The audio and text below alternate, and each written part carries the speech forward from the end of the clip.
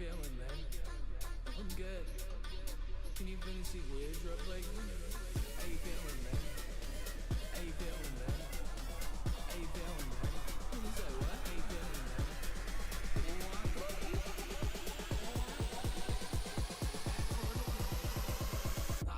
I'm feeling wonky.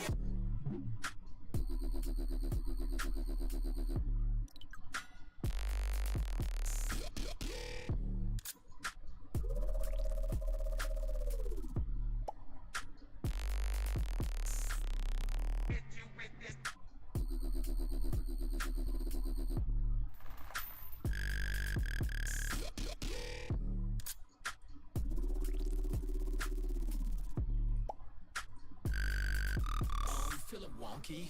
Feeling wonky.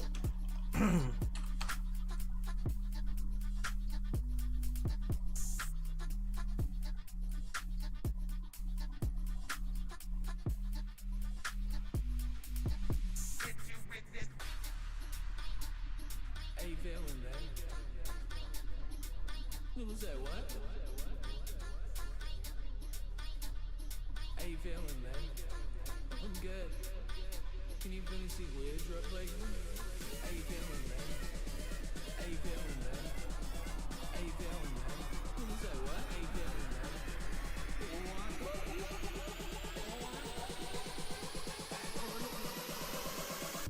I'm feeling wonky.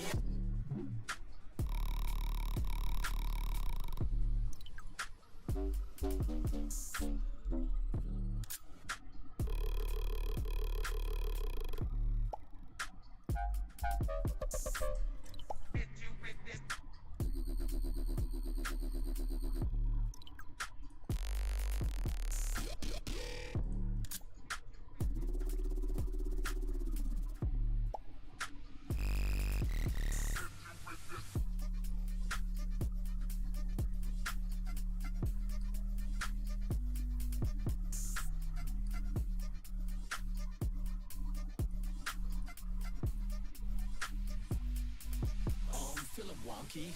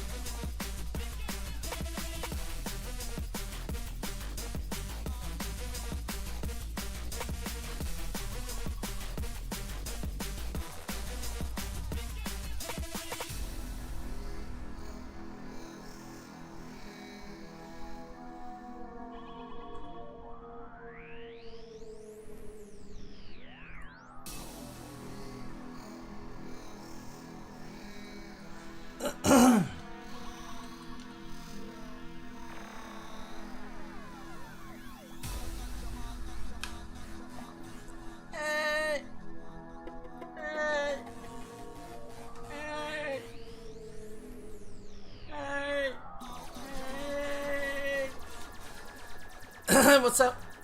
How we doing?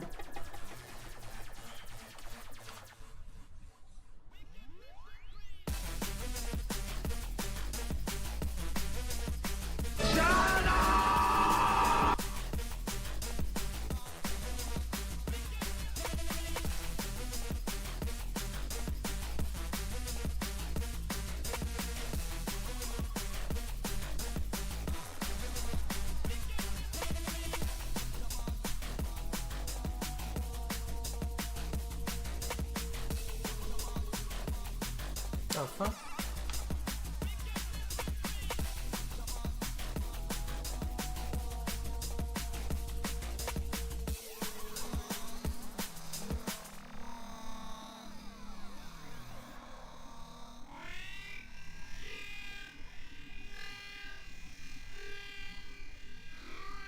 I want to ask you a bunch of questions. And I want to have... Don't bullshit me. Bullshit. Bullshit. Have you been waiting for a real hero? A real hero has arrived. Come with me if you want.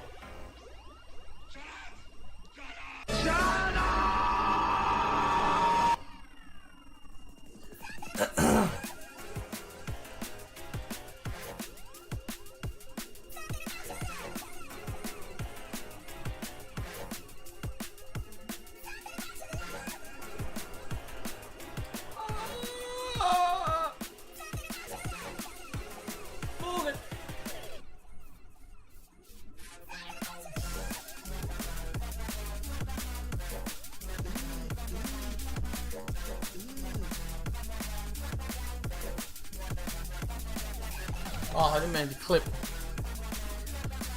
I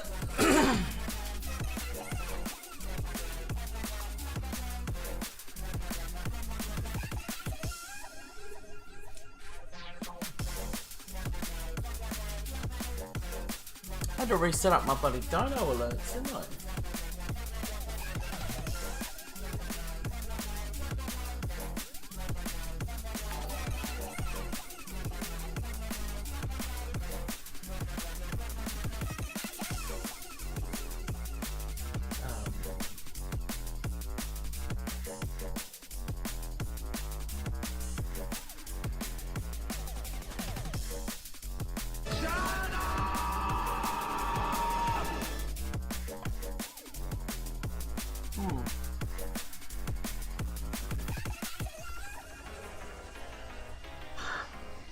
I shaved the dog.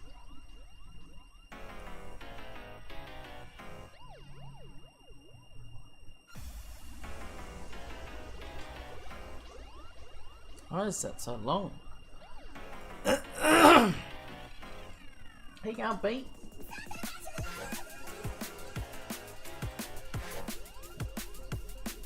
Beat.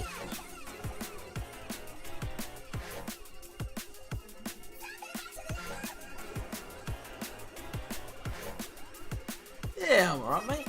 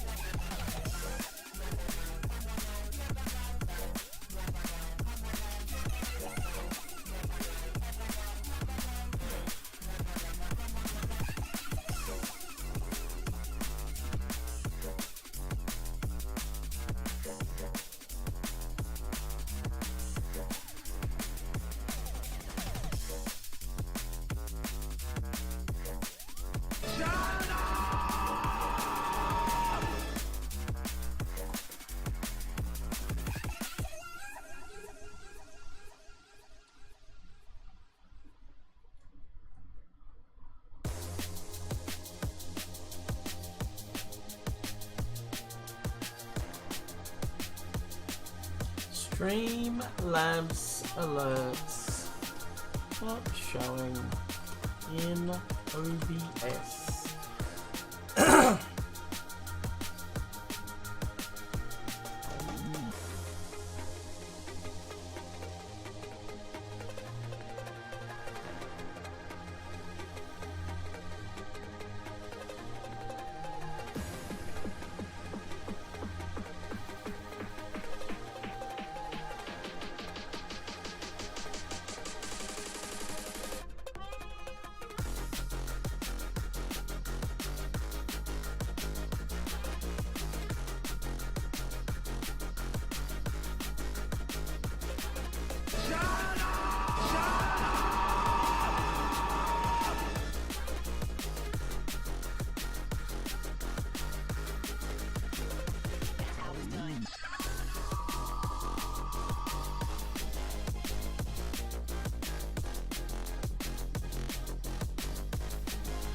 spit out. Jesus.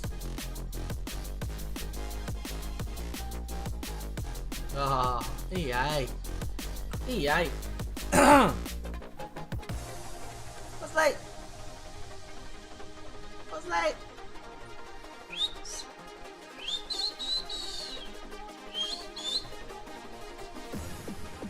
What's late?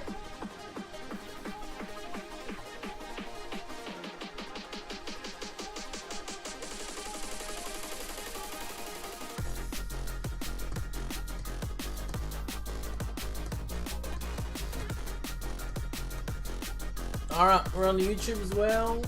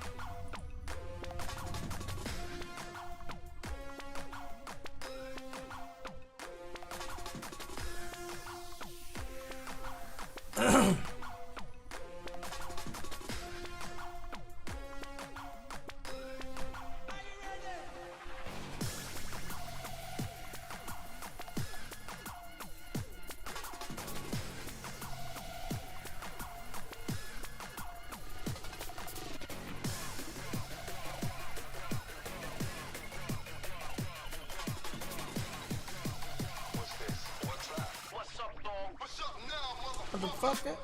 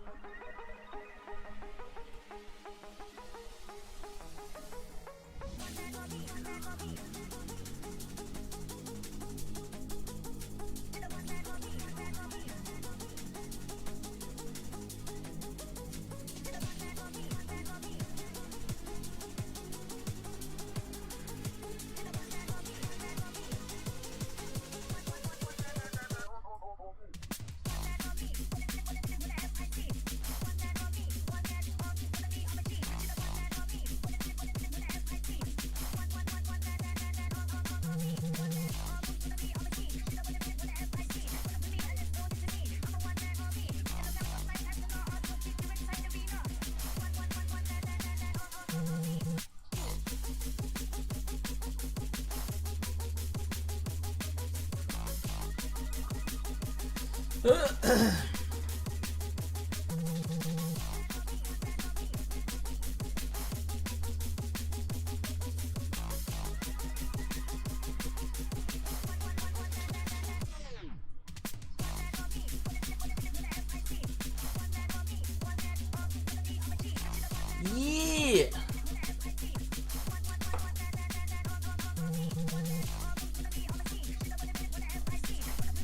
Or should I put pizza or something? Pizza. Yeah, let's go pizza.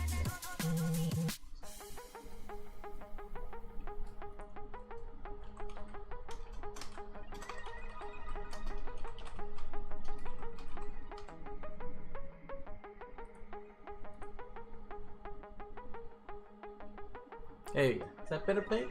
Pizza time?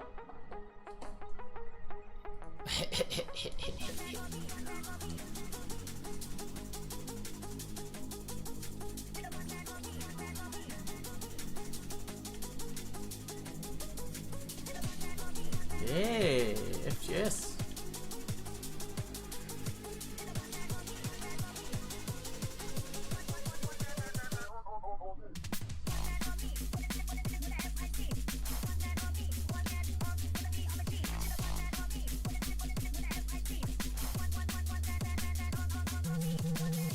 Robert, what's up, man? Sorry, mate. I was off screen. Again.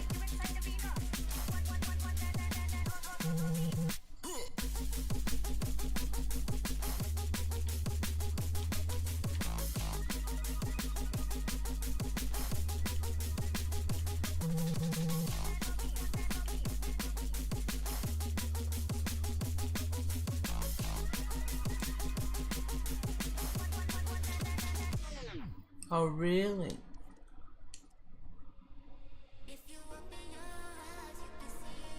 $17.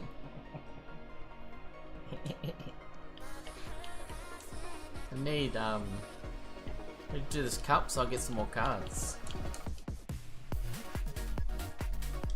Apparently Bugs doesn't like him, he's too slow.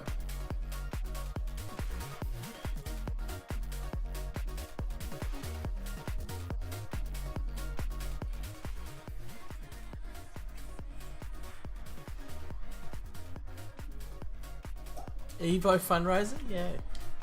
Packs. What if I put a packs goal? Yeah, if you guys want a tip, it's on the I think it's on the home page on the Kick. And it might also be in the description on the YouTube. It doesn't have to be food. It doesn't have to be food. If you choose for that to be used for packs or a game that you want me to play or anything like that, you donate it, you tell me what you want me to use it for.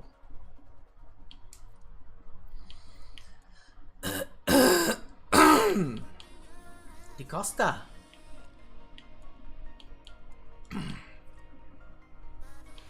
Pop.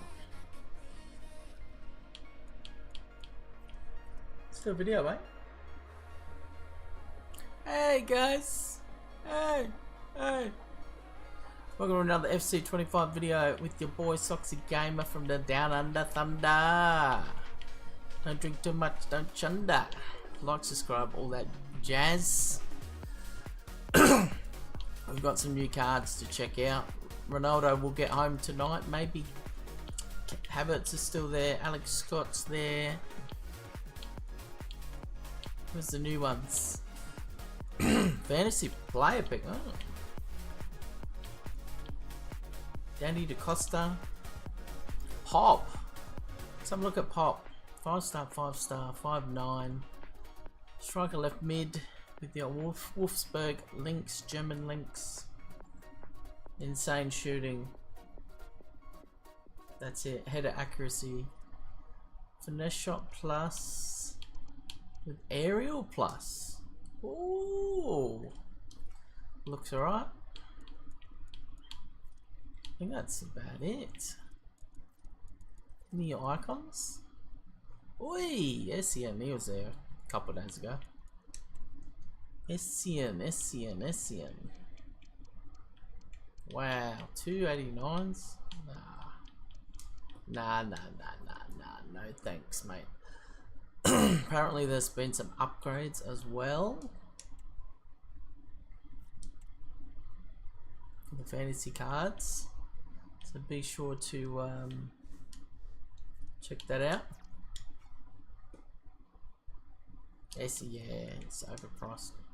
Robert says he's overpriced, guys. I believe him. What are we doing here?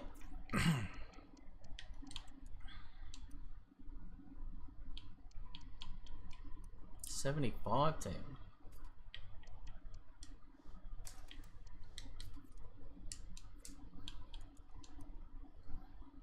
What happened to the music? Why else would I go in to look at the players? I think I'd just do it for fun. Fucking hell. Yay. Yay. Oh, he's investing. You investing, mate?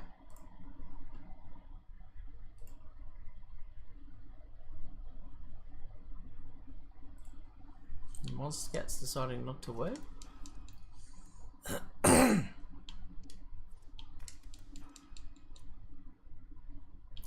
Which cards you invested in, mate? Fuck's sake. What a fucking video, Monster Cat. Load.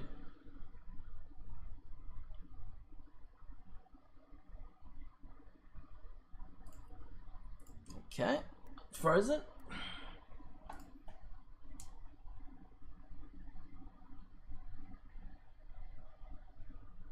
Okay, no music. Won't even load the page. Ah, dear. Ah?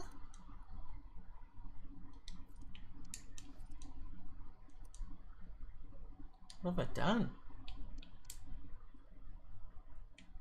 Max 5 the same league. Oops.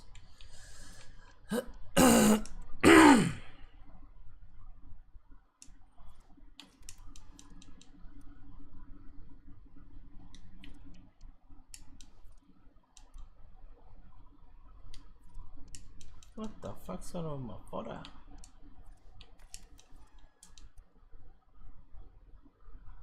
What internet open on?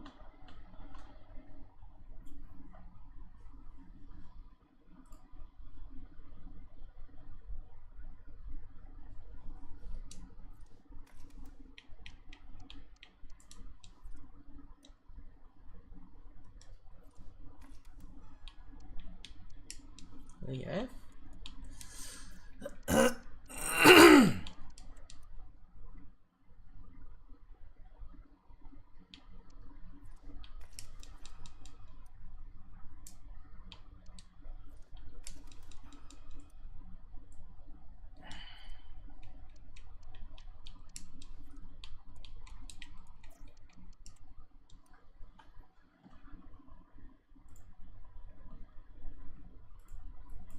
What the fuck's going on, man? Internet just fucking died or what?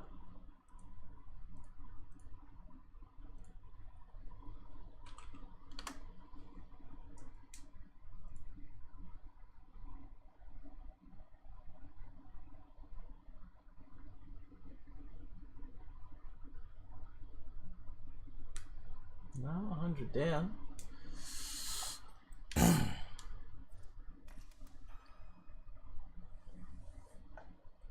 Oh, country's max.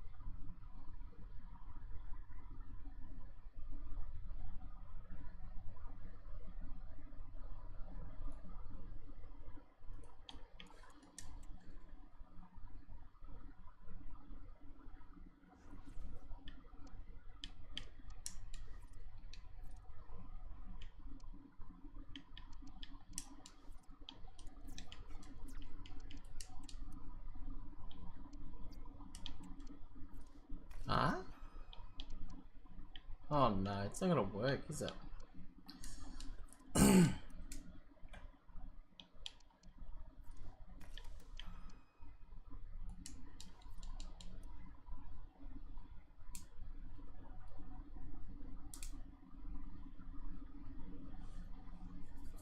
Sports game of the year.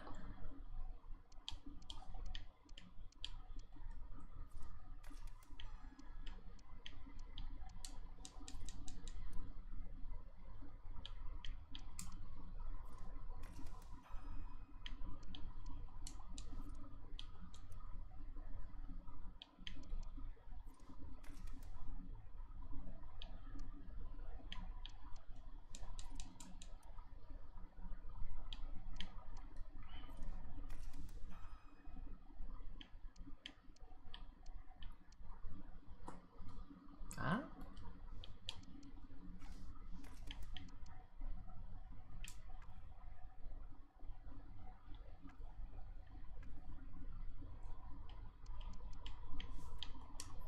Fuck? What the fuck? Hmm?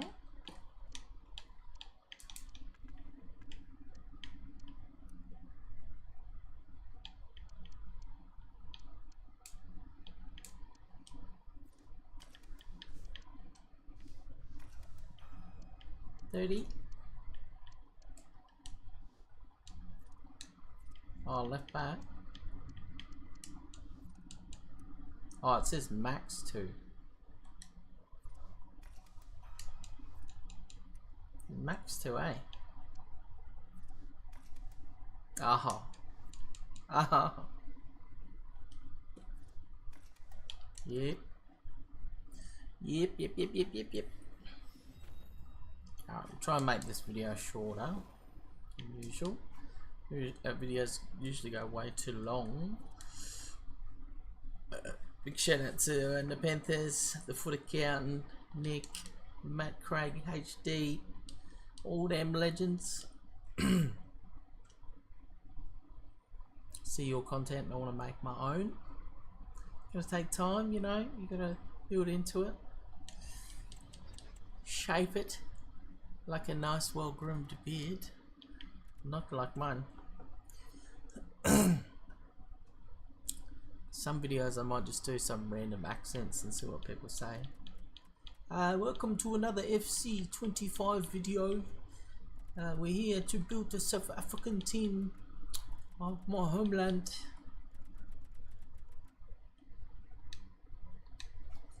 Nah, that's from Ronaldo. Mostly. I was lucky I got a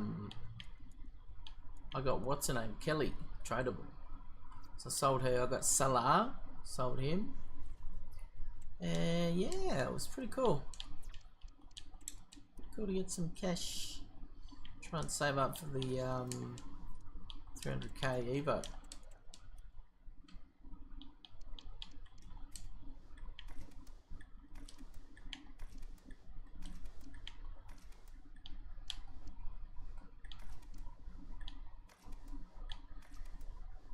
What do you think? Oh, have we missed one? Sneaky dicky, eh? Sneaky dicky, like sneaky dicky. Oh, should we see what's going on in the Discord, mate? People might be hanging out. No, it's not hanging out today. No, come on. I didn't do a go live message.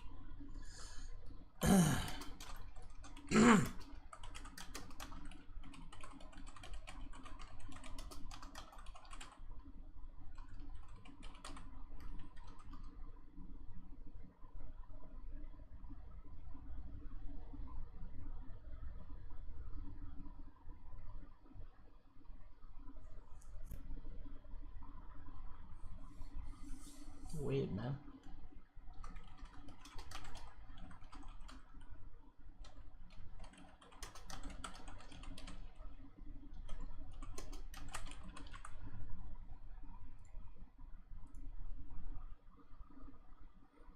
Let me post the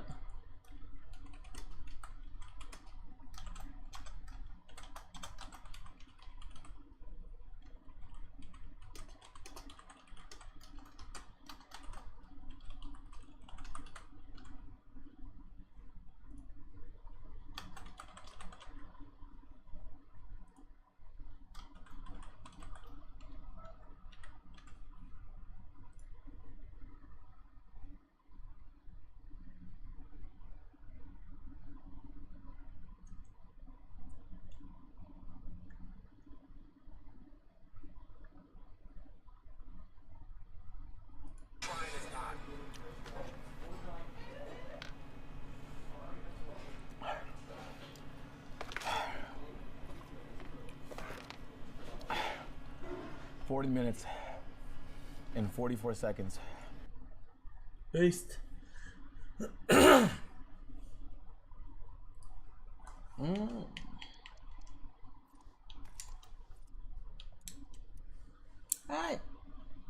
Pete, where's Pete? Pete. Maybe we'll just put in all those 83s. Not skim off the top.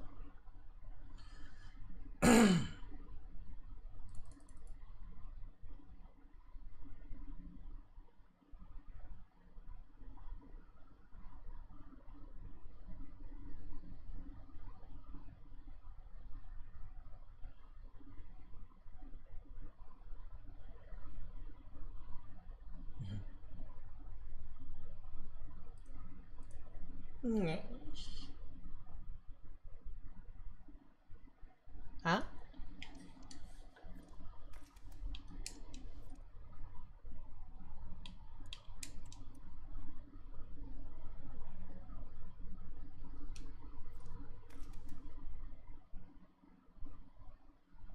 Do part 1 first.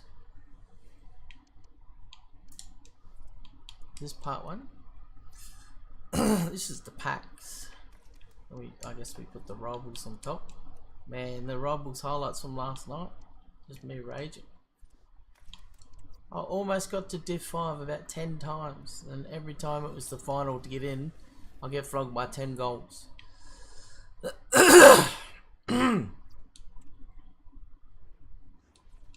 Bullshit.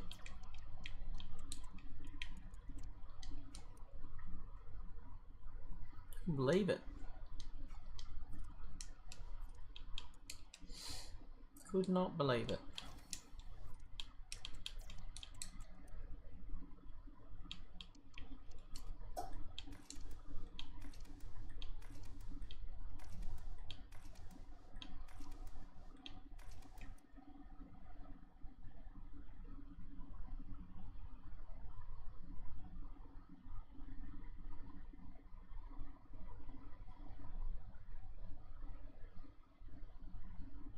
Oh, it's loaded.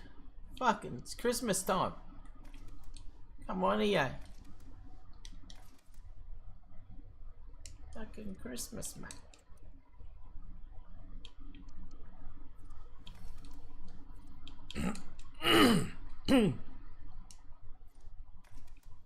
I thought it was 84. 83. Ah. 1, 2.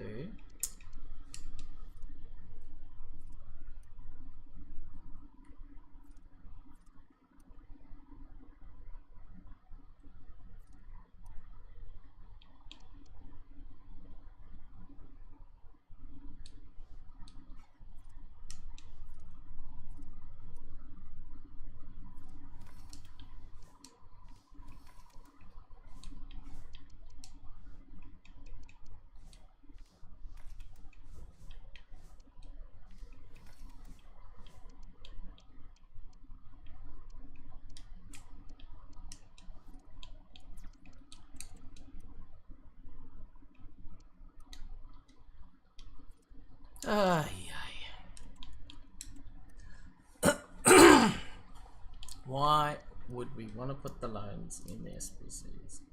Why do they even come up? Why do you waste our fucking time every fucking time? Fucking hell, EA.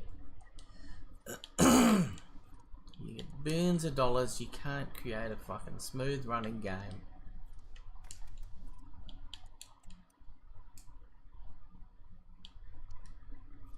It's fucking horrendous, mate. The amount of money that you got. We should have the quickest menus, no delays, split second loading. But no. What have we got? Shit. Shit, shit, shit, shit, shit. Shit. I don't have any other 85s, mate. We'll have to wait. Don't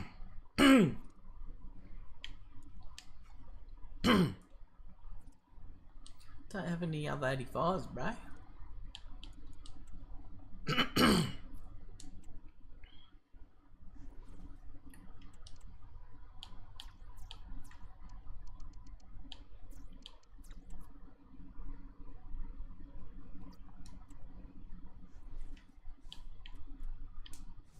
Eh, fuck it.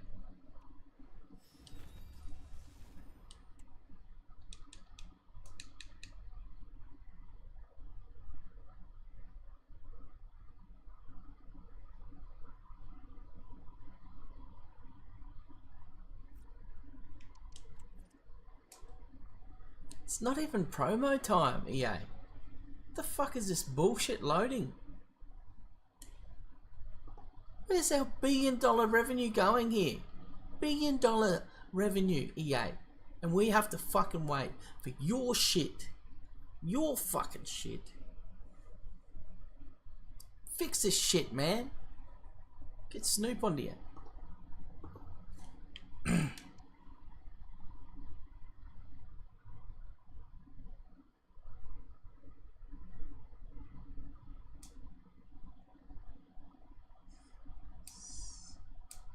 Six-second delay to load. 6-second delay. It's horrendous.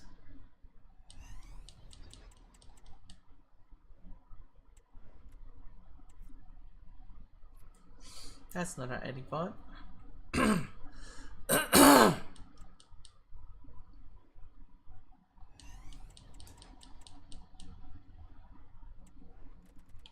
Hey, 89.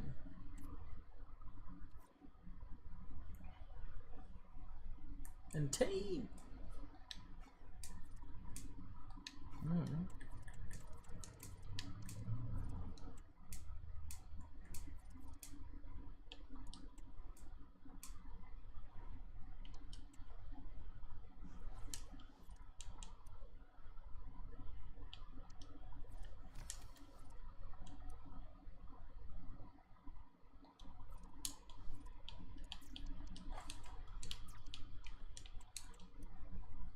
Team.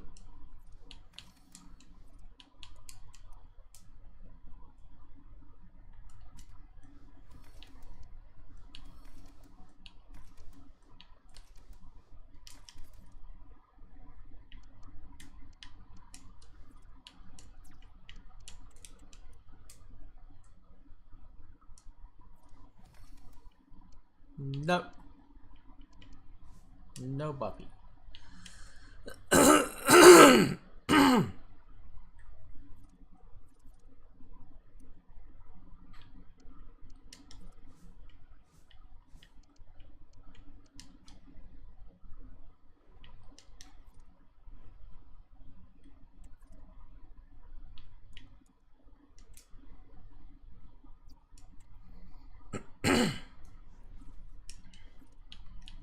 I don't think I've even got an 84 tank. No.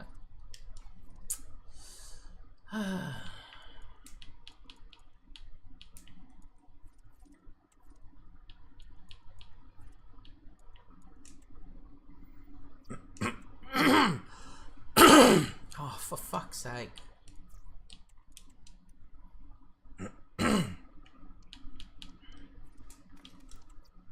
My Sigus.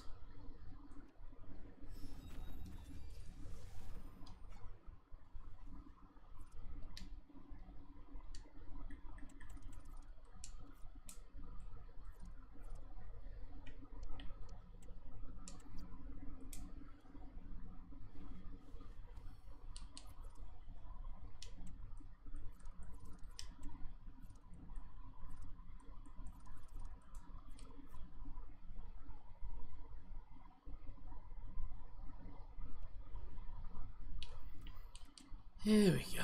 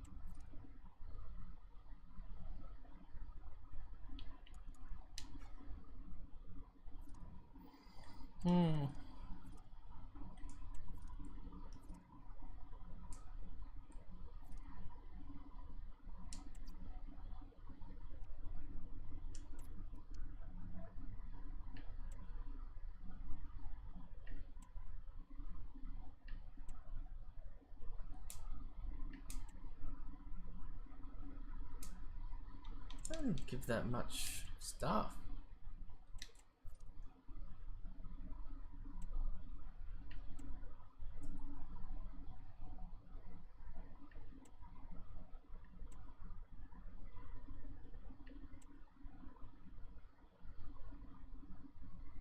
Can't even get the playstyle plus. It's already got maxed.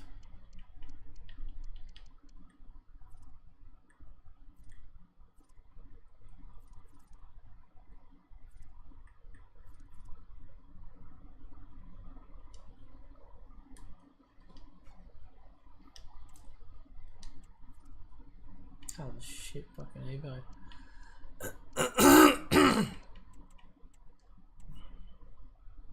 Festive wingback, eh?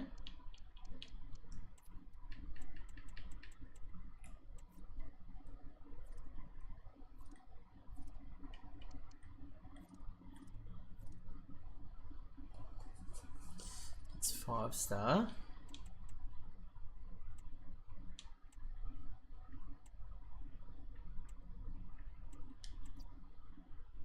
Nice to that normally. +3, +4.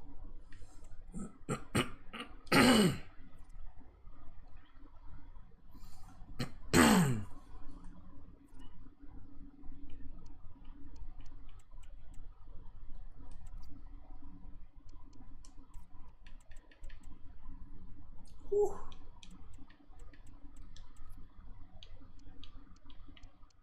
Whew. What is that? Right back.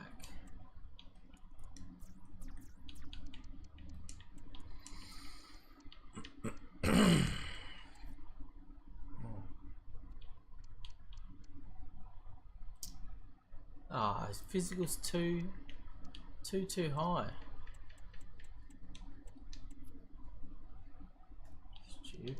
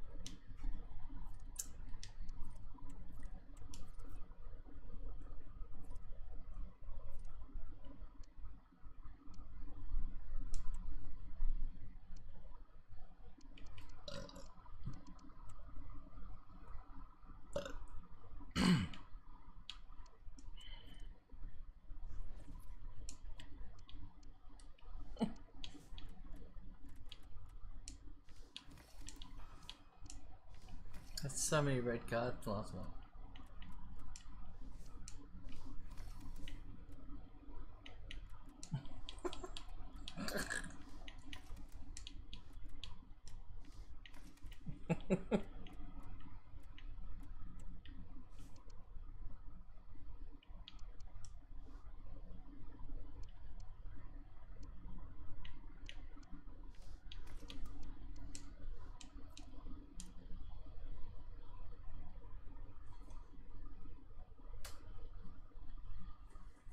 Oh, 6-minute delay, eh? Love it.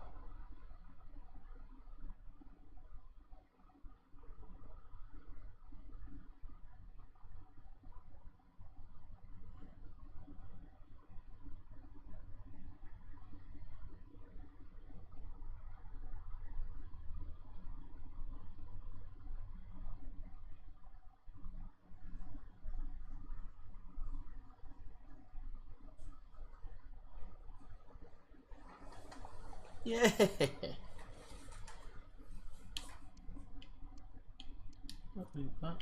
Ooh. 189 or higher.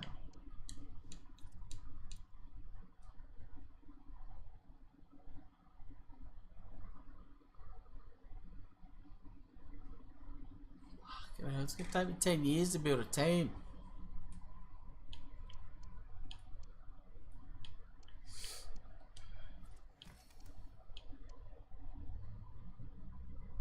Four over 87.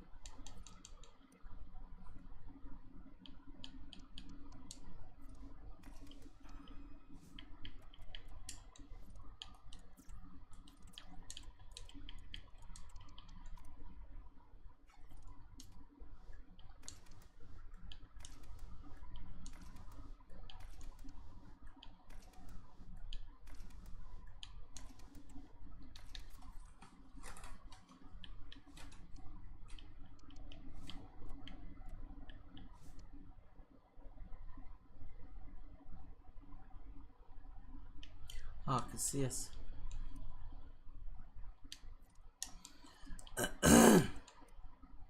Yeah, that was mate. See you later. Thanks for hanging out, man.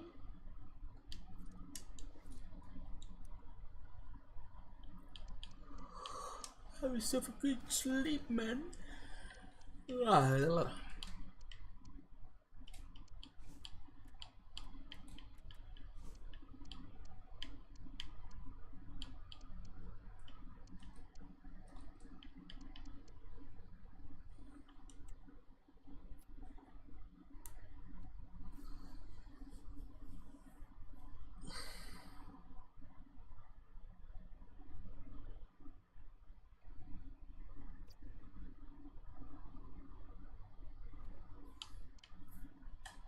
golden goal, right?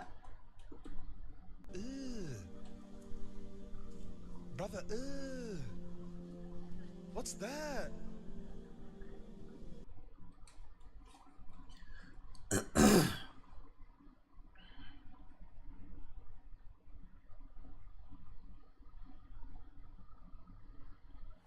Hello, it's a real pleasure to be with you from West London, from Stamford Bridge. I'm Derek Ray, your match commentator, and alongside providing all the tactical and technical analysis, it's Stuart Robson. And on the menu for you today, long-range action. Stuart, what are you expecting to see? Well, this long-range mode certainly encourages players to shoot from distance. A goal from outside the box counts double. It should be interesting. Ah. Superb defensive judgment to end the attack. This is the lineup for the home team. Well, the two wide players are great in 1v1 situations, and their movement is also very good. But it's the midfield three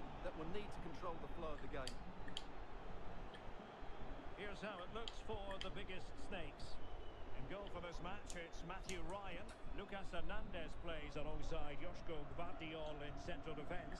Marcos Llorente starts with Zé Roberto out wide, and they line up with just the one striker looking to do a bit of damage.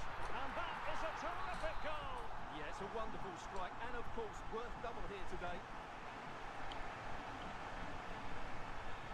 Fred. Grimaldo with it.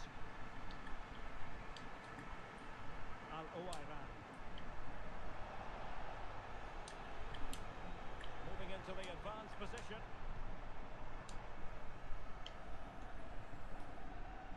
Mustafa Amini.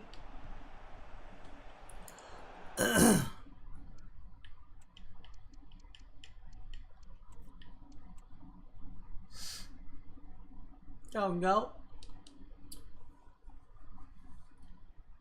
I don't think anyone else is playing the rules, but I'll do it.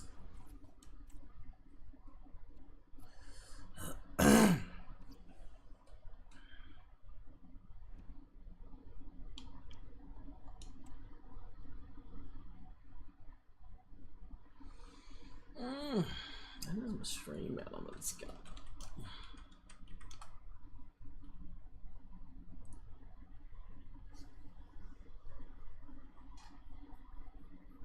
Where does it go? Da da dee da da da.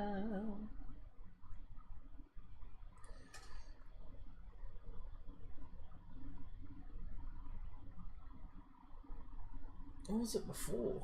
Let me see. Let me see.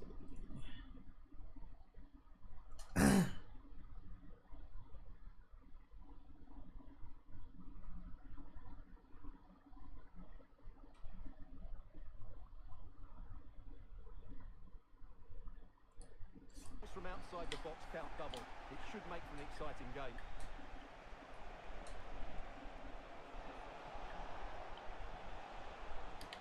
Brilliant piece of skill.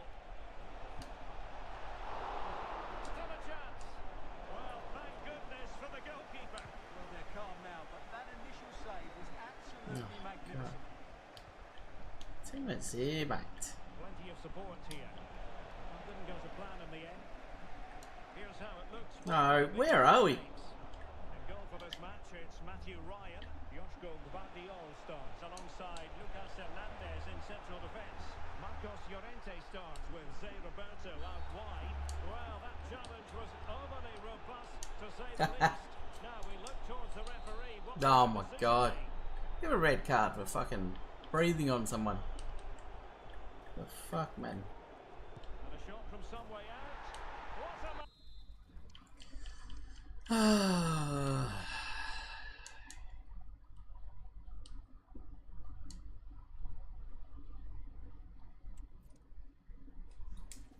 Not gonna even fucking kick a goal. What's the fucking point of playing?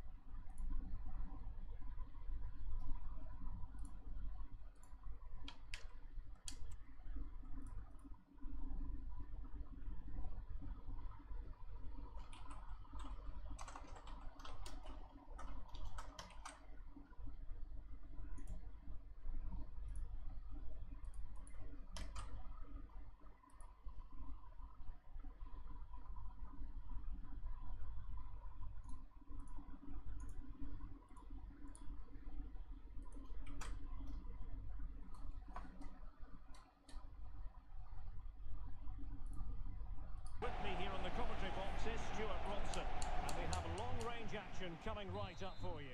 Stuart, how do you see this one going? Well, I'm certainly looking forward to seeing some great goals today. In this mode, score from outside the box and it counts double. It should be a good game. Here's how it looks for the biggest snakes. Goal for this match, it's Matthew Ryan. Lucas Hernandez plays alongside Josko Guardiol in central defence. Marcos Llorente starts with Zé Roberto out wide. And the idea is to have just the one striker up there trying to pose problems for the opposition. And gobbled up with ease by the keeper. And this is the initial 11 for the visitors today. Hang on, Derek, it's a chance here. I'll tell you what, that really should have been 1-0. How did you miss that? In the game, but that should... Oh no. Chance. And it must be. No questions have to be asked defensively. Not that she's going to be worried about that. And intercepted it. Kick it!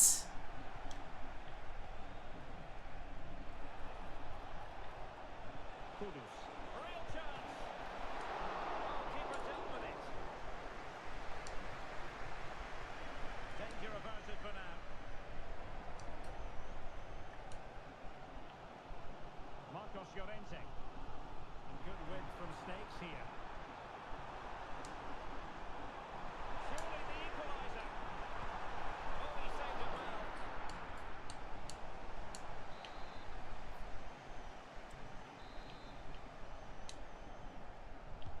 Corner kick played in. Do something, bro. Cleared away. Oh, that's a fine-looking pass. Ah. Ah. So they had attacking momentum, but not so. Oh my Well, god. it certainly is a big day for him as he brings up the half-century mark in terms of. Oh, can he finish it, Derek? Oh my god. Ah.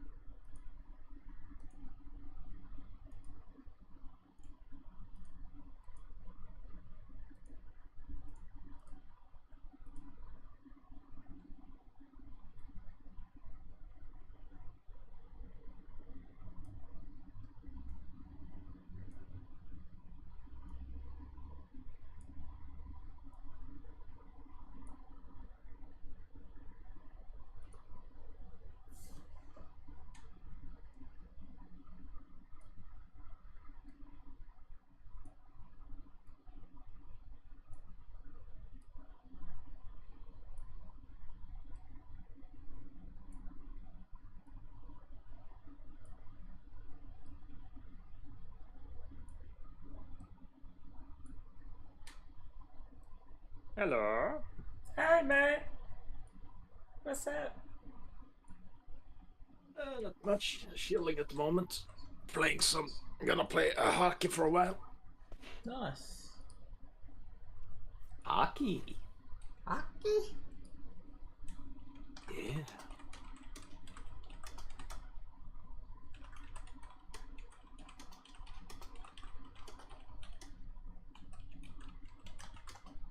Hmm. Hmm. Hmm. And then I'm gonna drive my dad. Yeah. And then I'm gonna drive my dad back home, and then I'm going to my son. Okay. And then maybe to work tomorrow. Okay. How was your work day, brother? Yeah, it wasn't too bad. Hello. What's up, Amaranth's husband? Nice to meet you. Hi, how's it going? You're a real warrior. You're a good husband, man. You know, you were brave that night. Good shit. You know, everyone says that, but really, I credit her with saving both of our lives because, like, look, put myself in her shoes. I don't know if I'd be clear thinking enough to stay calm and to, you know, formulate a plan and to basically lead.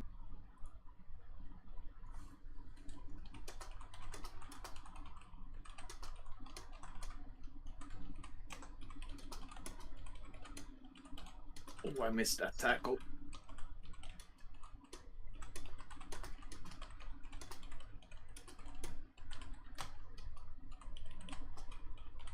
What do you mean I caused damage? Bang! And they kick off here.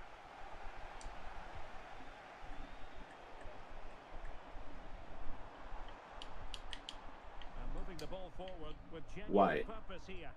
And let's give credit to the defending. Here's how it looks forward. Goaltender interferes my butt. Goal for this match, it's Matthew Ryan. Joshko Gvardiol starts alongside Lucas Hernandez in central defence. Marcos Llorente starts with Zé Roberto out wide. And they line up with just the one striker looking to do a bit of damage. Aye.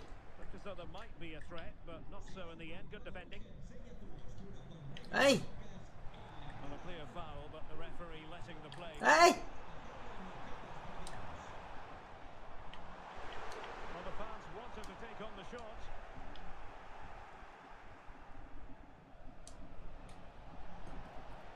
Zé Roberto. Well, they stopped them in their tracks.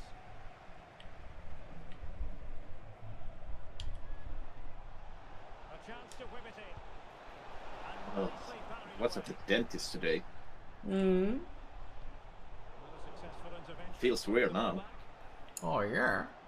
This looks more than decent. And saved by the keeper.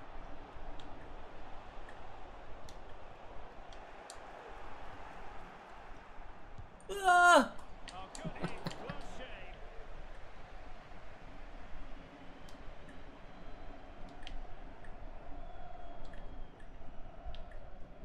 Nico Williams. Terlan. Nico Williams. Well, it looked highly promising, but they got nothing out of it. No. Well,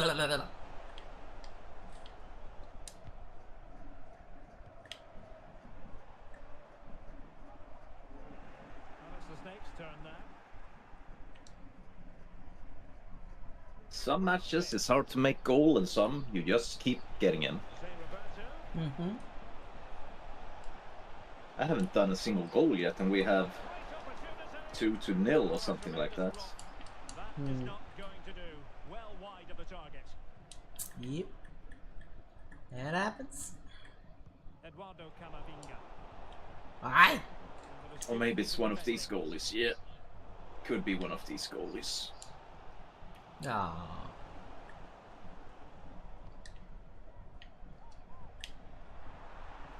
That's a good pass.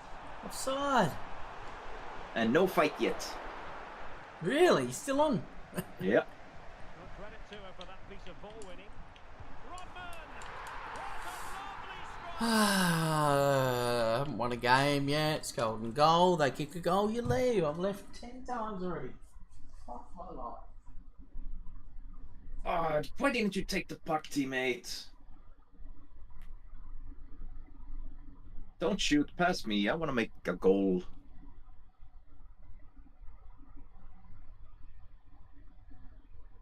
I want to make the coach happy.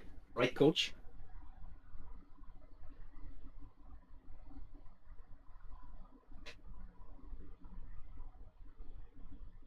Tackle him.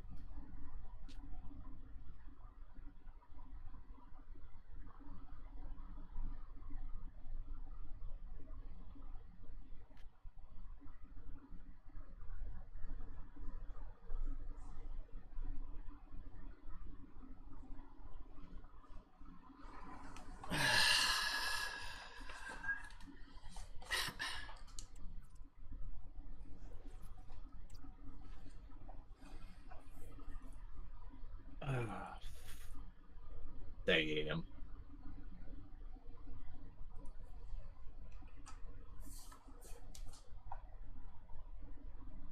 What do you mean 3-0? It says 2-0. 4-0. What? What the heck? They don't need me? Come here. Hey. Come on. Up, up. Up. Up. Come on. Yeah. Yeah. The boys. Oh. Ooh. Ooh.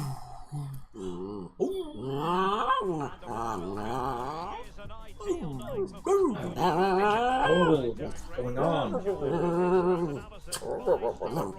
that doing?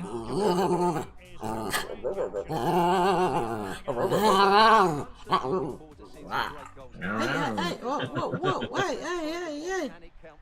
Okay, see ya. Bye.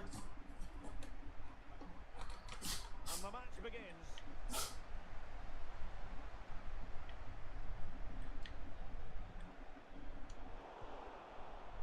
Here's how it looks for the biggest snake. Ah, fucking hell. First match, it's Matthew Run the right way, you fuckhead. starts alongside Lucas Hernandez in central defence.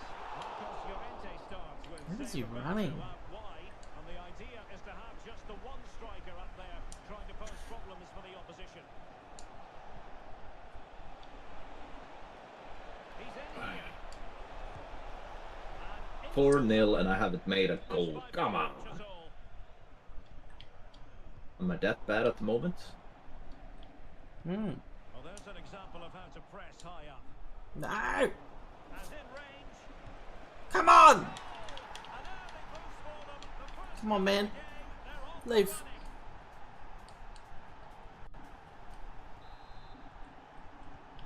We're back underway, and 1-0 it is. Okay, no golden goal. Okay, sure.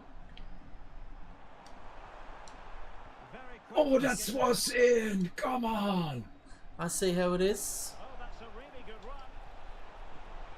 Can he put it in? I see Oh, how yeah, it I is. fixed, I can stream from my phone now to kick Nice. with Yeah, the they chat. brought that in a while ago. A couple weeks ago. Yeah. Stream gonna work? Ah. Yeah, yeah.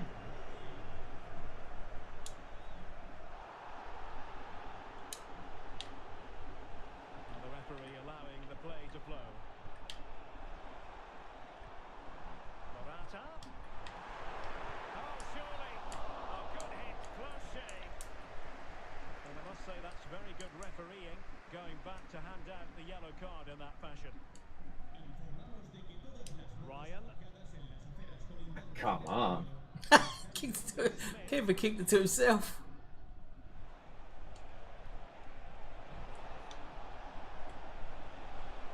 Zé Roberto.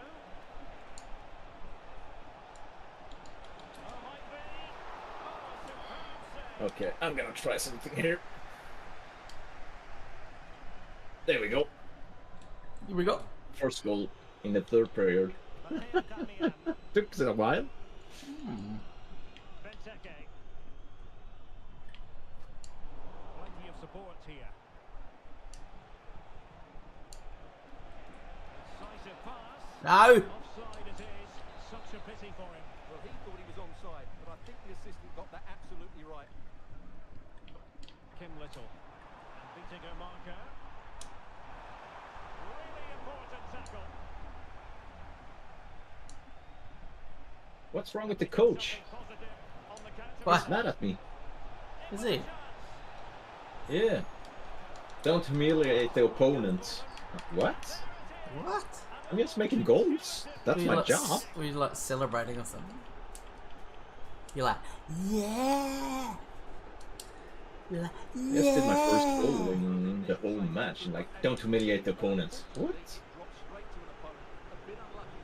Telling me do what you want.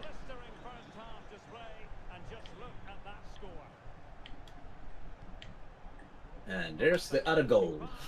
One more and I have made a hat trick.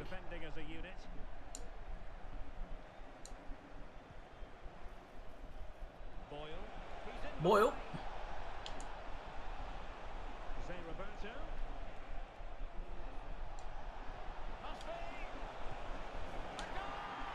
Oh, you want to fight? Come on. 4-0. Come on, I want to go in my box.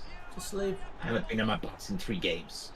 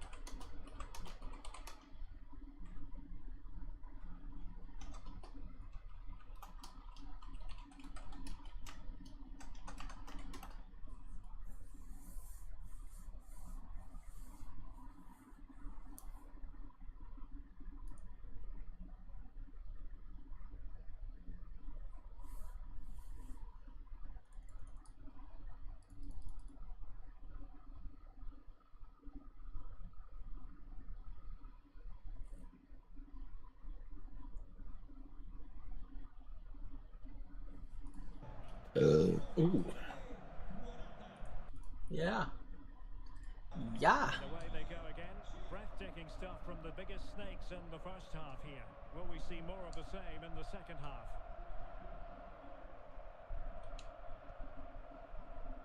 Brad Smith. I have the puck. Bang! I don't have the puck. Dead. I just tackled him behind his goalie, so he had a problem to get up. Hey. Free.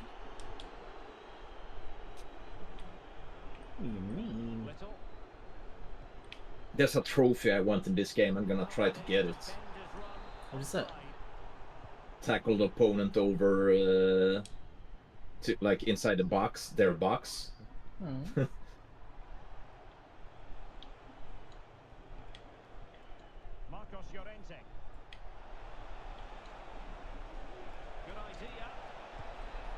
Come on, 5 goals. You gotta leave, bro. You're supposed to leave after 1.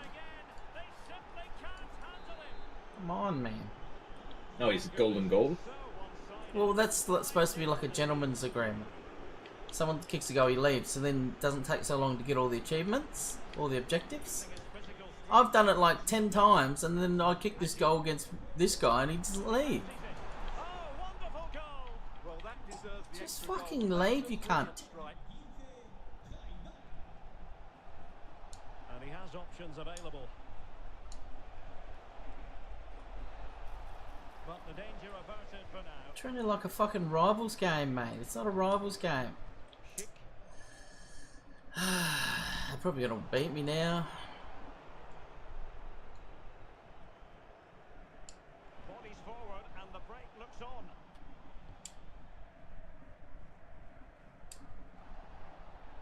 Well, that is how to put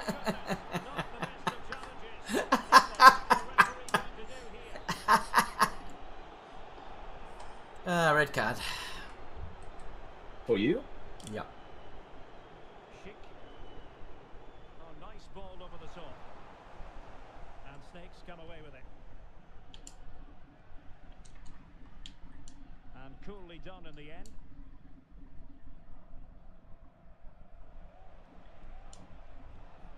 Oh, for fuck's sake. Well, the Snakes couldn't hang on to it. Benteke. Can he finish? And there is the goal! He's found the net! Shy and confined! Nice looking move, this. Oh, big chance! Ref! That is a tackle and a half. Now, who can he play it to? Firing it in. Oh, The keeper stretching to deny him. fucking hell.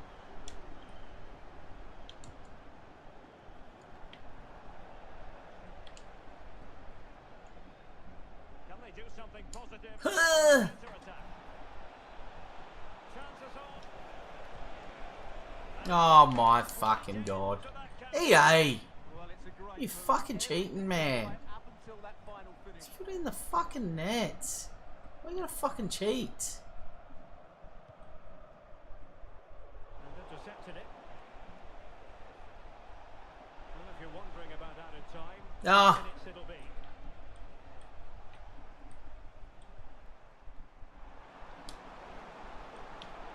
Benteke. Oh. And there goes the final whistle. We won, but he should have fucking quit. Almost lost.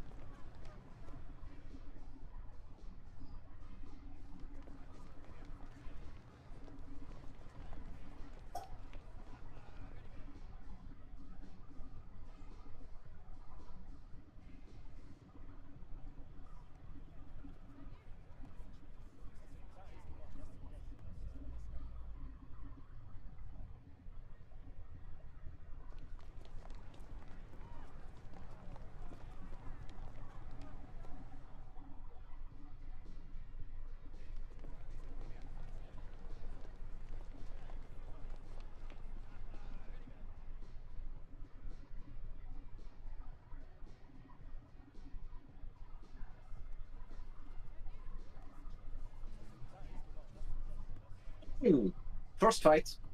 And it's the same opponent from the Ducks like last time. Bah. Bah. And he's out. Got him. Yay! I'm back in my box. Home sweet home. VIP, VIP.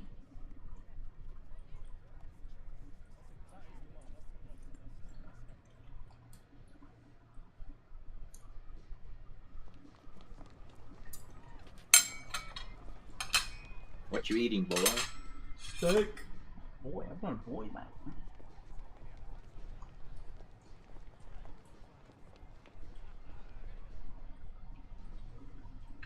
I'm not a boy. I'm a man, a fat man.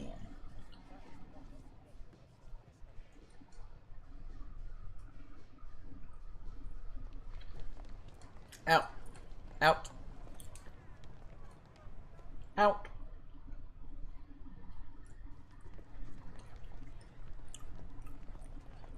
Out.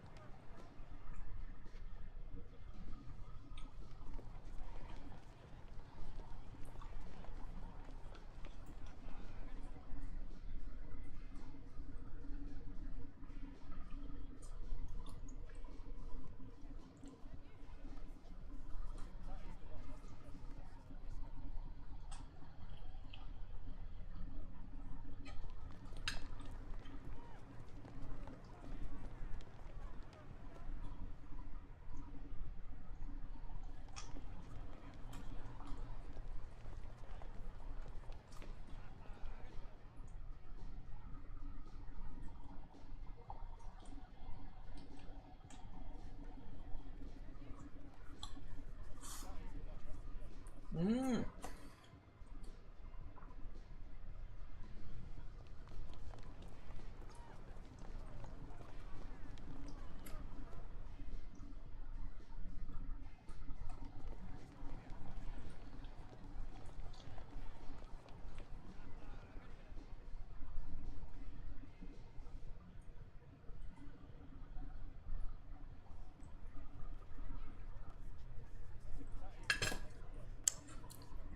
Oh yeah. Oh yeah.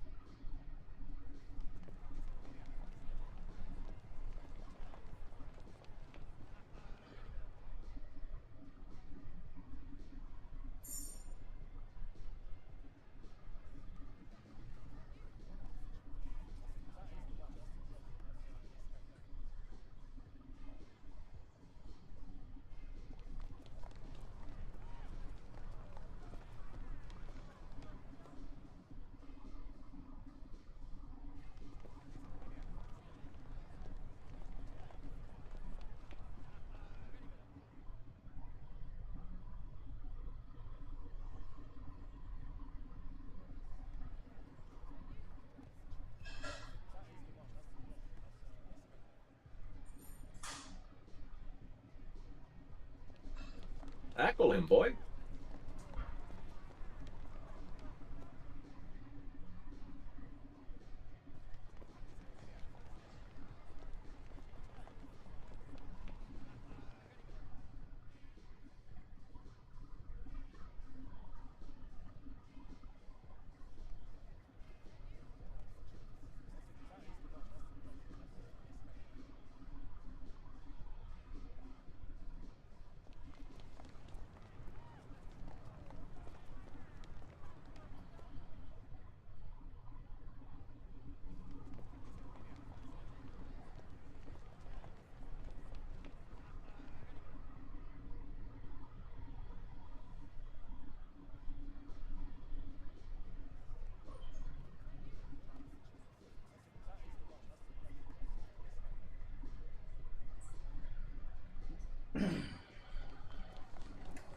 Ah, you win it. Yeah, so far it's 4-0. Yes. And I've Nice. already been in the box one time. I'm gonna be there more time. Hmm.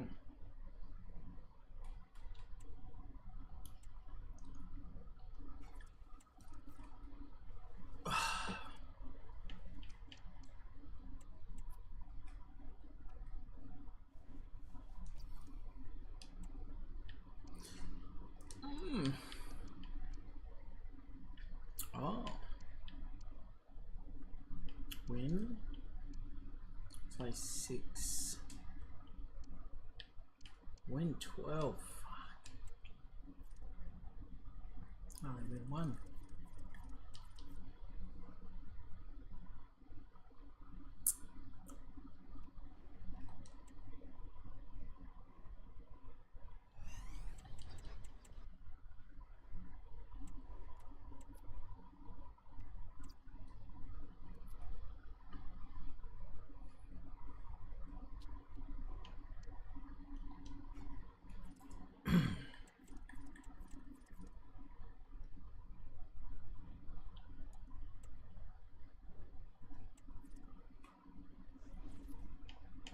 What am I doing for my evos?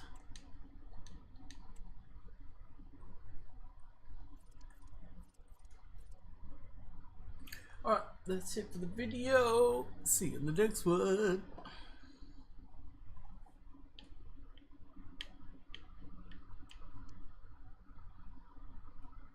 I'll score 3 goals. Hat trick. Score 3 goals. Win 3 games. One kicked 1. Hmm.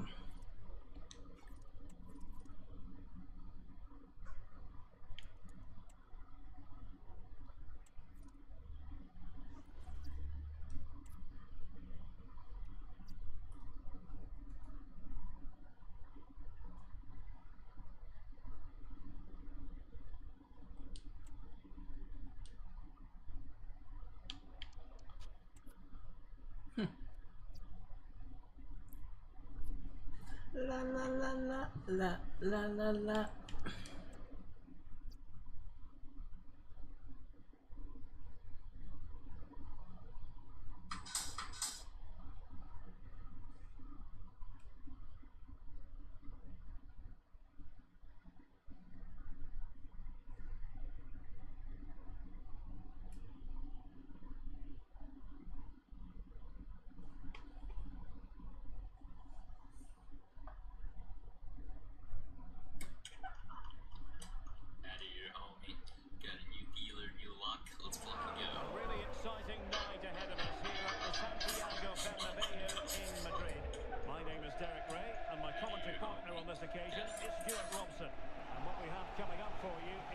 Sure, Robson.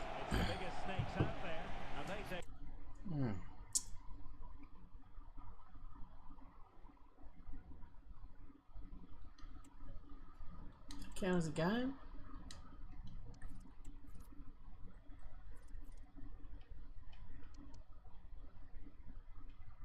No.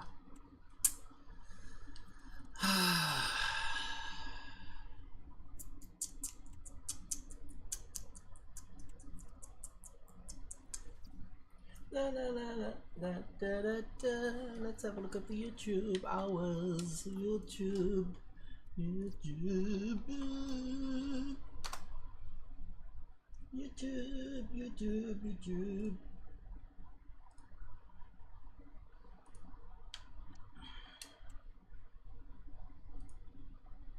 We are at 1,172. Almost halfway. 1,500 is halfway. Oh hell no! I'm gonna have that. What are you gonna have? The ball, the puck? Somebody took puck? my first place in the assist leaderboard. Oh. Oh. Oh.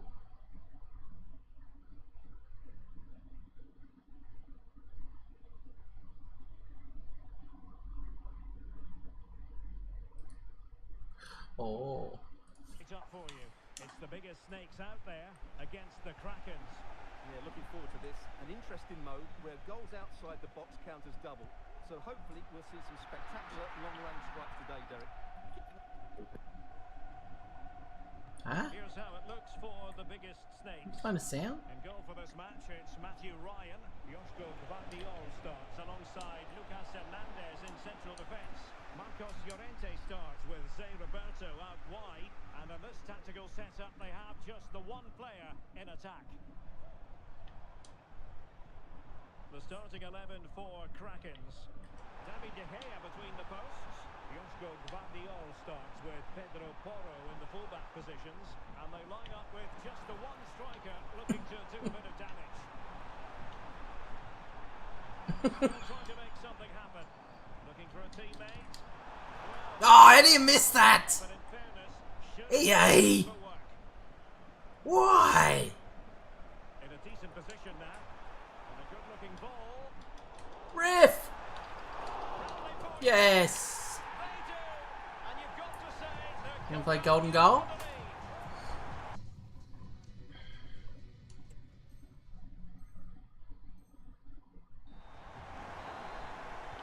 No. The Krakens restart the game. Is there to be a response from them? There needs to be. Marco Gvi. Now attacking possibilities for Krakens. And they'll get ready for the throw-in.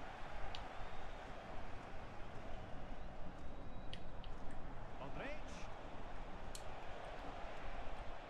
And good use of advantage. You can't really tackle like that and expect to get away with it. Looking to come, you would think.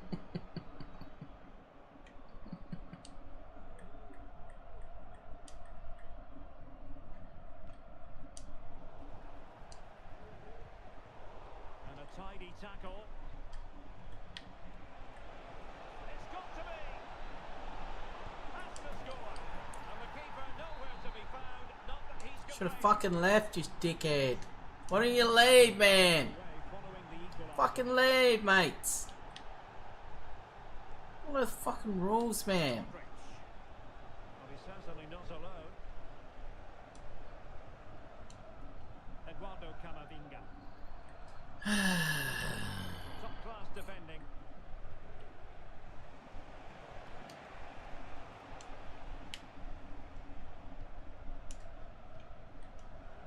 Zé Roberto. It's Smith. Now, what can the biggest snakes do from this position? And pull back. And fine goalkeeping.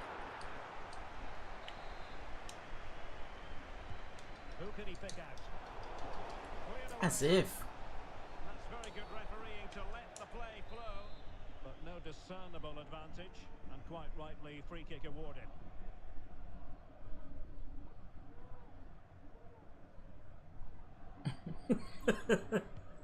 My fly.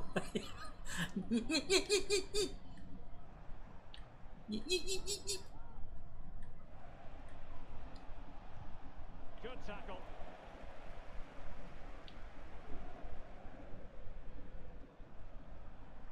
Llorente. Now possibilities in the centre. Come on, man. And a clear foul, but the referee letting the play flow. Well, in terms of added time, a minimum of 1 minute. Threaded through effortlessly by Maradona. And the Didn't know you left. well underway Welcome once back. more, and it's going to be Thank you, fascinating to thank see you. what developments occur in this second half. That was a friend at work that called. Oh, yeah.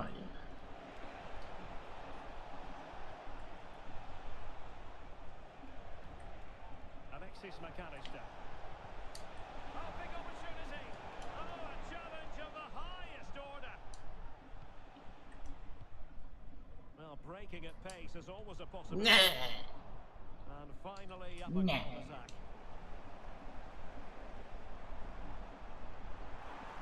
Meh. Well, again it breaks down for them. Mbumo. And Maradona has it.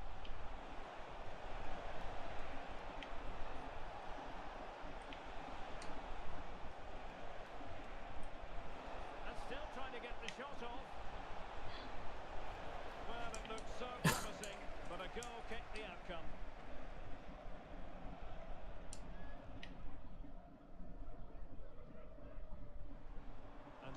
around him. I've only had one fight this game. Come on, give me some more. Oh! Really smart piece of defending to stop them. Burmo. Oh, where are you running, mate? Fuck's sake. Ah, in the gritty. And no wonder he's off celebrating. Well, here it is again, and the pace in which they break forward is devastating. It's so hard to defend against, and when he gets onto it, he decides to go for power. It's a really emphatic finish, which gives the keeper no chance.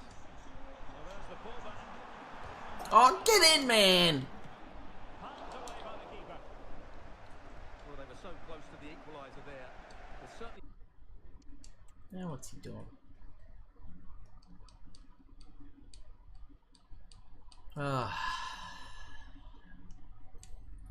Gritty in the menu.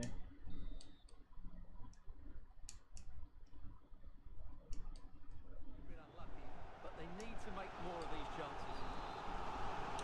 So, can mistakes help themselves with something pre-rehearsed? Counter-attacking chance. Sustained pressure and they have the ball now. Did well to clear it away. This could level it.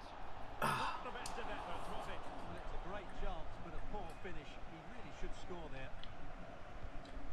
Maradona. Mm. And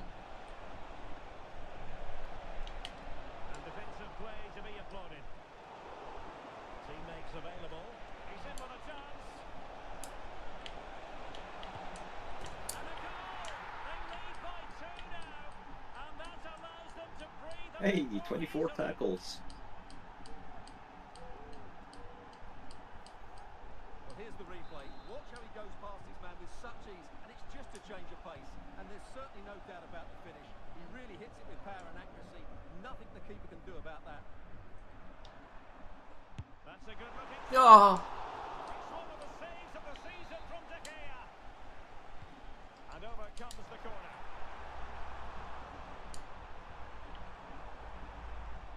Brad Smith. Ah. The keeper had to think about it for a moment, but too high.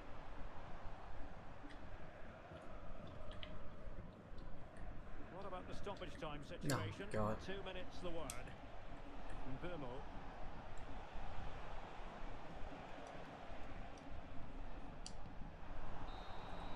And there it is, the full-time. Thanks for not leaving for golden goal, mate. For the visitor. You're a real fucking legend of dickheads.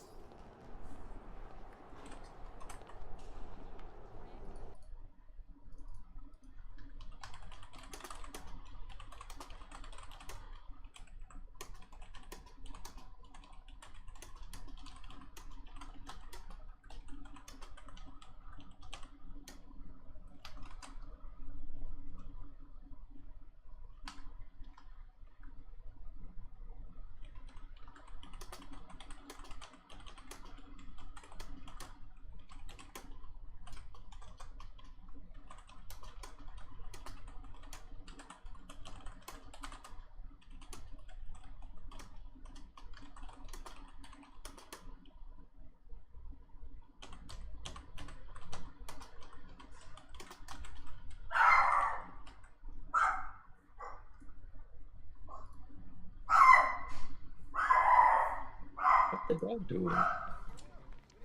Housemates on.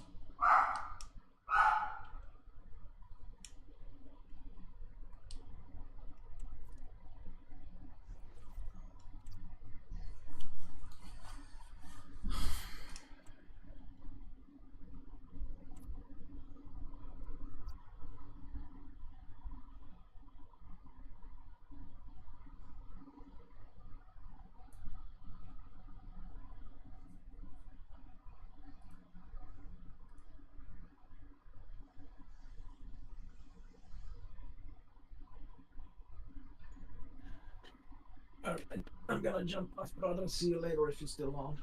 Yeah, no, it's me. Bye-bye. Have fun, bear.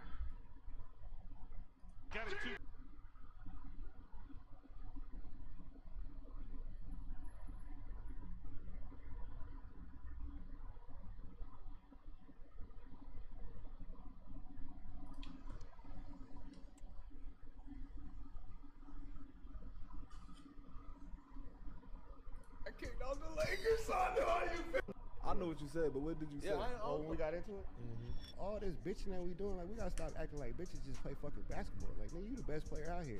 Stop being a bitch and go play. I said that, man, and I got kicked off the Lakers, so I know how you feel, nigga. I got big for the whole game, bro. It happened on defense, and I was like, yo, you gotta get back. And he got mad because I said something. And I was like, yo, stop acting like a bitch, man. God damn. It's weird though, because I remember hearing like, you know, that's what like kind of messed up the KD and Draymond relationship. Snakes out there. Yeah. This long-range mode certainly encourages players to shoot from distance. A goal from outside the box counts double. It should be interesting. The lineup for the absolute mad lads. Vitor Ferreira starts alongside Gennaro Gattuso in central midfield, and potentially a handful in attack today. Heung-min Son. They must finish here. Looked like a certain goal, but that's a great challenge. This could be threatening from Zé Roberto.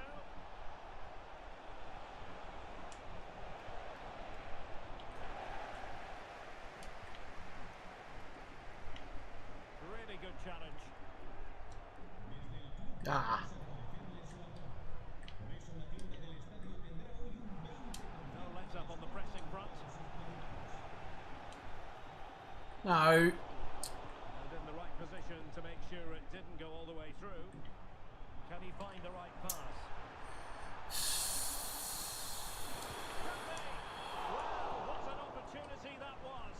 Well, that's a great chance to open the scoring. It's a poor effort in the end. No. Disappointing for the biggest snakes to give it away like that. No. Not hitting any fucking passes.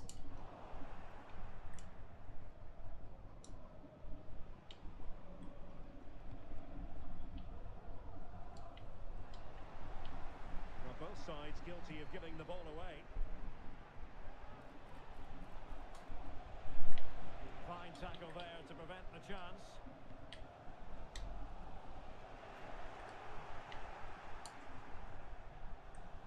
Brad Smith. No. Well, not quite precise enough when all was said and done.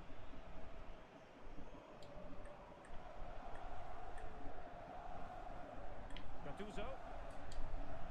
Committed challenge. Chance here. It was on its way in. Can they forge ahead from this corner kick? Let's see. Let's see about the delivery. Ah. Genuine opportunity, but it was squandered. Goal kick.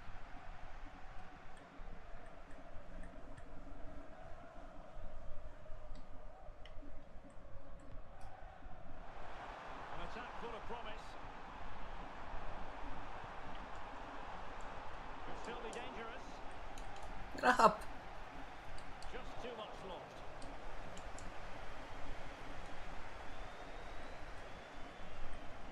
And he's given us away.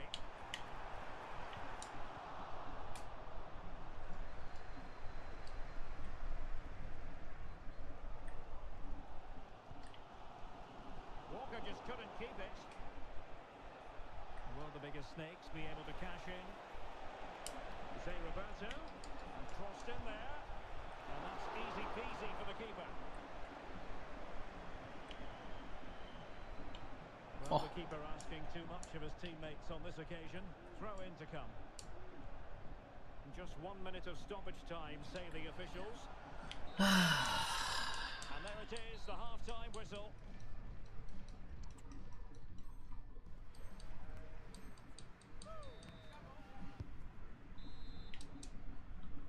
So back underway here into the second half. No.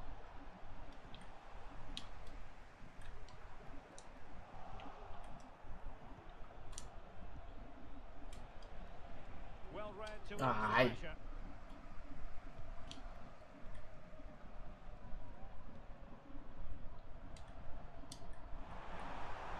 And that is offside.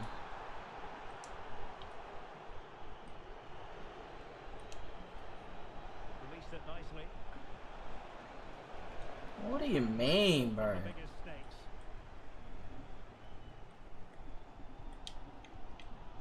Son. This might be the perfect counter-attacking opportunity. Chance to put them in front.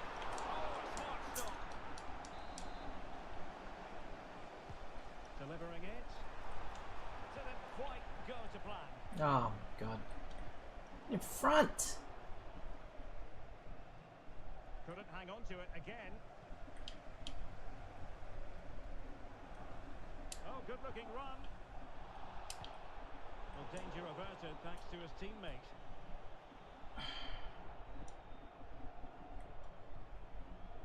Oh, see Roberto, run around him, you dumb fuck. What the fuck are you doing, bro? Fucking hell. And it's going to be. How you guys so dumb, man?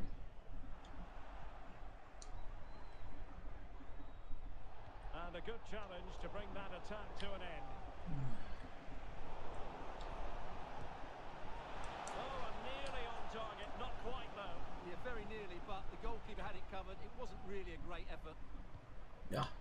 Gennaro Gattuso. Walker.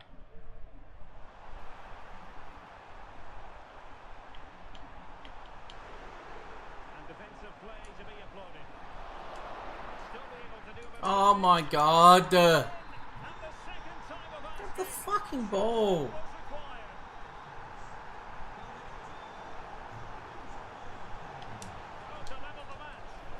Oh, really? Fuck off. There's no way that's a miss. Regain possession. They're showing a willingness to attack as they must, given the circumstances. You need to run, mate. What are you doing? Getting in there to intercept. Chance to play it in. And clears his lines. Oh, It was a terrible looking challenge and a big decision for the official. get the fucking ball, mate. You gotta be joking.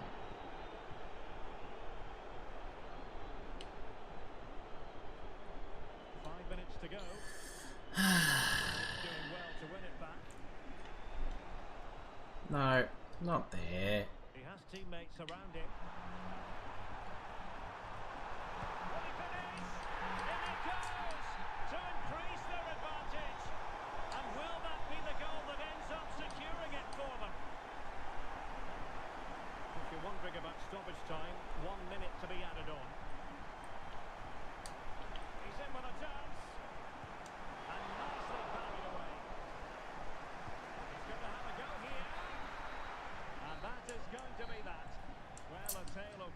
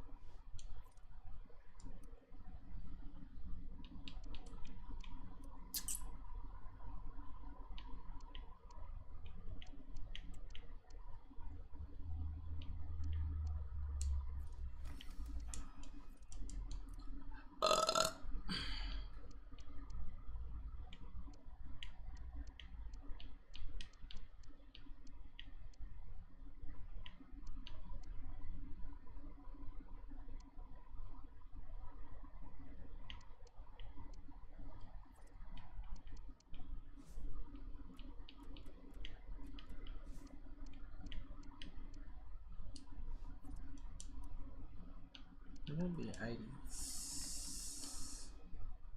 87. Max 87.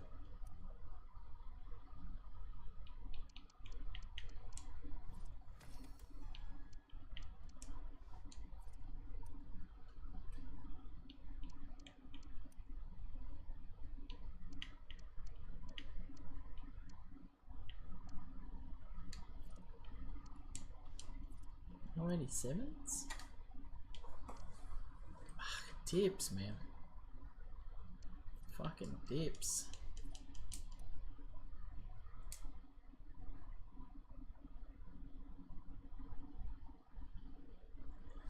Come on, EA.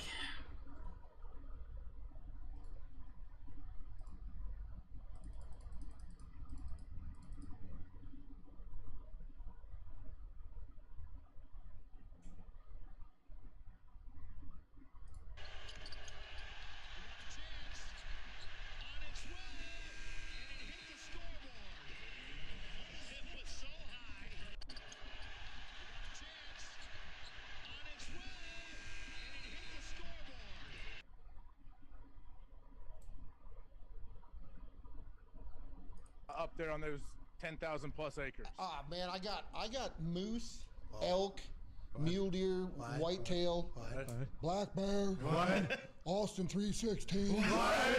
Can I get a hell yeah? Hell yeah! How about a couple bears? How about you? And you? Black bear. Yeah, black bear up there. A lot of. I got weasels. Mink. Coyotes. What all are you hunting up there on those 10,000?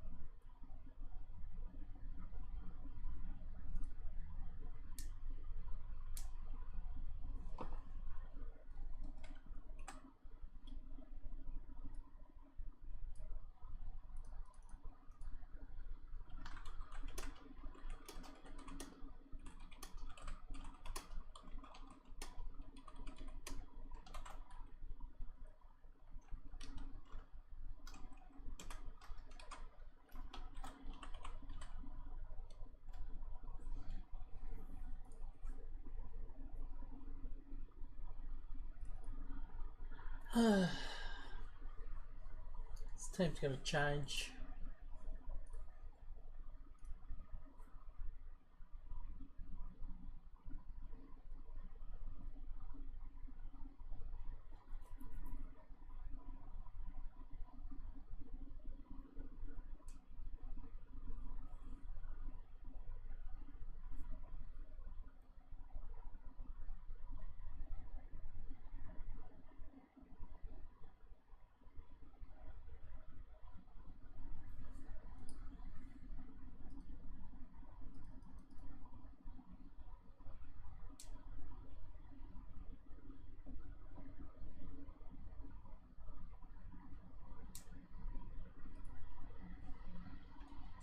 You want to test?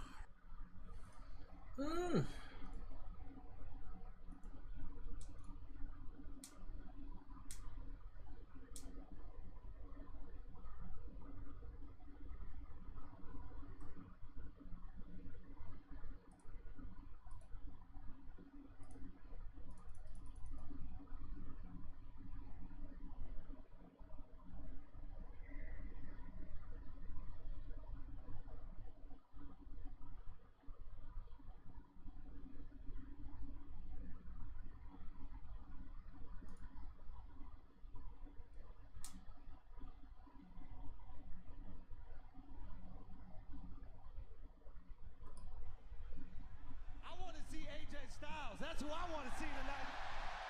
Jeez. Oh, no, come on, Logan. Logan, he's a guest. Andrew Schultz's special on Netflix right now called Life. Yeah, he might not have one soon. Is absolutely spectacular. This is no way to be treating a comedic genius like Schultz. Logan, he's a guest. Logan! Don't no, come on now. Logan, don't do it. Thank you. Well, here comes AJ Styles. Styles is going to call out Paul tonight.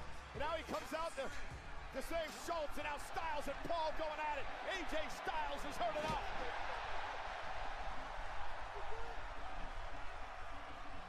AJ Styles just powered Andrew Schultz back up. And now the phenomenal one is looking to take to the sky. Phenomenal forearm delivered to Logan Paul with 20,000 on their feet in New York.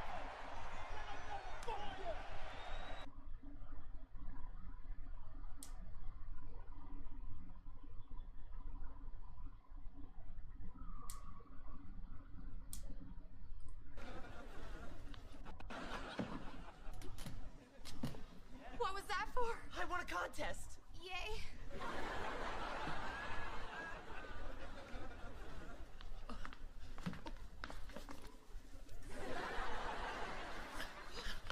I won a contest.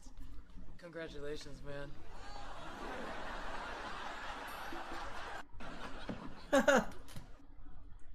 It's crazy.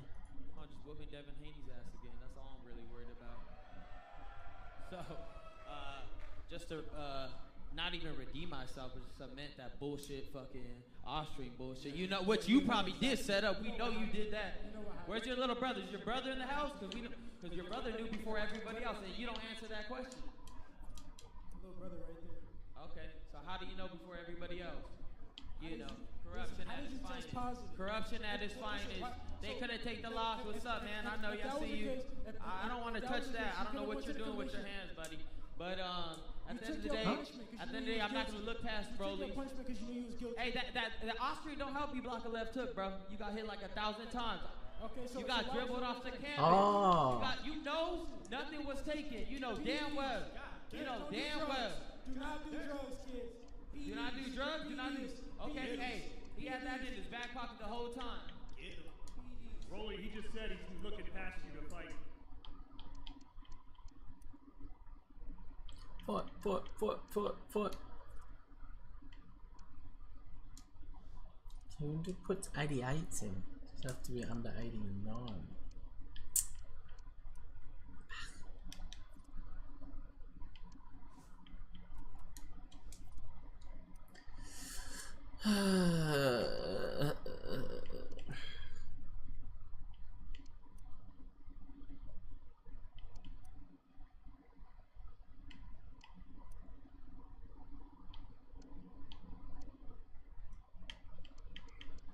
Then ticket.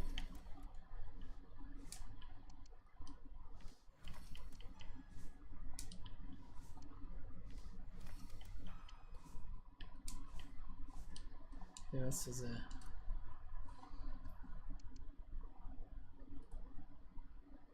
Then ticket.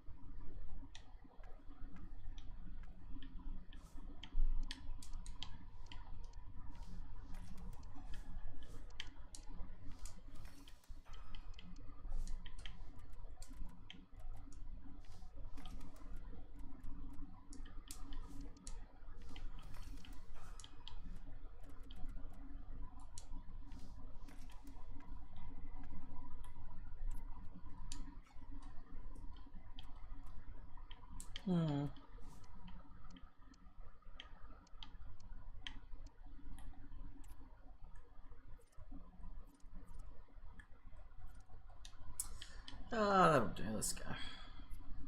Oh, till they got off. Oh.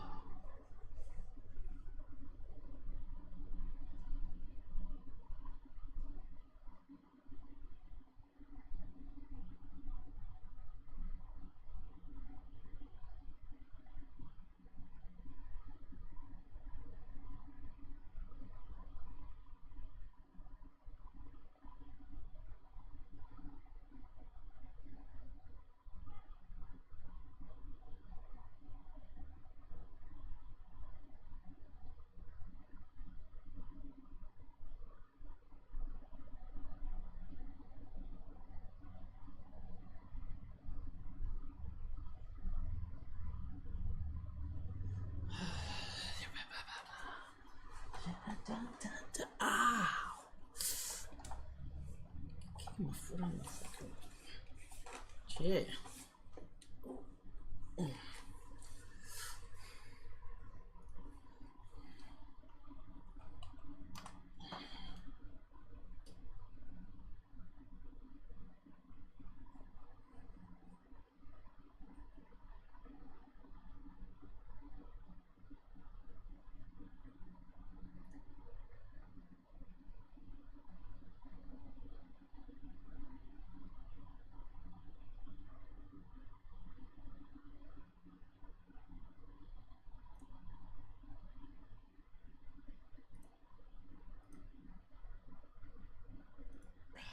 See, that's kind of federal because nobody knows my real name. Darren Watkins. What's your real name? Do people ever call you your real name? See, that's kind of federal because nobody knows my real name. Darren Watkins. What's your real name? Do people ever call you your real name? See, that's kind of federal because nobody knows my. It's not a heckle, but you were really nice to me when I was at school. I was really nice to you when you were at school. I don't know why that's getting an R. That could... If this was a movie, the next scene would be a police officer carrying a computer out of my house in a see-through bag. You were really nice to me when I was at school. Terrible. Terrible. It's an interesting mode where goals outside the box count as double. So hopefully we'll see some spectacular long-range strikes today, Derek. Here's how it looks for the biggest snakes. Well, I think they're going to let the opponents have the ball, invite them on, and then play on the counter-attack. That's okay, but they have to make sure they defend really well and keep their concentration. A look at the starting 11 for United. Pepe Reina is the goalkeeper. Stefan de Vrij starts alongside Ben. And there we go! It is the ideal opening. Hook. Hook gang.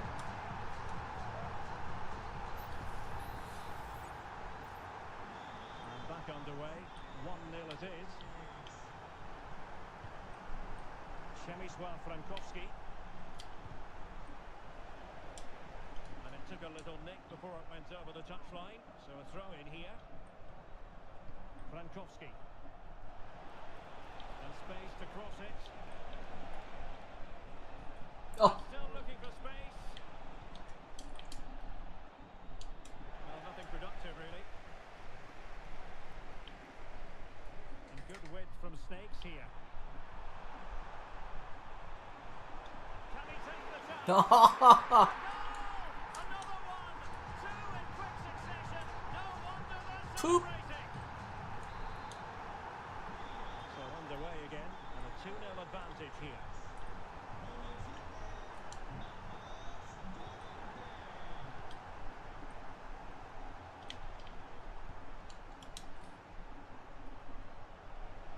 And it's United's turn now. Plenty of support here.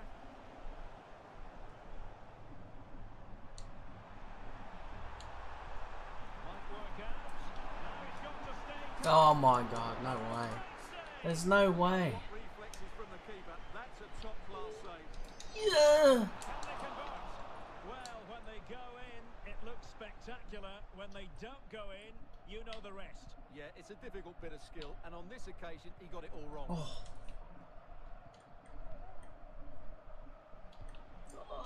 Redondo. United come away with it. The referee knew that was foul. You can't really tackle like that and expect to get away with it. Do whatever I want. To come, you would think. Well, the card is out, and it's yellow. Yeah, it's clumsy and it's late. Definitely a yellow card. It's a good-looking ball. Is it Oh.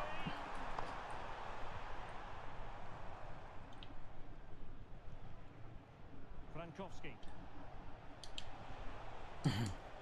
Fuck him. Touchline for a throw-in.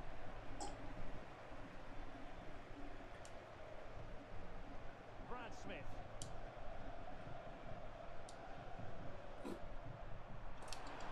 Sound piece of goalkeeping. Caroline Weir. Wasteful from United. Teammates available.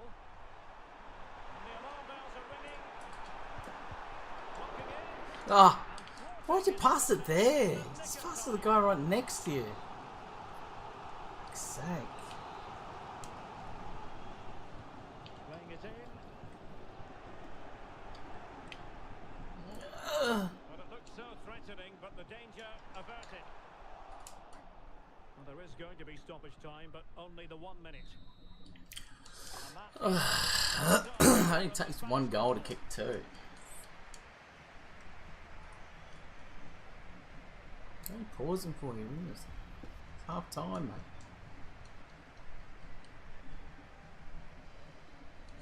I don't need to change my logo, I'm not pro.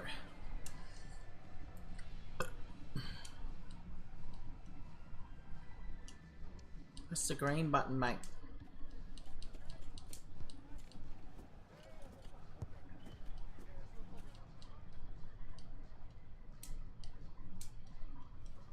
Go green.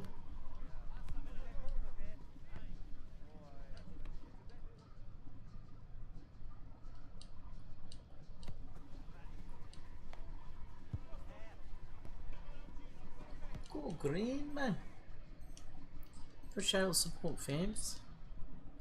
All the channels. So into the second half, and no doubt about it, United really need to lift themselves.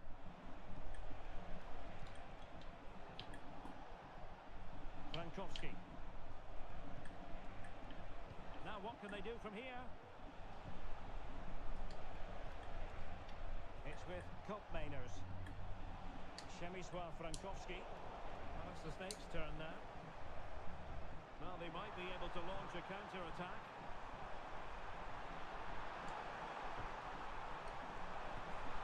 A goal! They're absolutely racing away with this. 3 to the good now.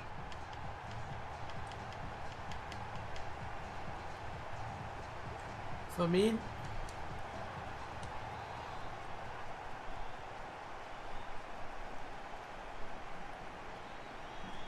On with the action, and you might say a venomous performance by the Snakes so far. Lisa Boateng. Weir. White. Scalvini. Really good challenge.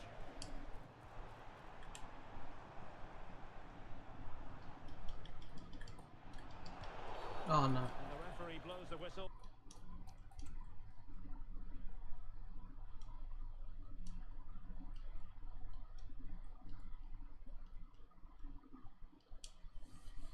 It's about to get down to goal. They're gonna quit.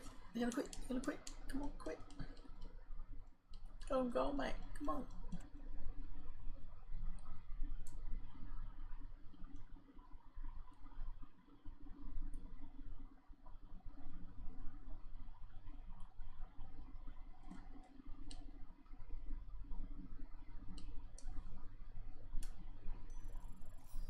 Did you quit? If he quit or he didn't quit. Something came up, I pressed it, I don't know what it was. Alright, I think that's 3.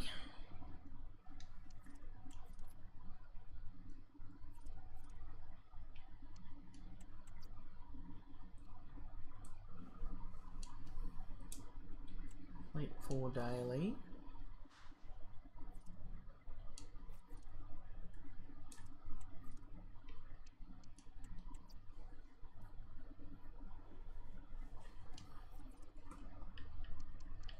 Oh, 1 more assist, 2 more plays, 6 more plays.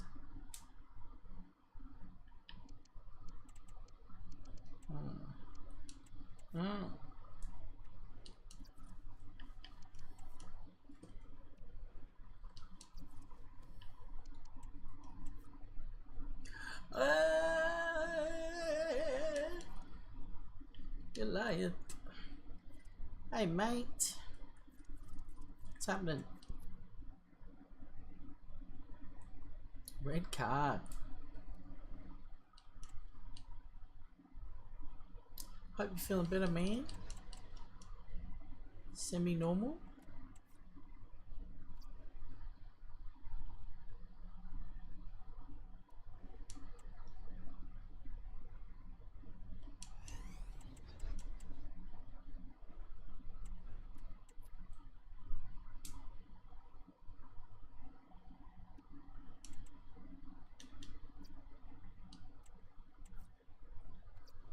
Ah, yeah. Oh. Oh, oh. Is the thing not working? The fireworks not working again, eh? What's going on here? Make sure they don't work.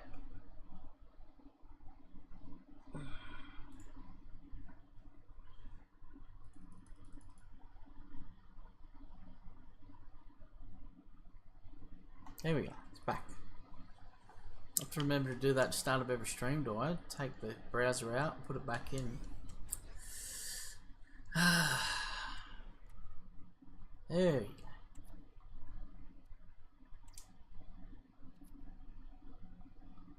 Oh.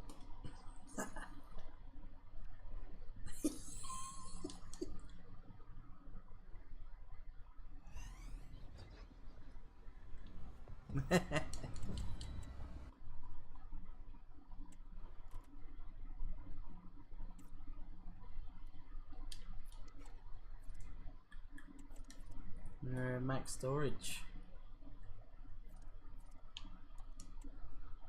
Maxed.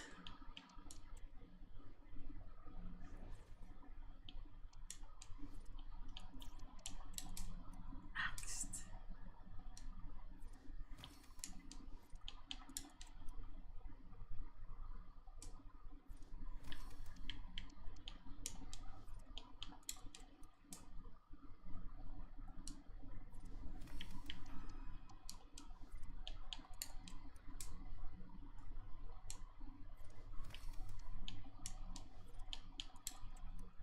Maxed.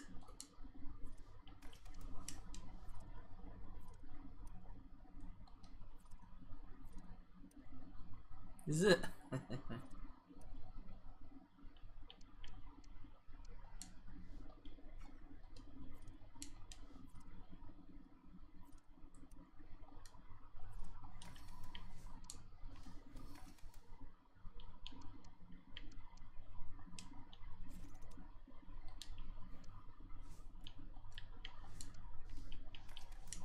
Who are we gonna sacrifice?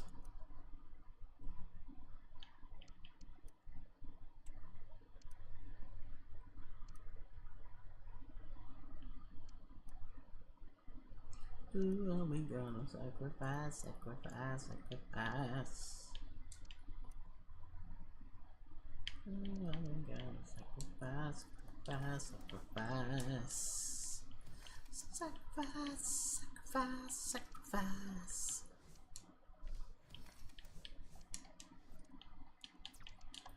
Didn't even use him. Oh, testing, testing, testing. 1, 2, 3. You do some Fortnite?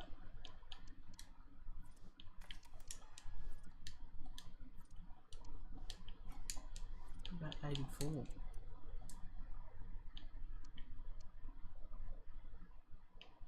Why don't we have any 84s? What is going on here, man?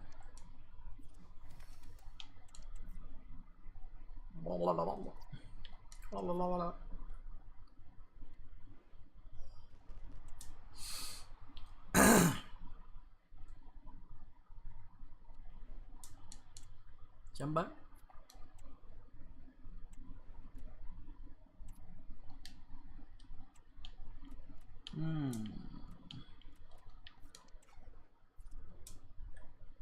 Hang on.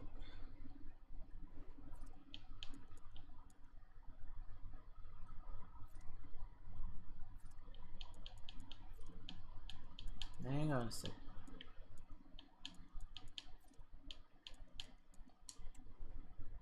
Hang on a sec.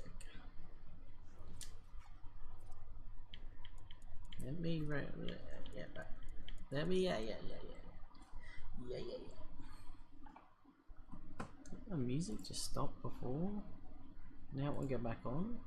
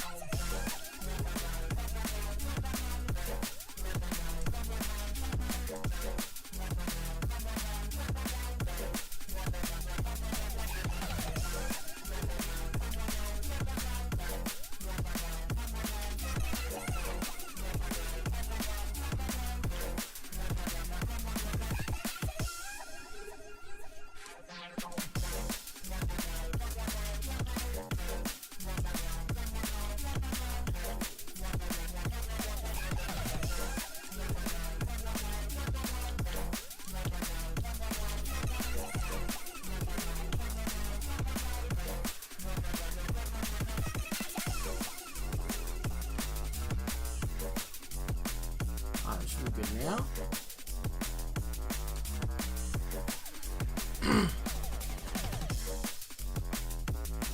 We're gonna play a lot.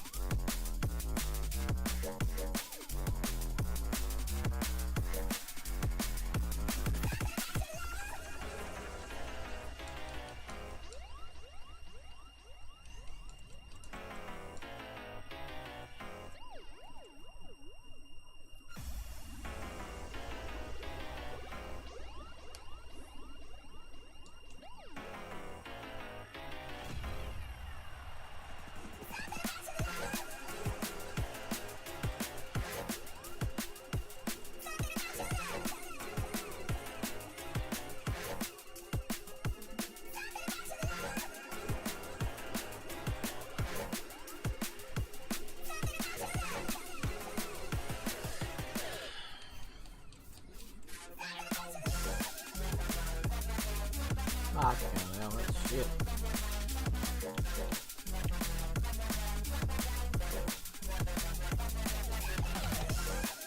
Ooh.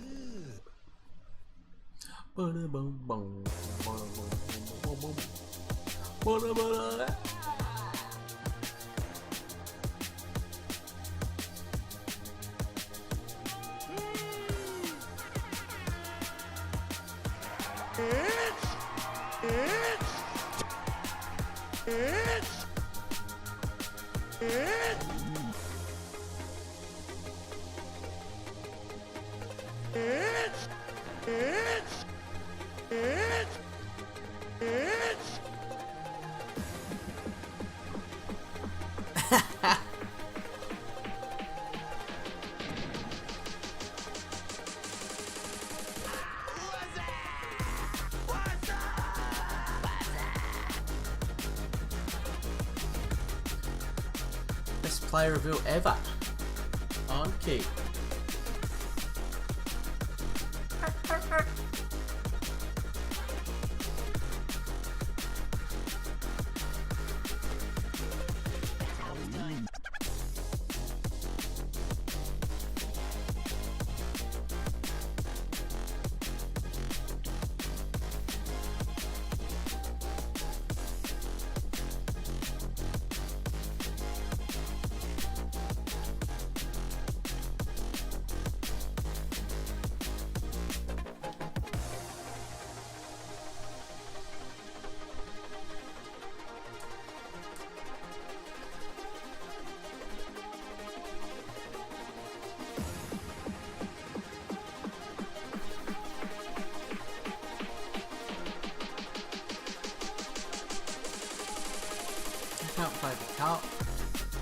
good.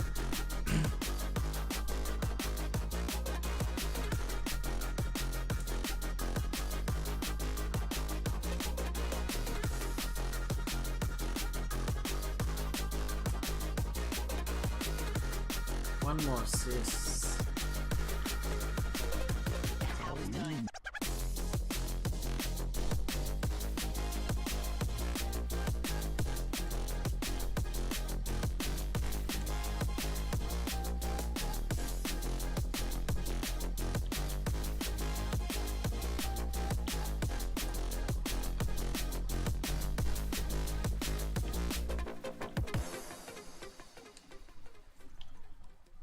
Give him something. What's he already got? What's he good at? You look at the best stats. Pace and shot. Pace.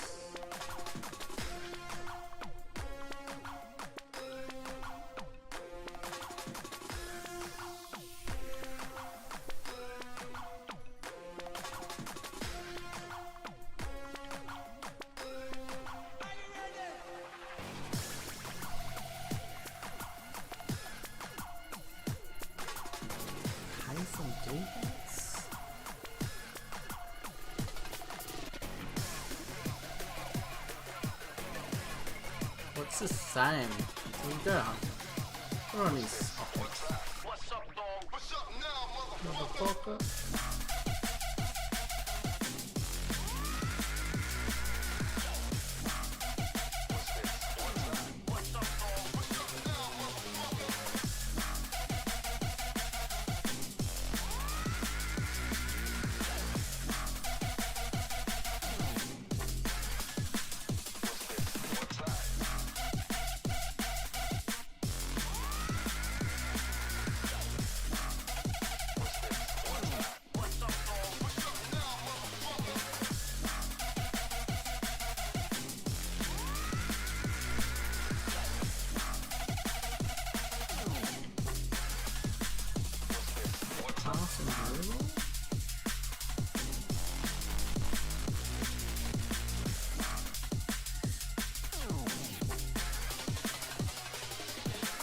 Oh no! Oh no!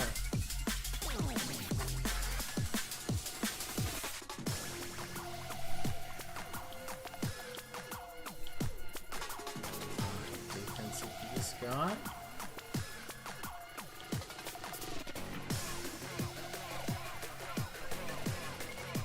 Sentinel. Smith doesn't have one?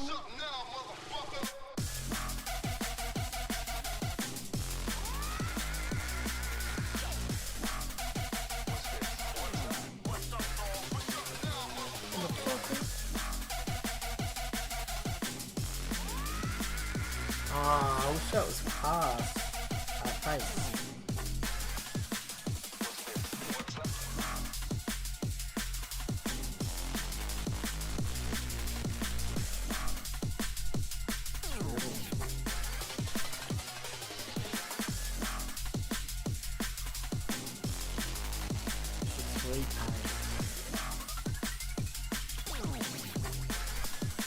Yep.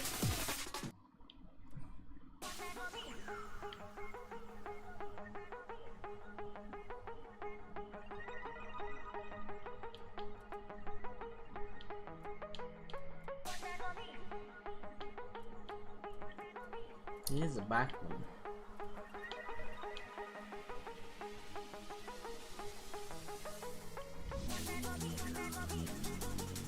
Yeah, I don't know. Look at the shadow. Bit extra pace.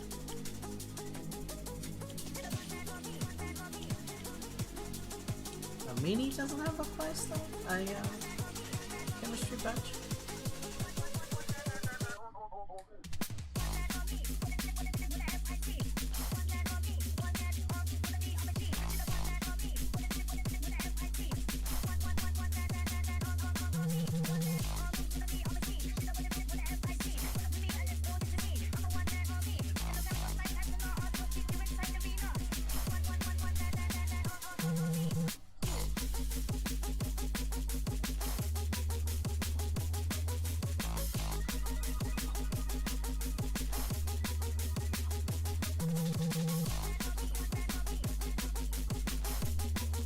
Morgan. Morgan.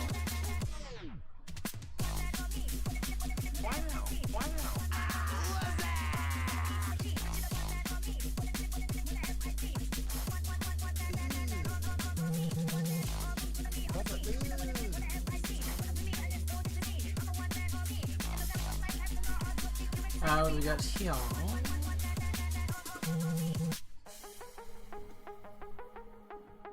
Welcome back. Physical and dribble.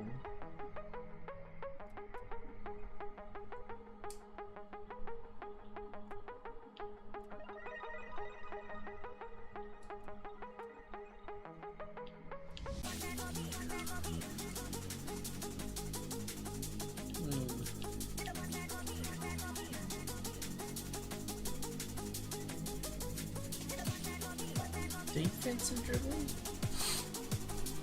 Hell yeah. Hell yeah. Shit, the playstyle? I'm sure the playstyles come off from some reason.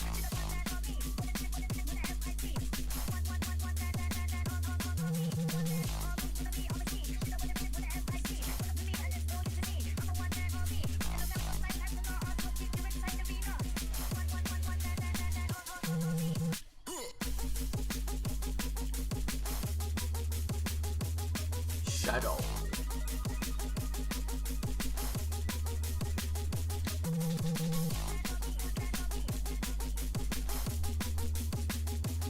Oh, he's got ice.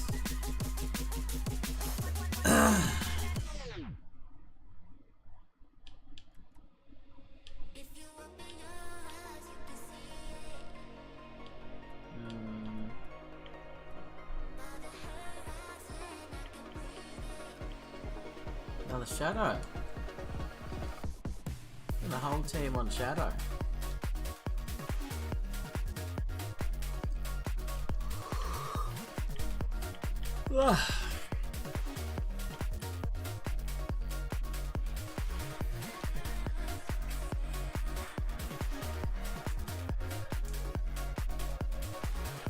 Let's do it.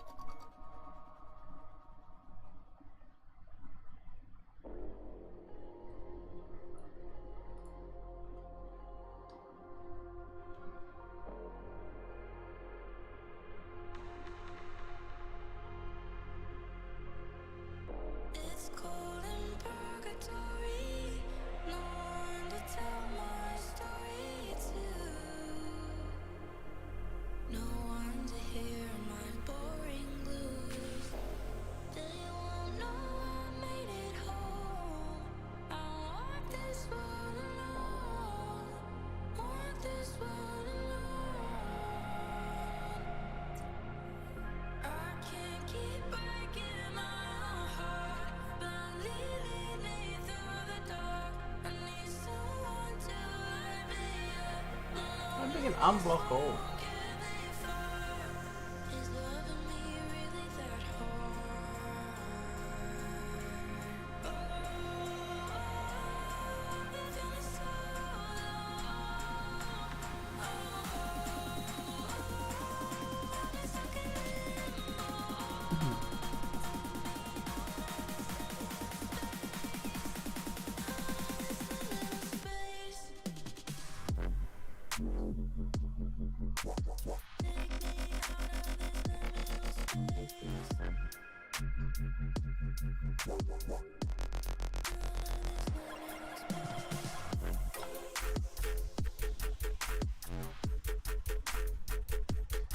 Another hot one.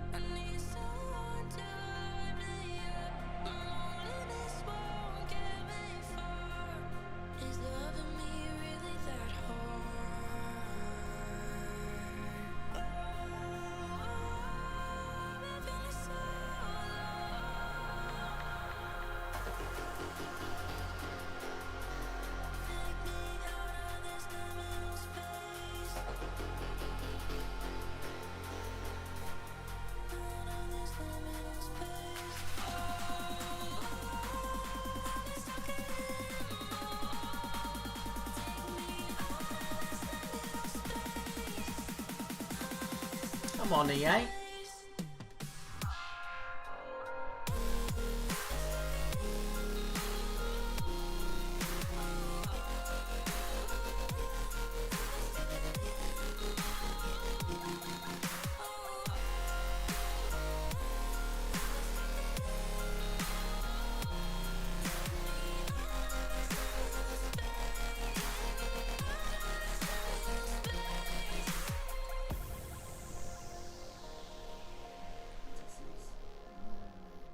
If you watch porn, you could say, yeah, I'm watching this pussy. No, you watching that dick too.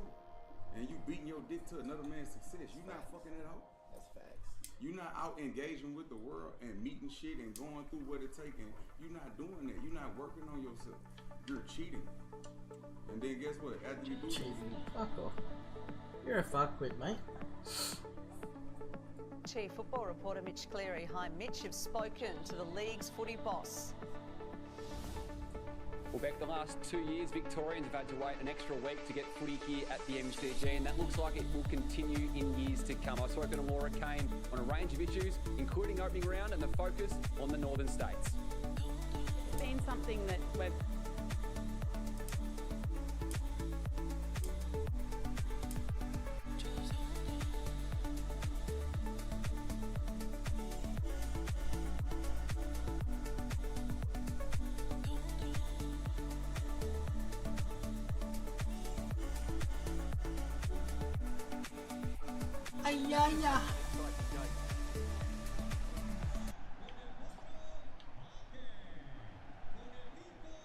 And the match begins.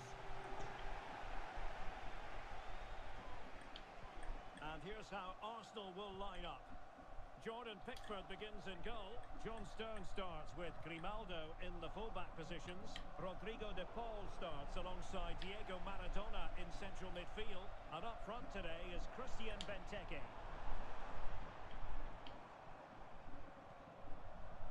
Here's how it looks for the biggest snakes.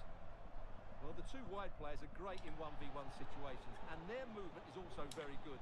But it's the midfield three that will need to control the flow of the game. Oh, the referee points to the spot. Penalty.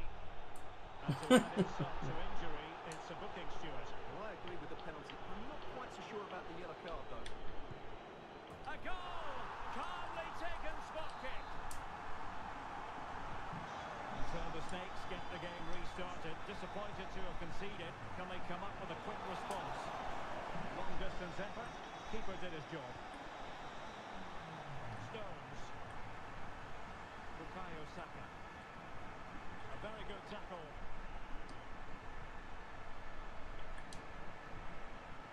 ball. Big chance to get them on terms. Oh, good defending to stop a decent looking attack. Ah.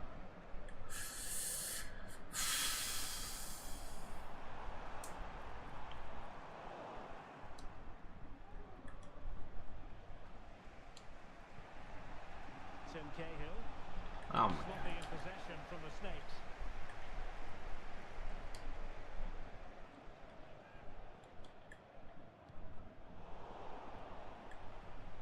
Seemingly cannot keep hold of the ball here. Throw-ins given. Diego Maradona. Oh, that's an interesting pass. And a goal! Cause for celebrations again. 2 in front. So 2-0 now. Plenty of room for this biggest Snakes attack. How about the cross? Cahill. Opportunity for them to get back into the game. The referee knew that was foul play, but advantage it is. Benteke. Cleared away. Not there.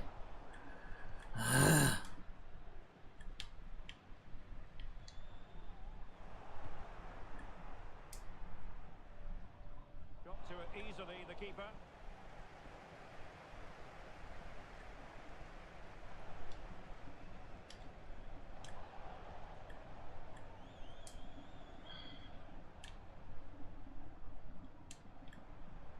Rodrigo de Paul.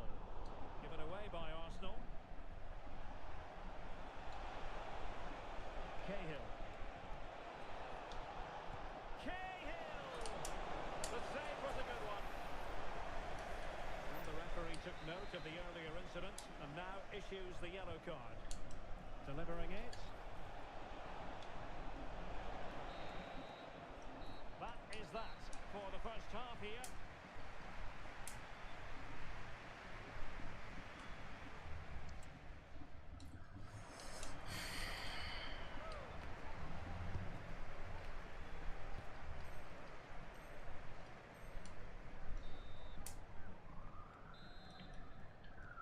They get the ball rolling again, and the Snakes with an uphill climb after the events of the first 45. Will he play it in? An attack full of promise.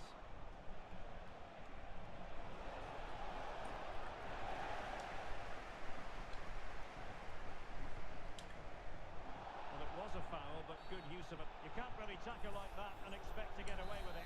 Booking to come, you would think. Well, the referee not messing about. He's cautioned him. Well, it had to be a yellow card, and he knew it was coming.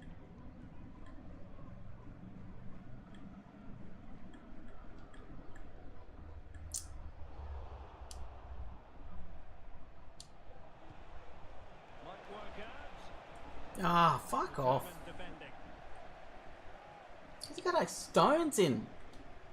It must be 85 stones. Diego Maradona.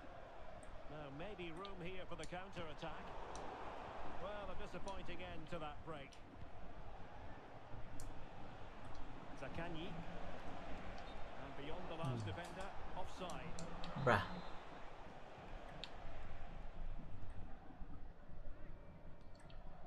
Maradona.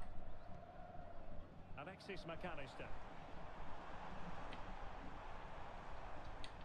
And Maradona has it. Oh, could be an opportunity here. Nicely timed tackle. Now, options are plenty.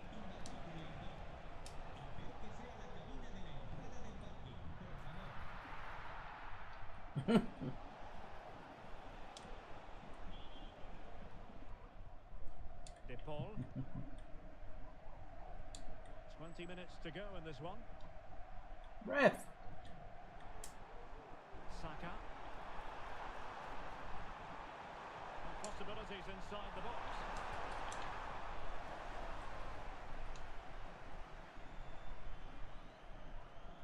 Being pressed hard.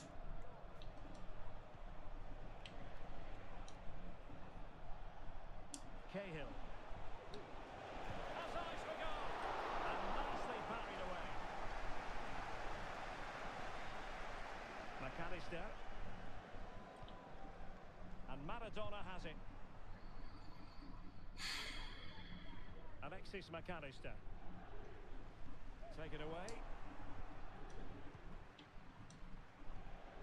Tim Cahill. Eduardo Camavinga. Cahill. Oh, he's gone for goal. Well, getting in the way. Superb save.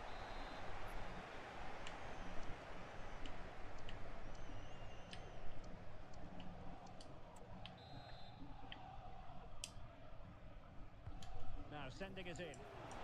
Well, not cleared away completely.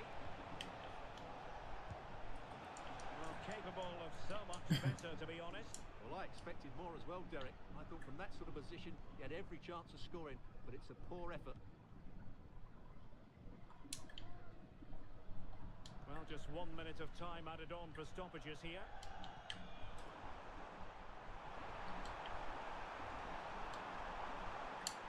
Could be. Can they stop it going in? Oh, splendid strike. Well, he's hit it so cleanly. That really is worth double.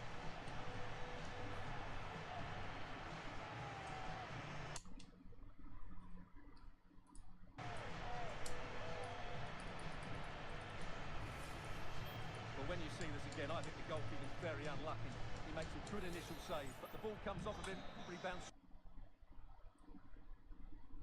Fans will be leaving the stadium with smiles.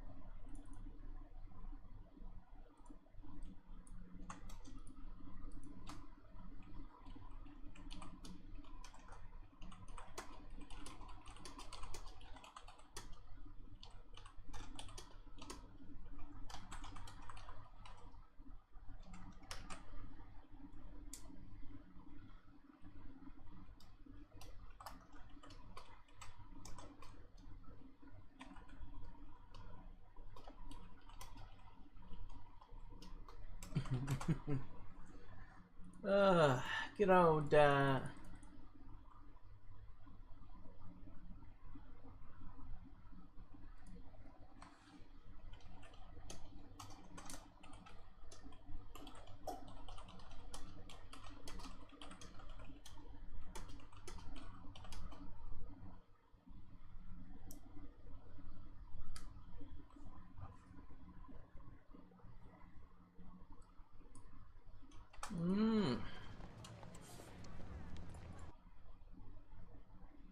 come home, but he get the couch. Eventually, he got to get the fuck out.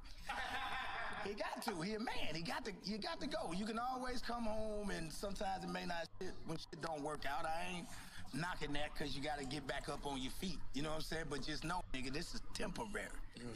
Right. You know, home and I fucked up because I told my daughter, yeah, baby, don't worry about it. You can always come home.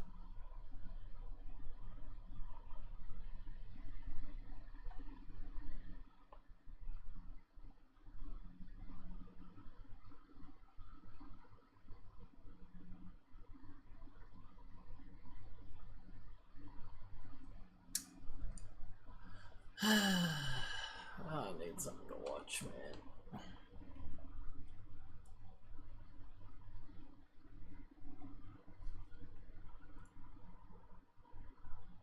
A live-action show in Nickelodeon history, iCarly, Miranda Cosgrove and Jeanette McCurdy appeared to be great friends, and they were. However, Jeanette was suffering, and nobody knew about it. Jeanette was forced into acting by an abusive mother who did things you would not wish on your worst enemy, but she couldn't escape because on set she was being manipulated by a powerful Nickelodeon showrunner.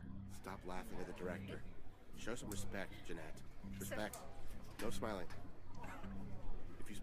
All right, take $100 off her check. Miranda, on the other hand, was raised in a loving home with parents who worked hard to keep her emotionally secure. Without realizing it, Miranda became a part of a story far more tragic than she could have imagined, and the choices she made would change Jeanette's life forever. This is the dark side of iCarly, how one young girl thrived while the other barely survived. Jeanette's life started out as nothing short of hell on earth. Born in Southern California to a poor Mormon family, Jeanette grew up witnessing her mom, Deborah McCurdy, battle stage 4 breast cancer. After learning about her diagnosis, Deborah became a hoarder, attaching meaning and significance to even the tiniest objects. Their home quickly became suffocated by overwhelming piles of random stuff. It got so bad that Jeanette and her brothers could no longer sleep in their own bedrooms and had to resort to gymnastic mats laid on the floor in the living room. It really did not feel like a home. It felt like a place of chaos and of turmoil and turbulence. Jeanette's mother always dreamed of being an actor, so she projected her own unattainable aspirations onto her daughter. And despite her daughter being a shy and uncomfortable performer, she was clearly a promising young talent, making guest appearances on Mad TV, CSI, Malcolm in the Middle, and Law & Order. Deborah's need for control went beyond strict parenting and managing her daughter's acting career. It was an all-consuming obsession that dictated every facet of Jeanette's existence. She would shower Jeanette for her until she was 11, oftentimes putting Jeanette and her 16-year-old brother in the shower together. She shaved her legs for her and performed routine breast and vaginal exams on Jeanette to check her for cancer. Her mom even taught her how to restrict her calories in an attempt to delay puberty and appear younger to land more jobs, essentially encouraging Jeanette to become anorexic. So I asked if there was a way that I could stop the boobies from coming in, and she told me, well, there's a thing called calorie restriction. Wow. And it became our sort of secret and our code, and something that, as disturbing as it is, really bonded us. Right. It was our thing. Yep. No one else got this thing. English we got voice this thing. dubbed over it. So like Rita Repulso was not speaking English. Someone was just dubbing a voiceover. And you know how they would get in their machine, they'd be like, we're going to do cool stuff, and they'd have their arms going all crazy. Her favorite foods soon became sugar-free popsicles, applesauce, and unsweetened iced tea. And her dinners often consisted of iceberg lettuce with dressing spray and ripped up pieces of low-calorie bologna. This also made for a confusing dynamic, as Jeanette's character on iCarly was obsessed with food, constantly indulging in binge eating, which to her almost felt like a mockery of her real life. But again, nobody knew what Jeanette's mother was doing to her. Not only was she a malnourished child, but she also dealt with the same stresses of adult actors on set. That's a good question. I remember I would cry on several occasions when it just felt like it really got to be too much, and I'd tell my mom, I don't want to do this anymore. But she would either say, like, that you don't mean that, or she'd say, well, we need this. So there were kind of two different arguments that she would hit me back with, and I feel guilty.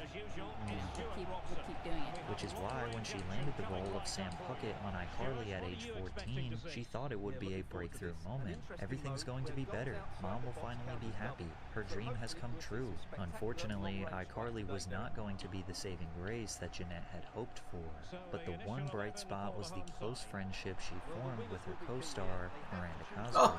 Unlike Jeanette, Miranda's parents never intended to force their child into the entertainment industry. An agent discovered Cosgrove at a Los Angeles food festival with her parents. Her mother, Chris, inspected the business card but remained hesitant to put her child in front of the camera. So they started off slow, first getting her appearances in Burger King commercials and then occasionally auditioning for theater and television roles. However, Miranda's life drastically changed after securing her film debut in the comedy School of Rock. The film stars Jack Black as Dewey Finn, a down-on-his-luck musician who poses as a substitute teacher at a prestigious prep school.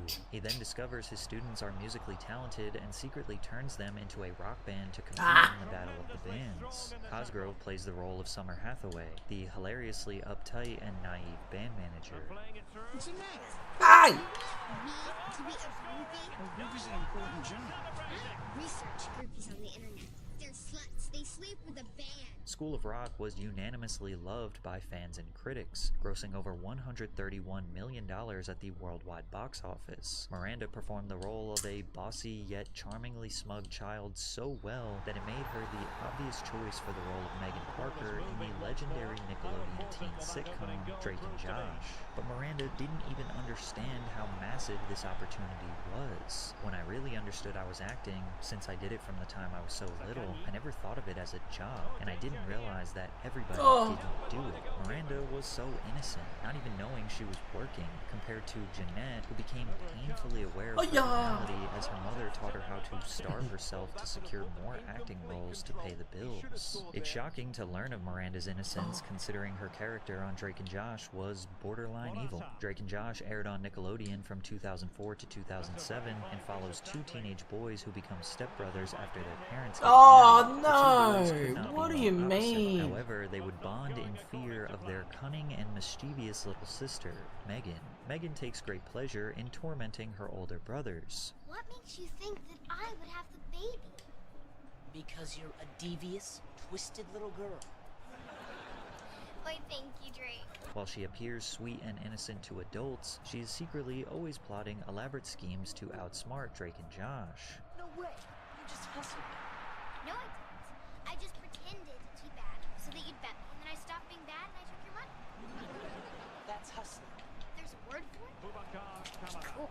Miranda's devious charm helped solidify Drake and Josh as the most beloved and influential live-action sitcom on Nickelodeon at the time, drawing in millions of viewers per episode, peaking at 5.8 million viewers for its highest-rated special. Miranda's parents were wary of the impact that fame could have on their daughter, so they did everything they could to maintain a normal lifestyle, such as choosing to still live in the house where Miranda was born, and her father continuing to work every day at his dry cleaning business. Her parents also tried to keep Miranda in public school. In elementary school, I just remember thinking, wow, I'm popular. All of a sudden, I don't think I was thinking about it too much. And I remember, like, the kid that I had a crush on who didn't know I existed all of a sudden talked to me. Like, it was, I think I just thought things were coming up roses. However, by the time she reached 6th grade, her acting schedule clashed with her education, and Miranda needed to make a huge decision. It took a lot for my mom to give in. I remember her asking, are you sure you want to do this? Are you sure you want to stay in acting? And also noticed that 10 and 11-year-old Miranda Cosgrove actually had a choice, something that most other child actors don't have. She ultimately chose to pursue acting and leave a normal life behind. Miranda immediately transitioned to private schooling on set with Drake and Josh. I remember when I was when I was doing schooling, at first you guys were with me, and then within 6 months, you both were no longer. I don't remember if it was because you graduated or if it was because... I kept saying to my mom, where did Drake and Josh go? Kevin, the teacher, you remember Kevin? Oh, Kevin Mall, I remember Kevin. Kevin Mall. He used to make me raise my hand. I was the only one when you guys left in the classroom. They made you raise your hand and you were the only one in the classroom? Yes, he said he was preparing me if I ever had to go back to regular school. Most child actors in Miranda's position, like Jeanette, feel extremely isolated, missing out on normal childhood experiences while they spend long hours on set under the intense pressure to perform. Their social circles are typically limited to co-stars, adults, and industry professionals, which never gives them a break from essentially this made-up fantasy world they live in. But Miranda's parents made key decisions that set her on a much different path than Jeanette. The California Labor Code, Section 1308.5, requires that a parent or legal guardian be present at all times when a minor is working in the entertainment industry. Since Miranda's mom was always hovering around her on set, she kept her in check. In one instance, Miranda unintentionally ignored someone leaving her dressing room, and her mother made sure she acknowledged their presence and said goodbye. Miranda, Chris said sharply, someone said goodbye to you. Cosgrove stopped short and turned around. Oh, I'm so sorry, she said earnestly. Goodbye. It was nice to meet you. It may seem small, but enforcing normal social rules and instilling discipline into a child who could have easily turned into a diva is likely what makes Miranda becomes so normal. I actually do cuss a little. Do you? Also, What's your favorite curse word? Drake and Josh ended when Miranda was just 14 years old. With plenty of years ahead of her and obvious star power as a child actor, Nickelodeon had no choice but to build a new show around Miranda. That show would bring together two young girls who were living drastically different lives behind the scenes. Dan Schneider, who was the head producer, writer, and creator at Nickelodeon, originally planned to create a show where Miranda plays a normal girl who gets cast to star in her favorite TV show called Starstruck. However, he would ultimately scrap the idea and begin the development for iCarly, a show about a group of teenagers running their own online web show, long before YouTubers and social media influencers became household names. We're gonna make spaghetti tacos! Edition minted by my brother Spencer, whose real name is Letitia McPeanuts. iCarly was way ahead of its time because it predicted the rise of online entertainment and showed how young people could build an audience outside of traditional media platforms. iCarly also had a real website where they asked fans to submit content and participate in challenges. The show's humor, quirky characters, and fast-paced storytelling feels like you are watching a kids-oriented YouTube channel or a Twitch show, except with an unreasonable amount of foot jokes. And this week we found the biggest weirdo yet. There he Karate. is, on the banana while he waits for the bus. Now, you think he's gonna eat the banana, right? Well, think again. Aww. Yep, there he goes, doing the peel. What a freak. And that's why the new champion of Who's That Weirdo in My Neighborhood is Crazy Fruit Dude. Miranda portrayed a character that was similar to her real-life personality, sweet, wholesome, and silly. Jeanette's character, Sam, almost hit a little too close to home. Sam Puckett was known for her tough, no-nonsense attitude, sarcastic humor, and rebellious spirit. I got kicked out of the cafeteria for slapping Gibby with a piece of pizza. Why did you slap Gibby with a piece of pizza? I found it on the floor. I wasn't gonna eat it. However, the writers included a darker side to Sam, making her one of the most complex characters on the show. She can definitely be seen as problematic and borderline toxic at times, frequently resorting to physical violence, which could make her seem like a straight-up bully. I don't see a car. All I hear is a lot of crackling. Come on! She can also be manipulative, pressuring Carly into decisions that could get her friend in trouble. But looking beneath that layer, you can also see Sam as a victim of self-destructive behavior. I didn't even know how much time especially was left. considering her on-screen relationship with her mom, which again, I should remind you that nobody knew her struggles with her real mother. Her iCarly mom, Pam, was irresponsible and often absent. Sam was constantly locked out of her house, finding her own food, and was clearly lacking guidance, which may have forced Sam to develop a tough exterior. Mom? I know who I am. I love you. Mother. What, you think I don't love you? You never say it. Well, it's not easy to say I love you to a daughter who thinks I'm, you know, scummy. I don't think you're scummy. All the time. Really? Yeah, really. iCarly is considered by many to be the greatest Nickelodeon live-action show in history, and the numbers would agree. The series averaged over 6 million viewers at its peak, and the most-watched episode, I Saved Your Life, aired to 11.2 million viewers, which is the second most-viewed telecast in Nickelodeon history. You would think Miranda and Jeanette were on top of the world, but a decade later, we would find out the horrors going on behind the scenes. In Jeanette's memoir that was released in 2022, she describes the grim experience working with the creator, which many have interpreted to be Dan Schneider. McCurdy wrote that the creator was mean-spirited, controlling, and terrifying, firing children over basic mistakes and making grown men and women cry with his insults and degradation. You can see a glimpse of this alleged behavior as Dan often walked around the set with his own personal camera, filming behind-the-scenes content to share on his personal blog, danwarp.com. Stop laughing at the director. Show some respect, Jeanette. Respect. No smiling. Alright. Take $100 off her check. Although it seems like he is just joking, knowing what Jeanette was feeling inside drastically changes the perspective of a clip like this. Jeanette also made major accusations that Schneider supplied minors with alcohol, quoting him as saying, "The Victorious kids get drunk together all the time. The iCarly kids are so wholesome. We need to give you guys a little edge." This allegation may have been corroborated by the actor who portrayed Beck on Victorious, who posted a TikTok that read, "When you don't remember the plotline to a single Victorious episode, but you remember going out partying every night." Jeanette even claimed that Dan would provide unsolicited shoulder massages or demand others to give him massages, to which Dan admitted to. Let's talk about the massages. Okay. Watching the content yesterday, it was disturbing. It was wrong.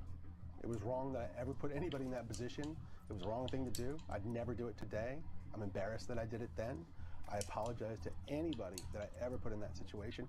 And even additionally, I apologize to the people who were walking around Video Village or wherever they happened, because there were lots of people there who witnessed it who also may have felt uncomfortable. So I owe them an apology as well. Looking back on some of the behind-the-scenes content with new context, many perceive Dan to be too handsy and touchy. Look at how Miranda steps away from Dan and he proceeds to make his way around her back and hugs her from behind as she seemingly freezes up. However, still to this day, Miranda has never spoken out against Dan Schneider, so we don't know if she truly had any traumatic experiences working under him. However, we do know that iCarly was the foundation of Miranda and Jeanette's friendship, even though Jeanette's mother tried everything she could to prevent it. Jeanette writes, "On set, Miranda said cuss words like sh and ass, and she took the Lord's name in vain at least 50 times a day. Mom warned me not to get too close to Miranda because she doesn't believe in God." Jeanette explained how her mother skewed her view of female friendships since she would cast them in a negative light. My mom was always saying, men will never really know you and they'll hurt you, but women will know you deeply and then they'll hurt you. You tell me which is worse. As a result, Jeanette was cautious around other girls, but by now she was a teenager, and even her mother's manipulative tactics couldn't prevent her from getting close with Miranda. Miranda and I spent hours talking every day. Even though in person Miranda seemed shy and quiet, she had a distinct and hilarious personality through her written words. So many of the things she said made me laugh. Her way of observing things, people, habits, human nature. I loved her, and I was so excited we were becoming friends. Jeanette kept the dark reality of her home life a secret. She hid it from Miranda and from everyone. So the fact that her and Miranda truly became friends eliminated the idea that it could have been out of pity. It was genuine. My best friend is Jeanette McCurdy, who was on iCarly with me, and we live really close to each other, and we have sleepovers all the time, and like I literally see her like every other day. I'm very grateful for that friendship. It did provide me a lot of comfort in those really challenging years. My relationship with Miranda was hugely healing to my concept of women. Jeanette's time spent with Miranda provided some much-needed relief from her chaotic personal life. Sadly, it was only temporary, as their journeys were about to go in very different directions after the end of iCarly. The atmosphere literally couldn't be better. It's like one huge family. We all get along great. I can't think of any group of people that I'd rather get to see every day, and even though I'll see them all the time, knowing that I won't see everybody every day anymore is... Oh, Garassi! At the height of her fame, Miranda earned $180,000 per episode of iCarly, and she was going to use that money to fund her next venture. Jeanette, on the other hand, doesn't know what happened to the money. Did you get to keep this money, or did all... I'm curious about like the dynamic of how that worked. Well, there's a thing called the Coogan account that actually takes, or is supposed to take 15% of your money off the top and kind of put it into the child's account so that they can have at least 15% of their money by the time they're 18, and the rest of the money is kind of up for grabs. Got these papers that were saying that like the Coogan account information was never properly filed. I got that in my 20s, so that was kind of a little bit of a shock because I really have no idea kind of what was happening, and you know, my mom was in control of everything. So I don't think I ever saw the Coogan account money. Additionally, Miranda released chart-topping music, performed concerts nationwide, and received several major brand deals. Cosgrove got to reap all of the benefits of being a child star, seemingly without being exposed to the horrors that come with it. And that's largely due to her parents refusing to fall victim to the complexities of raising a famous kid. After iCarly ended its 6th season, Miranda decided not to pursue a full-time Hollywood career. Instead of securing more mature roles and trying to prove herself in the industry, she decided to use her acting money to pay for college. I don't know. I'm pretty sure I'm probably gonna still be living with my parents for a while because I want to go to USC really bad. So, oh, you do? Yeah, and it's not far from where I live. Okay. And why do you want to go to college? You're already very wealthy, and I see no reason to get an education. It's just how I look at it. My dad went to USC, so he wants me to go there really bad. Did your dad have a hit show on Nickelodeon when he was a kid? No. No? No, he's not drinking. And what do you want to study when you go there? I'm not sure. I was thinking film. That's what I'm Oh, really all right. Okay, well, it all fits in the whole Yeah, deal. they have a good film department, too. Miranda did end up attending the University of Southern California, where she switched majors several times before landing on psychology. She even admitted that her fame helped her make new friends on campus, but her fame also made her a target, as she had multiple stalkers who got dangerously close to her. A crazy fan named Joshua Stockton allegedly started tracking Cosgrove's every move using clues from social media posts. posts. According to TMZ, he reportedly went to her campus at USC to see her. He also sent Miranda gifts and later got upset because the packages returned unopened. He also tweeted a photo of his bandaged wrist with the caption, "Frankly, I'm tired of love, and my heart is ready to give out. Maybe I'll finish the job I started." She was granted a restraining order against the crazy fan, but then 1 year later, he violated it as he followed her on a trip to Disneyland. Joshua Stockton was given 3 years probation and will be required to complete a 1-year treatment program,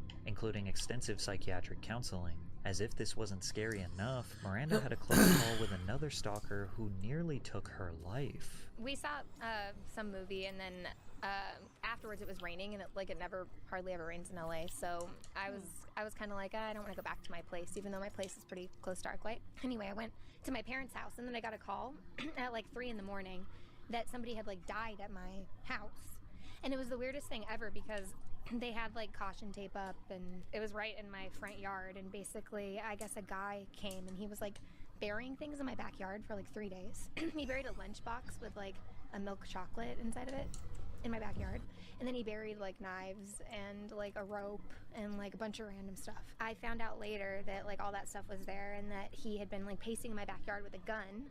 He also looked like crazy, like he was wearing like this long trench coat, but yeah, he was just like pacing in my backyard, I guess. And because I have like security cameras, so later when we looked, we figured out he was back there for like 6 hours or something, like waiting.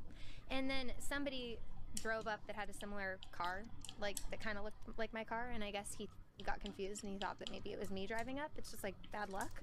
And he like shot at this person like 6 times, and he missed because she was in a car. She drove away, and then he set himself on fire and he shot himself simultaneously. And then later, so I got a call at like 3 or 4 in the morning. This happened probably at like 1 in the morning. I got a call at like 3 or 4 in the morning saying like, where are you? Like, can you come like to your house because someone like themselves there.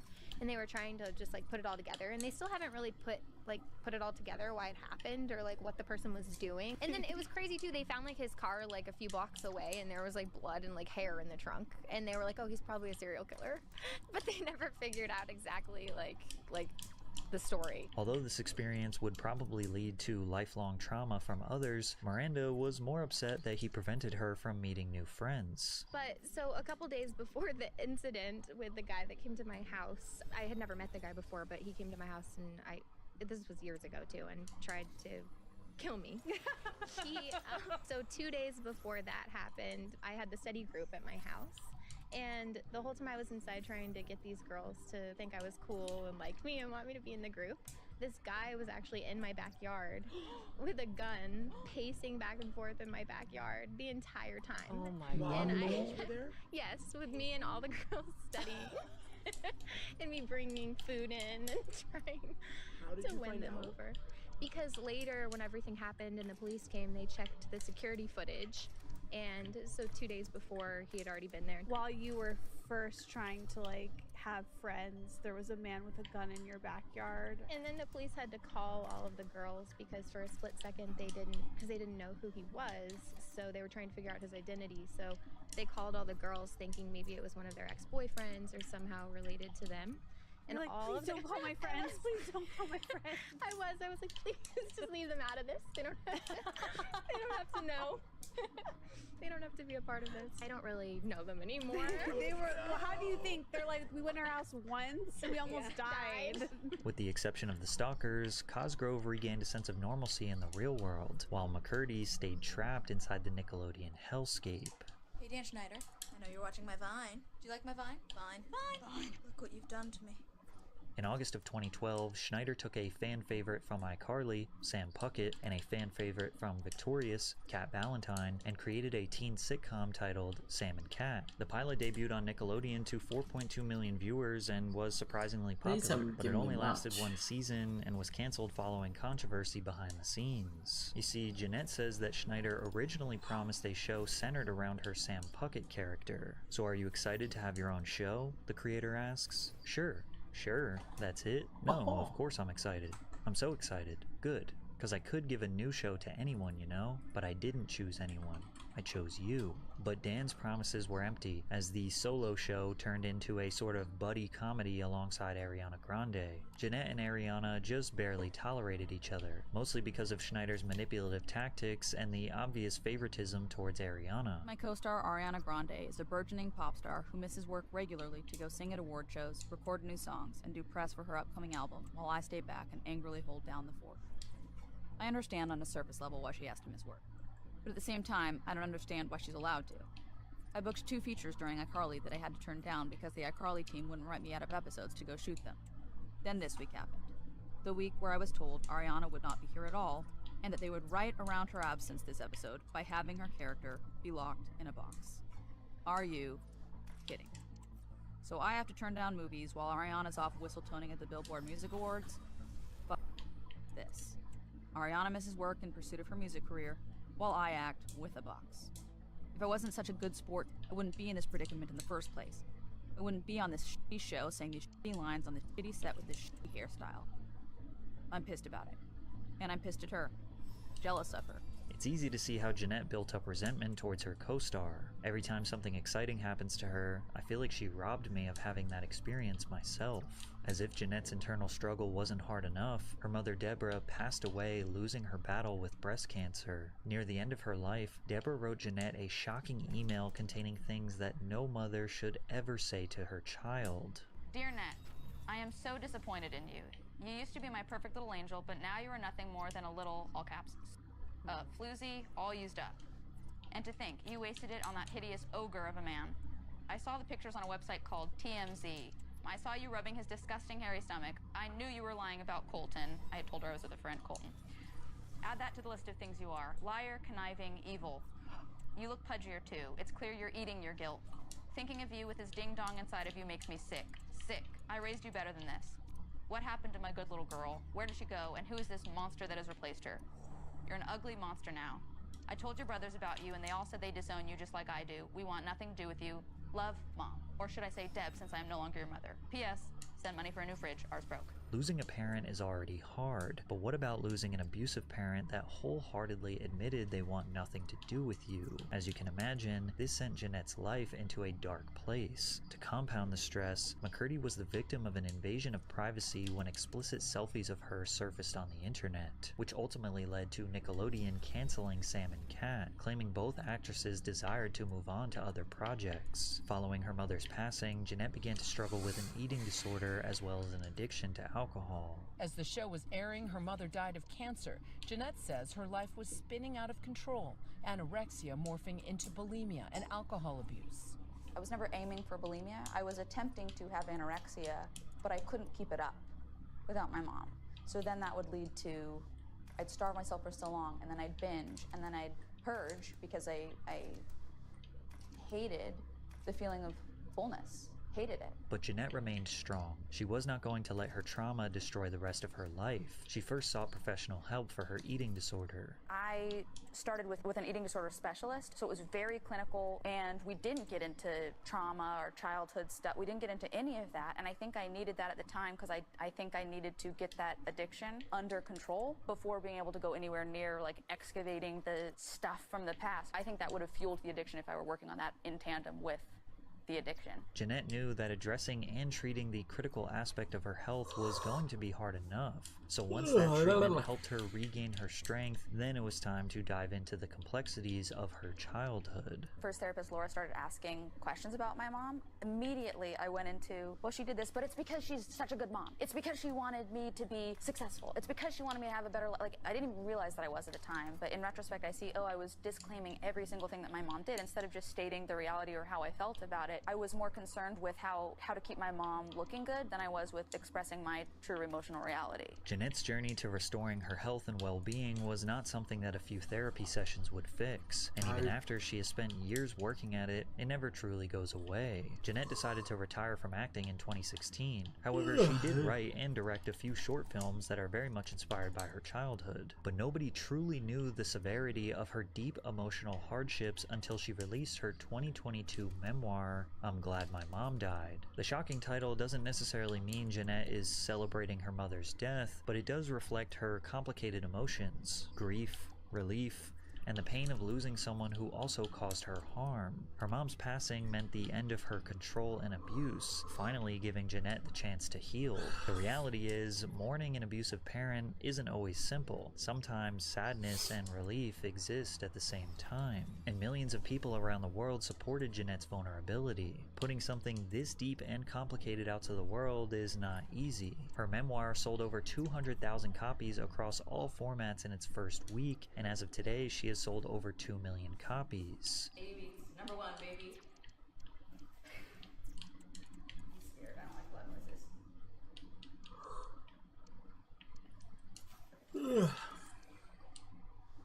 I'm scared. Okay.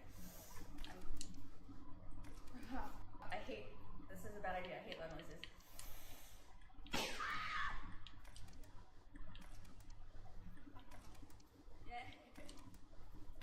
Around the same time, Paramount Plus also announced the plan to make a reboot of iCarly, but many were disappointed to learn that Jeanette would not be reprising her role as Sam Puckett. I just want to make things again. You don't need a partner to do that. Yeah, I don't need a partner. I need Sam. But she's off following her bliss with that biker gang. The Obliterators. Hope she's okay. It's Sam. I hope they're okay. When Jeanette said she was done with acting definitively, and the baggage that came with it, she meant it, but her castmates respected her decision. And we all really wanted Jeanette to be a part of the show in real life, but she's just doing other things, and we're really happy for her. But yeah, we're definitely going to touch on that in the show. Is the elevator door still open that if Jeanette wanted to come back as Sam for an episode, could that happen? Anytime. I mean, that elevator door is always open. It never closed. But again, we want to be respectful of her and the decisions that we made. So obviously, no pressure, of course, but whatever she wants to do. We love her. That's all she needs to know. Not only did Jeanette not return to the show that made fans around the world love her, she said she wouldn't even watch it because of the demons it might bring back. And although it's heartbreaking that the thing that fans around the world fell in love with her for is the exact same thing that caused her so much pain and suffering, it is comforting to know that she does still cherish one part about her time as a child actor, and that is her friendship that she made with Miranda Cosgrove. Oh my god, I love Miranda to pieces. I always will. She has such a special place in my heart. She helped me grow as a person and heal as a person, and I hope I did the same for her, and I just love her so much. Hi fam, it's Dylan's mum Deborah. This is Dylan Friends. Oh my god, we've killed Michael Jordan's dad. I won the first Brownlow. The problem with that was I wanted it again. Hey, Jared, delete the tweet. No, we're not here to break news. This is an exclusive. It's so silly looking back on for me because I remember just feeling like I'm not needed. I couldn't, in my wildest of dreams, imagine that we would win the flag at the end of the year. Damo's a lot funnier than people give him credit for. Hugely funny. But Andrew, a little message came across his phone and it was, give Job his Brownlow back.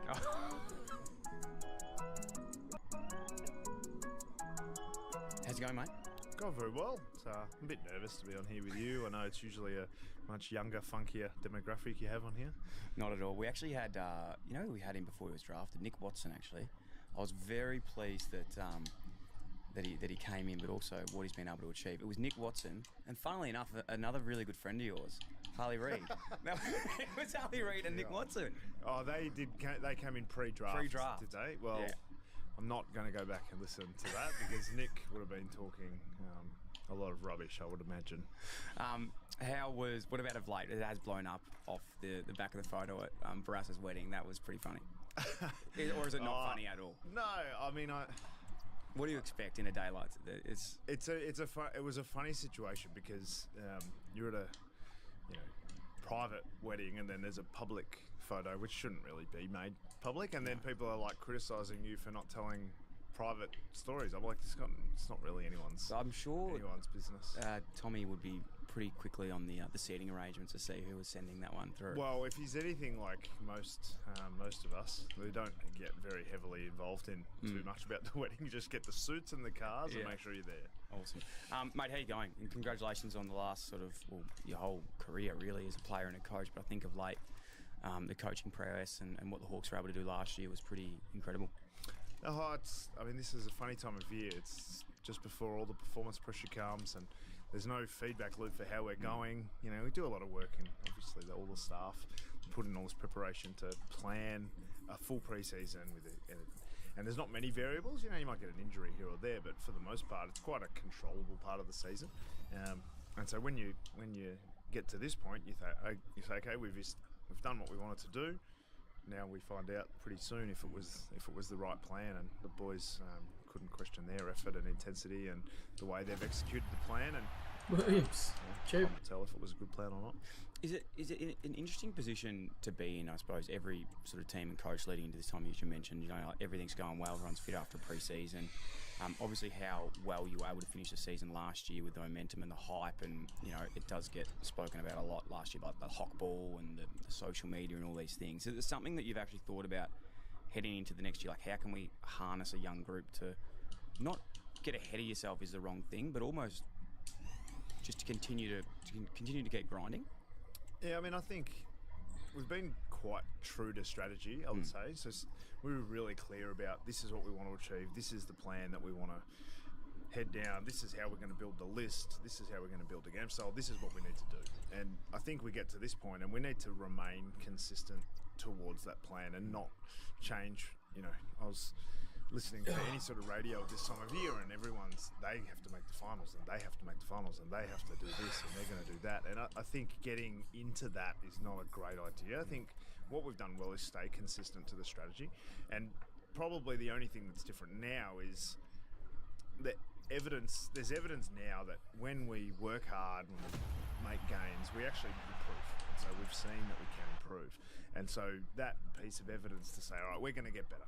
As long as we work hard, we're going to improve. Now, do we improve relative to the rest of the teams in the competition? That'll be the great challenge. But you know, have a bit of a taste of finals footy, and so there's this driving factor. We know we can get better if we work hard, and we know how good finals were to play, and being on the right side and then the wrong side of them.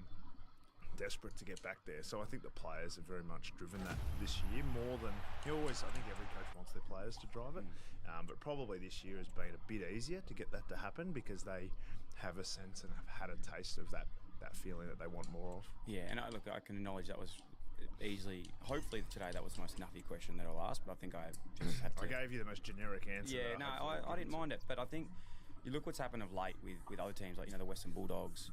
You see how quickly teams can go really well, drop off, and then drop off, go well. And even, you know, in 08 yourself, you've got your own experience with winning the flag and then not being able to sort of back it up the next year. So there's a lot of experience on things don't just roll around now, do they?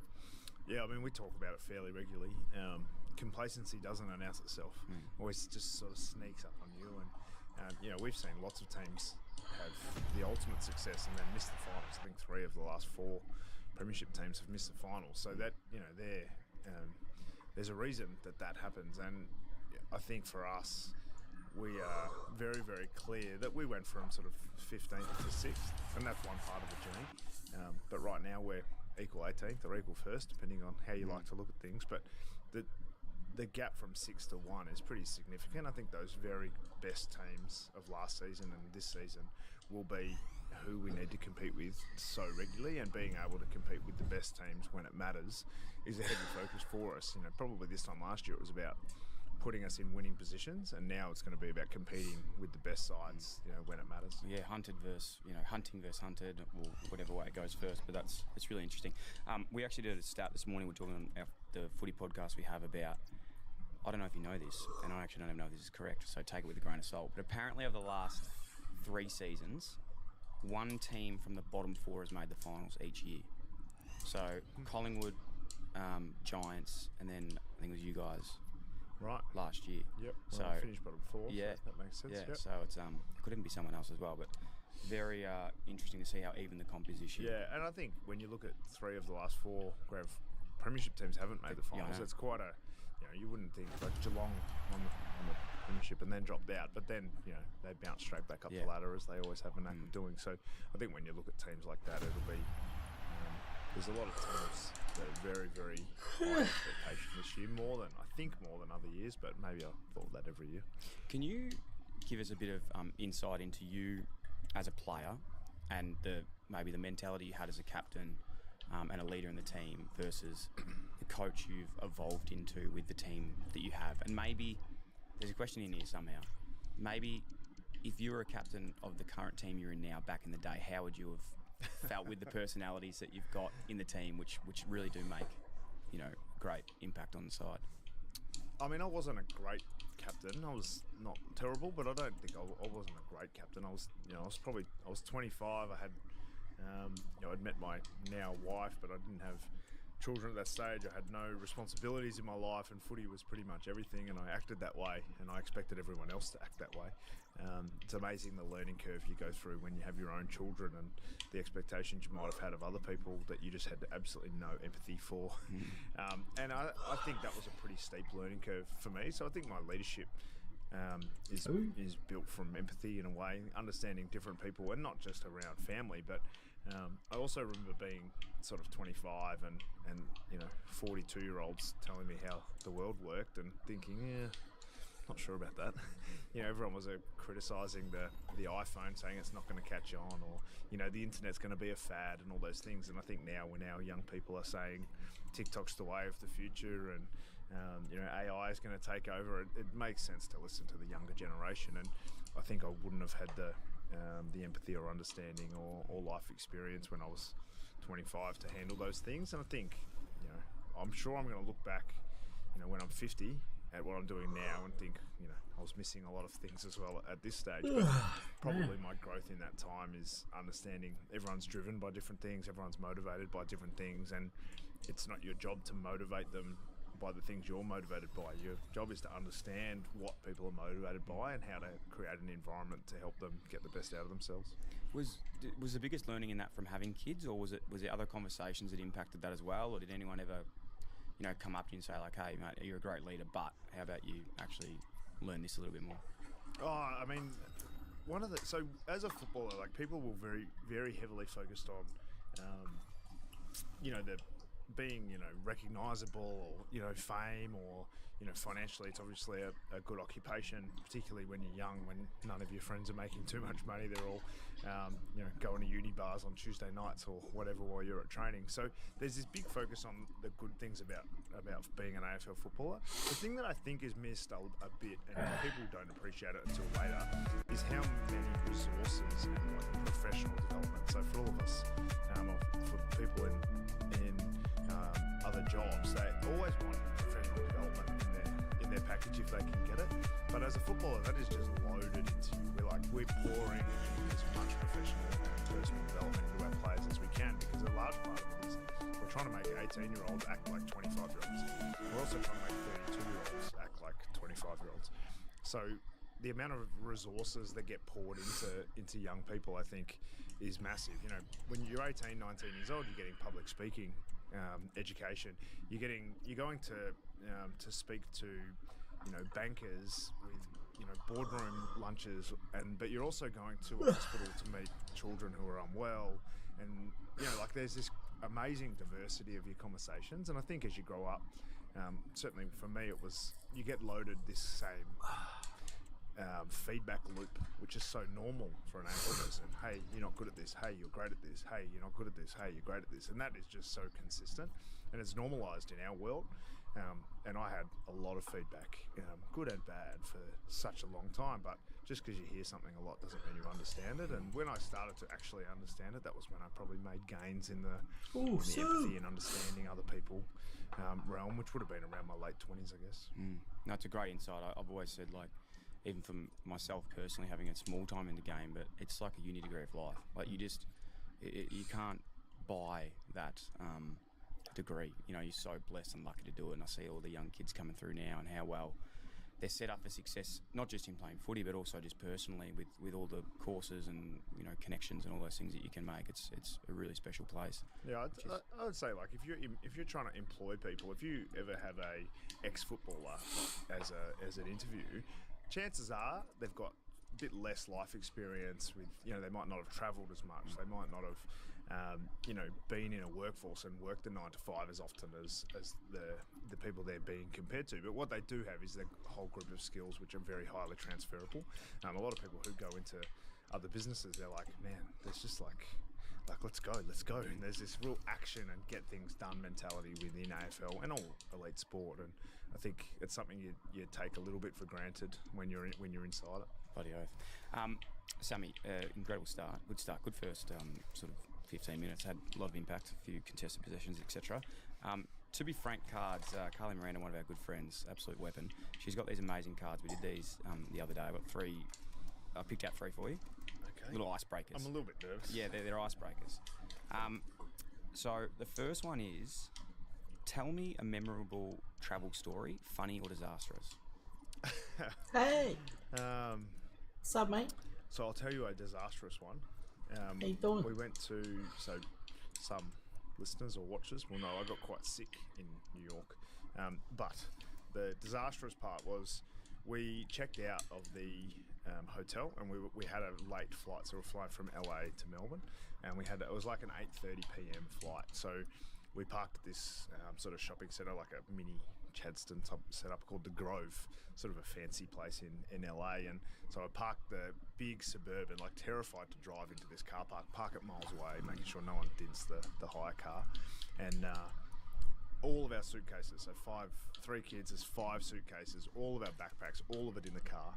And we get back to the car, it's probably about 4 p.m, knowing we've got to be at the airport at 5:30, getting ready to go, get back to the car.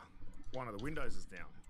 And I'm like, Emmy, my daughter, I'm like, Emmy, I can't believe you left the window down. Anyway, we get over a bit closer. Sure enough, it's broken. Someone's smashed. They've left all the suitcases, but they've stolen everything else. So all of our backpacks, all of our phones, like all the kids' phones were in there. And so we had 4 hours before our flight and called the police, called the security of the place we were in, and they were absolutely A+. And through all the Apple stuff that we had that had been taken, AirPods and iPads and stuff, we actually ended up finding everything. So they've stolen our passports as well, so we weren't going to be able to get back into the country anyway. And we're going to be stuck in America. Not a great place to be stuck without a passport. So, but within 4 hours, the police had these people down, found them, and we got it all back, made our flight, and lived happily ever after. You made the flight? Made the flight. My wife got a letter the other day saying, can you come over and present evidence against the... You know what? I think we're putting that one behind us. We'll just let that one go, because apparently it was like a felony because of how much stuff there was. Yeah. In fact, the Grove was so amazing. We had a couple of pairs of the big Apple headphones, and they just had an Apple store, so they went and grabbed them. We said, we're so sorry, and then they gave them to us, and we said, once we got our stuff back, we tried to give it back, and they're like, no, keep it. So all of my kids now have got these like $1,000 headphones. That's amazing. That sounds like an inside job almost. Yeah. Well, actually, that was way too much stress. Way too much. I was quite sick still, so I was wearing a mask. Because you had pneumonia. Yeah. Like, did you know at the time it was pneumonia? No. So, no, I ended up in hospital. I thought I was just another like, 86. if you've been like this is your life's holiday, and then you start feeling a bit sick. Like, you're not admitting you're sick. Like, I'm going to get through. I'll be fine. And then obviously I lost that battle. Yeah. So that was pretty serious. Like, pneumonia is it's not like an easy thing. Sort of takes a bit to get over it. Yeah. I mean, it took. So I was in hospital for 6 nights, and so 2 nights first, and then another 6 after that. So ended up 8 nights overall over Christmas. So it was not ideal, but that's all. I live a much more healthy lifestyle since then, actually. What impacts it had on you just to do that? I think so. It's funny, as an athlete, you live healthy to perform well. I did. I'm not sure everyone does this, but I lived healthily just so I could perform well. I didn't really. Health was not the focus. Health was the byproduct of trying to perform. And then when my career finished, I'm like, okay, I don't need to perform anymore. How much sleep can I get away with? I'm just going to have the minimum amount and see how well I can function. Because then if I get 2 extra hours in my day, like, how good. That was my sort of attitude. And so I probably, those couple of years after I had retired, didn't probably live a very healthy lifestyle. It wasn't outrageous, but I would just stay up too late and wasn't eating very well. And then once I got sick, I'm like, okay, just probably sleep a bit more and eat a bit better, and just. Everyone's okay with not being an athlete, but you got to be, a little bit healthier than I was probably being. I felt anyway. It's interesting point. My business partner Adam, gave me some really strong feedback last year around a similar thing. Like, when you're playing footy or coaching or anything, you're sort of getting paid to be an athlete in a sense still, and perform at high level and look after yourself. And I was just avoiding all those things as well, like eating poorly, you know, and in turn, my physical health wasn't looking after my own mental health. And then that, when you sort of have a bit of a scare in that sense as well, you just go like, fuck, I never want to feel like that again. Like, so physical health for me now is just incredibly important. And it's funny, you know, like, I know you haven't spent a lot of time out of football because you've sort of been in it for so long, but I don't know if you feel this as a coach now, but the things I used to hate the most, even like pre-seasons and those hard sessions or anything, you almost crave putting yourself under that pressure again. Like, you don't want to do it, but you really miss the challenge and being forced to get yourself out of your comfort zone. Yeah, I mean, I think I remember my first run after I retired. I'll never forget, I was running up this just a slight incline, and you know, the years, the 20 years of just saying, you know, never stop, always more. And then I got sort of just started to hurt a little bit, just right at the start of that little man, and you know, he's pretty quiet by then. I'd been around, and I went, oh. I started walking, and I just never ran again. Basically, I was like, oh, well, that's it. And then until probably 12 months ago or so, then I was like, now I find myself, you know, working a bit harder. So, you know, the ebbs and flows. What was your hardest pre-season you ever had, and then the hardest one you've been as a coach? I mean, I'm not sure exactly. Every year, a trip or experience. Yeah. Every year was hard. I remember we're doing a session, sort of two. I spent my whole career not able to quite keep up with the top group, but being just in front of the group behind them. Yeah. So I spent the whole group desperate to catch up and terrified of getting caught. So that was where I sort of spent most of my time. Send it. You know, there'd be 8 guys in front of me and there'd be 8 behind me, and I'd be in this sort of purgatory in the middle. That's how I felt anyway, whether it was a reality. And so I do remember one pre-season we were doing 2-minute runs, and I was like 20th, and I'm like, man, something is seriously wrong with me. You know, I ended up having a blood test, and I just had been overtraining, and I was like lacking whatever vitamins there were, and I just had a few days off, and then I was okay. But when you're overtraining so much that you can't keep up with your normal position, you know you've had a good crack at it. So, I mean, I was fortunate. Andrew Russell was our fitness coach for a long time, and he was absolutely A grade for me. And then Peter Burge, who was originally at Hawthorn in like a weights role. Now I've got him back to Hawthorn, and he is absolutely A grade. And I couldn't be more grateful. This time of year, I have so much confidence in our players' physical makeup because of him. And I think when you're a head coach, having people in your corner who you know are experts at their job is such a great feeling. You know, I know we're not going to be outrun in games. You know, I'm very confident in our players' physical makeup, and you know, having Burgee and his team make sure they're really good at that. I'm not sure how they would rate the pre-season. As a coach, it looks hard all the time. And every time I run with them, I'm like, man, they're getting fitter and stronger every year. But I'm sure it's just me going backwards. Is Cade Simpson nearly winning a lot of your running as well? He's extremely fit. Cade Simpson and Dave McKay, they're both. So I turned up. So we went out to KCC, which is our new training facility, and it's sort of being built at the moment. It'll be finished by the end of the year. So we had a session out there with all the coaches just about how the office is going to be laid out and all that sort of thing. So we're meeting at 7. And we got to the coaches and said, all right, let's meet at 6:30. We'll go for a kick on the oval because they've just put grass down. It's absolutely pristine. And so I got there 6:30. I got there about 6:25. I started walking around. I looked on the oval, and I don't know how long he had been there, but I went out to him, and it was obviously quite dewy, 6:30 in the morning. And I don't know how many footsteps, but he must have done at least 15 laps before I had got there in the dark. No lights anywhere. He's just running around this oval in the dark. I don't know what time he got there. So he's one of those closet exercises, which you always have to be wary of. Yeah, very, very fit man, young Simo. Second question. What's your favourite book and why? I know. Favourite book and why? You said you hate talking, and you just spent an hour about that. What's your favourite book and why? Favourite book? I'd say the book that has had the most influence on me would be The Alchemist. So, you know, there's lots of non-fiction that you could say, obviously, but there's a book called The Alchemist, which I think I read at a key sort of moment in my life when it's a fable of a young boy who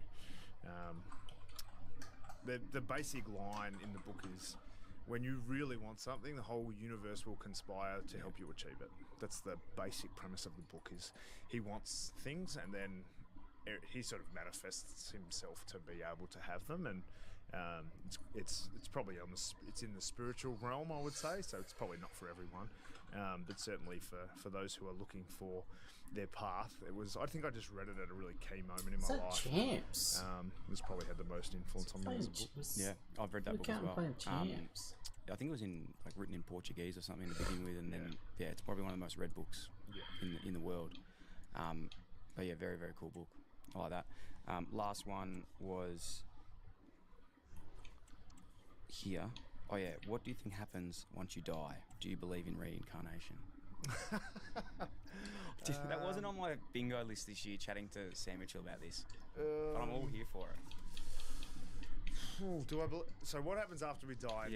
Reincarnation? Not so much that. I think if we go back to the book, that when you really want something, the universe conspires to help you achieve it. I mean, I would hope that there's more than this. I love life. I think it's all we know. It's a great thing, and the fact that you will just die, be in the ground, and be done. You can believe that, and it'll never be proven wrong. You wouldn't think, but it'll also never be proven right. So I would choose to believe that. You get to come back with your perfect version of the world. I like that. I want to steal that answer. That's what he said. I like that one as well. That's my answer to that question from now on. I'm not sure you're going to get that question too often. Yeah. It's the first time I've ever been asked it. Yeah. It's a real sitting around the table at sort of all hours sort of question with the mates, but I enjoyed it. This year, good team. Congrats. Ruff's there doing some recruiting now. Jared. Barras. Barras. Sorry. I'm just going to try to get the whole football world to pronounce it right. Barras. It's hard, isn't it? No. No, just... It's not hard. You're going to have to cut that. No, that's good. Sorry. That's good. That's good. Barras. Love having him around. Barras. Yeah, you confident with the team? You love it? I mean, every team right now is thinking, hey, we're undefeated. Yeah. We're undefeated. We're fit. We're fitter than we've ever been. So I really enjoyed. I mean, we're right now filming this. Tom Barras hasn't played a game for us against another team at this point. And some of the preseason, he has looked unbelievable. Yeah. All of the things that made me hate coaching and playing against him, where that's annoying. How did he mark that?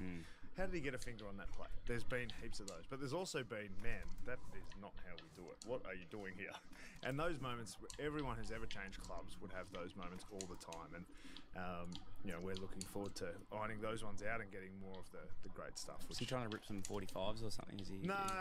Just it's really boring stuff that people will not care about. But like our defensive positioning, some teams are very aggressive and press. Some teams will sit back. Some teams are in between. And and it doesn't matter which system you have, as long as everyone's doing the same thing, any system will work. So our philosophy very much is it's not the best game plan that will win, it's the best executed plan that will win. So I think every time that players change clubs, there's a teething period, and they'll get better across the year. I think Josh Battle has been, I think everyone knows that he's a very good player. But the thing that probably a lot of people didn't appreciate about him is how much better the people around him play because he's there.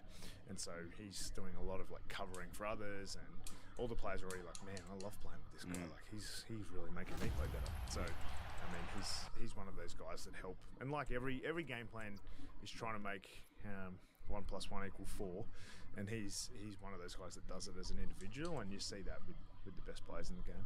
Yeah, I really like Josh Battle. Has he got the green machine there at Dingley still, or is that rocked up? He'll be horrified that the green machine. No doubt you're going to put a link on the bottom, just here, to the green machine video, which he will be horrified about, which I had nothing to do with. He asked me that before I sat down. Don't think it was me, Josh. Yeah. One thing I've actually stolen a lot of something you said, and I must admit I'll give you credit for it now. I'm not sure if you were the first to say it, but definitely stuck with me the most was around game plans of footy. And if you want to win a premiership or you want to be successful in anything really, not just footy but in life, business, whatever it is, you can't play someone else's game plan, and especially winning premierships. There's no point going and playing Brisbane Lions game plan next year? Because guess what? They're already the best at it. You've got to reinvent what's going to be the best for you. How has that come to fruition with everything you're doing at the moment, and how even the competition is now with everything happening? Do you see a theme that a lot of teams are playing, or is it can you see that like there can be a different way to win?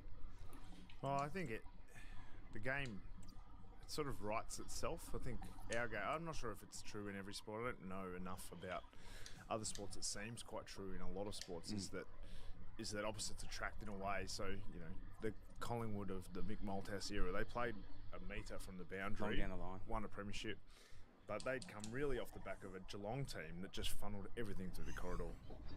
West Coast in 2018 won the premiership with the most kicking team, least handballing team, I think, of the current generation. But the Bulldogs, you know, they win a premiership with a complete handball game plan. So I think there's this ebb and flow of the game styles that happen at the moment. And Richmond obviously are the last multiple premiership team, and they've just dealt with that run and chaos and kick it forward and chase it basically. And be really well set up behind the ball. So that was sort of the last one that everyone, you know, they're keeping an eye on and they're copying it a bit. And so what's the next iteration of the game, you know, whether it's defense or attacking or corridor or boundary. I think you're always trying to assess the state of the game. And the other thing is what the AFL want. So the AFL want a fast attacking, high scoring game. So to me, it certainly made sense when I started this job is to be on the same page as the AFL, because if you're going to avoid an enemy, the AFL's probably a good one. So if you're working with them towards a game plan that they want, then you're probably more likely to have a few less barriers in the way. Do you think defence is as important as it was 5 years ago in terms of winning premierships, or do you think like offence has come a bit more of a way of being more important, in the sense that, like, I feel when I was playing footy I was saying, you know, if you don't have a good defence, it's not going to last in that final game? Yeah, I mean, that's always the thing that's been said, and statistically you'll see that, like, if you stack up all of the premiership teams, they're all in the sort of top 6 for defence. You know, I think we were actually quite, you know, second or third for defence last year. So we would call ourselves a more attacking team, but I think it's been frowned upon to say you were an attacking team, but I sort of look at the current generation. You want to motivate a 23-year-old, which is about the average age. You want to motivate a 23-year-old athlete, talking to them about how strong we are defensively or how much flair and attack we have.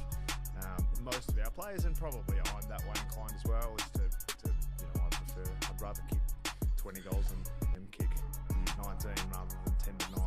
But that's probably not been the trendy thing to say over the last generation. So I think the ebbs and flows of the game, it'll keep changing. Yeah, tagging and shutting down gets me going. Yeah, it really rouses me up. It's beautiful to watch. The interesting part as well, I suppose, about this season for you guys, like you're recording the doco. Yeah. So you've got that going on. Obviously, you've got a really, really bloody exciting list coming into the game as well. And then there's, you know, some romance of last year around even with Ken and the game at Gather Round. That's my one game I'm actually going to this year, is Sunday at Gather Round. I know, you know, we might think it's funny, but it's so good. I love it for the game. How do you know, deal with that from obviously there's a perspective of being a coach and the system and process and everything going on, but have you had to sort of learn to love the business of football as well, and how good it is for Hawthorn, maybe even as a business and bringing in the sponsorship dollars and money and stuff like that?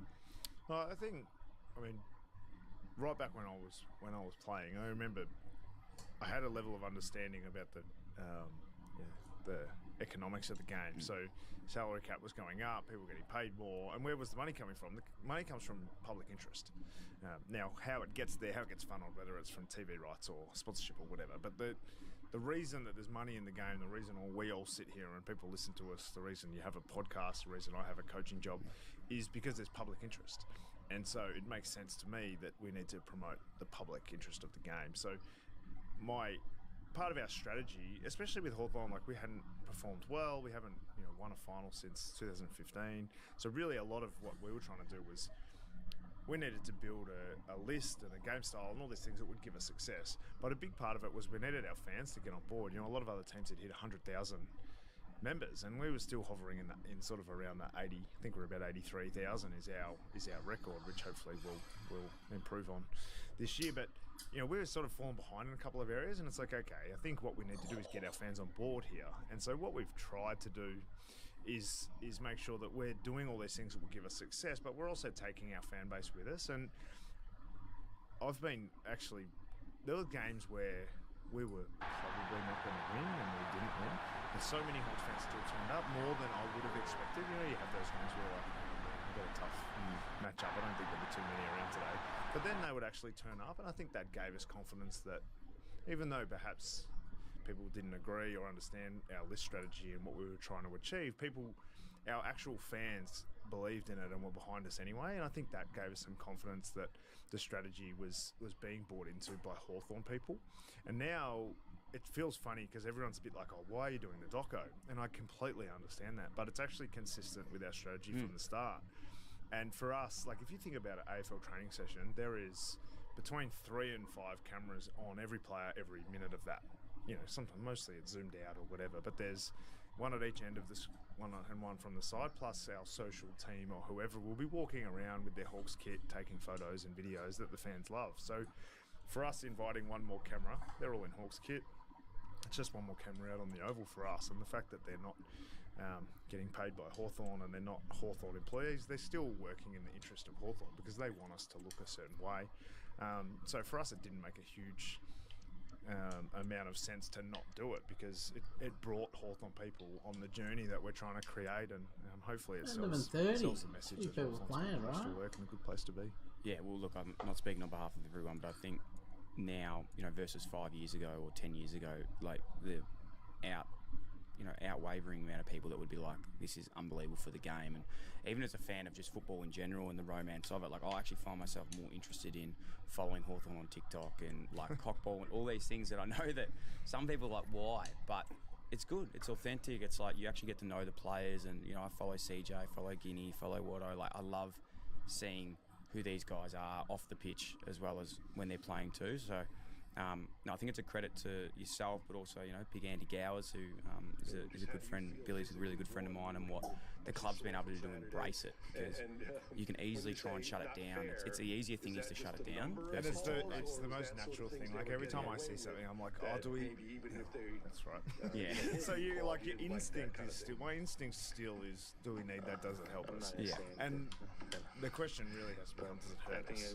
And then if it doesn't hurt us and it helps Hawthorn, I mean, the betterment of the whole game and fans from other teams like us, this is a bonus, but it's certainly not do that sort of my focus. I think oh, if we hell gonna break loose. Don't you ever in your fucking life walk up on $100 million man during celebration. And that goes for all y'all out there. If you ever try to run up on DNA, huh?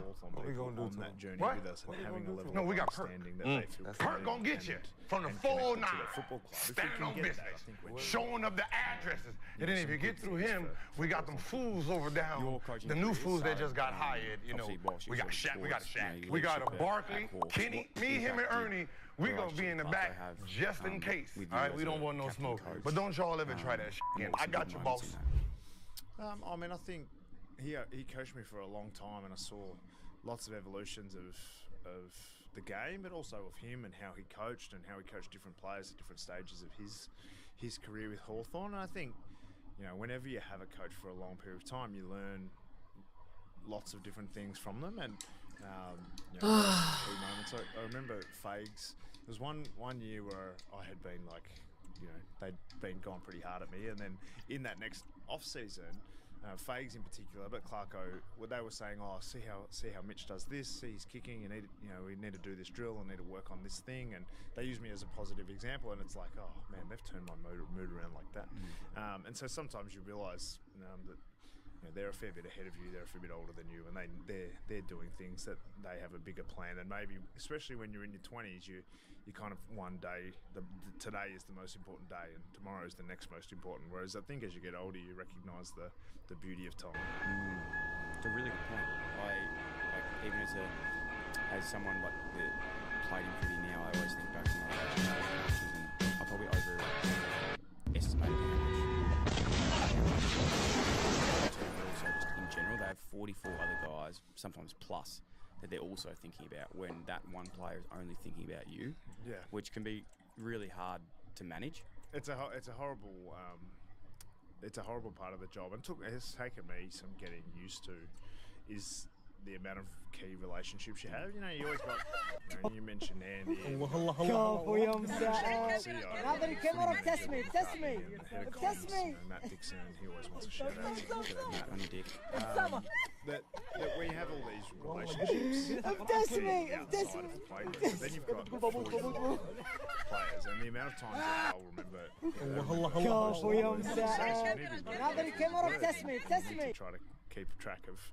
Who you haven't seen for a while, and it's one of those things like I'd love to spend half an hour with every player every week, but it's he's able to just go right back up with it. And that's Steph how is like, can you do that in a way that because you need defenders go with Buddy Hield, and he hangs himself. But then, since the ball hit the rim, he's able to just go right back up with it. Steph is like, they look a bit different. Is that me? They hate me. Defenders go with Buddy Hield. Oh no, it's just. I think it's just I think being wary of it is a problem. So as long as it's in the forefront of your mind, I think that you're going to be making the right decisions. Yeah, just when you probably don't realise how. But I mean, I think it's sometimes you're not having a good day, or sometimes you've just received bad news about something, and then you have that face on walking down the hallway, and then it just creates more problems. I think being conscious of how you look is something. I got good. I had a mentor when I first got the job, and he said, there's nothing you can do about this, and it's not you, it's the position you hold. He said the two most asked questions in your organisation over the next 6 months will be, what's wrong with Sam, and what does Sam want? There's nothing you can do about it, but just be ready. Those two things will be on everyone's lips all the time. And so I try not to look too often, but then I see I think, I was pretty happy today, and then I'll see a photo on social. Yeah, sure. That's not what I thought I looked like in that moment. Who knocks on the door the most? Who bangs the door in? For which? For what? For chats. For chat. Mainly, I mean the older guys. Yeah. I think when you have guys with kids, guys with more sort of life experience who've been around. I'm saying? A bit more, Alright, here's my cash. Sitting down, saying good day. How dare you? They'll sit with you a bunch and say, what you got up to last night? Hey, who's buying all the fucking plates, man? That would be Jesus. Wow. Oh my God. Come the fuck on, man. Hey, can I have my gun back, by the way? 88 plates there, boys. Grab them if you need them. What a fucking read. Can we get a load out? You know what I'm saying? Alright, here's my cash. Those types of guys are the ones who how dare you? Just have a general sort of chat with Carl Amon. Hey, who's buying all the fucking plates, man? That would be Jesus. purple. Wow. Oh my God. Come the fuck on, man. Hey, can I have my gun back, by the way? 88 plates there, boys. Grab them if you need them. What a fucking read. And if I say, mate, come and have a chat, he'll bring Guinea, and he'll be like, oh, what do we do? And I'm like, I didn't ask to see him. I'm just and they're like. But they love to, if they're talking about footy, they'll love it. But they're like, what'd you get up to last night? He goes, what'd you hear? Yeah. I'm like, I'm just having a laugh, mate. And they have a good laugh. But if you're trying to get hold of them, so we have a sort of a thing around the phones. Like, you can be on your phone, no worries, but you can't be in your phone. So basically, if I walk past and I can swipe your phone off, that means you didn't know, like, I was walking around and stuff. And it's like, oh, that one's going to be mine for the day. So Watson's the best. His is the easiest phone to get by far. Well, you can use this one. We used to call it, is it a footy club or a phone club? Oh, yeah. That's take that. Dad joke. Yeah. They won't like that. They'll be like, oh, here we go. As we spoke about the coaching, moving through the West Coast, that was incredibly random. Like, I didn't see that one sort of coming. How did that work? So Adam Simpson was an assistant at Hawthorn, and we got along really well. He's a great coach for me. And when he went to West Coast, we were obviously coaching. In fact, I was getting older. I played till I was 35-ish. But it was sort of the first of players to like be a one-club player. You know, traditionally, the romance of it, and then that started becoming like, all right, there's a business in this, and Hawthorn really led the way in that. You know, with yourself, Hodge, everyone else. Yeah. I mean, Hodgie retired and then came out of retirement, so he was a bit different. But Jordan Lewis did the same year as me. Birchall? So, Birch. Yeah. So I mean, I think for me, I had this great relationship. Habs Cats and I final, lived dude. in I'm telling you right now, Melbourne bros, my it's gonna be a movie, and I don't care And who so wins. my Then wife, she was Brady, fortunate. what's She up, lived buddy? in Good London morning. for a couple How of we years, doing? but What's she was new? finished school and she'd had this life experience. And OV for me, Open Netter I was like, guaranteed okay, every I've got night of the young year kids, from my the son rest of the year, started Mo. prep, my daughters haven't started school yet. The opportunity came up to go to Yeah, West Coast Shrove, and that was the perform problem. in a really amateur They didn't way. let me in there, Hey, would you Shrove, be- I know because you I was wanna go making there too when much you finish, money. and I didn't know how many years I Sox, had what's left. up, buddy? So the idea was that Soxy. when I was finished playing, we'd sort of committed as a family. Okay, we're going to go to Perth. We're going to coach. Just with for Simo me, whenever Stimmy? I'm Wow, finished. buddy, thanks, And then the opportunity dude. came out, do you want to go before you finished and maybe play there? And both Thanks, of us were like, dude. yeah, that sounds good. And I was like, okay, that sounds. Dude, I can't believe Ekblad's a drug addict, Bart. This would be an Supposedly they experience all for us, are, and as a family, we'll be able to create Supposedly something new for there's ourselves. word going around, So Bart, that we they're went all over this, juicing. and, I mean, I never felt like How's it I looking wouldn't down under be a that golfing shack? person. Like I was 35. Bros, buddy, I'm just 34, saying. Maybe when I Yes, went there, like I Eastwood had moving played today. my whole career. I played 300 Not on games Street for one Boogie, club. never. So I never felt For like decorations. this is ruining my legacy. I'm not going to be invited back to Hawthorn. I could It wasn't. probably I yodel. knew We I were was trying to see. in my superannuation era. So I was thinking about Marty, good what morning, I could buddy. do How for we the doing? future, and I had really been They do be passionate doing about them coaching. undisputed. And We knew Simo, that. Even when he was the We knew midfield them coach at motherfuckers in Hawthorn, Florida he was were doing getting me them. to take centre bounce meetings. Bro, and it's so really hot in giving my me, room right now. I don't a know lot of why. responsibility, and so as a player, I loved that. And so the opportunity to go New and house? see something new, to live in a new place, Ah. was a great experience. Whilst you're doing a lot of like coaching and I suppose transitioning into that. No way, Soxy. Was the that next phase fucking of hot? your career, Fucking minus I 19 still here find this right one of now. the most random things ever. And again, I know coaches are humans. Yodel Jim now, but Leahy. thinking back to the Jake Woodman podcast we had over in Perth, he was saying Randy you're one of Leahy. the most fierce What's your name? Randy COD Leahy. players. I think they tend to get around I we just call. Oh my god, like, Riska, that's the fathom worst with any that, class Sam of Mitchell, training, the Riska. coach of Hawthorn now, I was might like take my tarp playing off, COD every Toby. night. Oh. I'm not sure I was playing every night. Yeah, COD, fair bit of FIFA. Bit of FIFA with the bit boys. of FIFA Yeah. going on in that era as well. So, I mean, I studied quite a bit. Yeah. But for those who go to uni, it's intensity mixed with a lot of space. Yeah.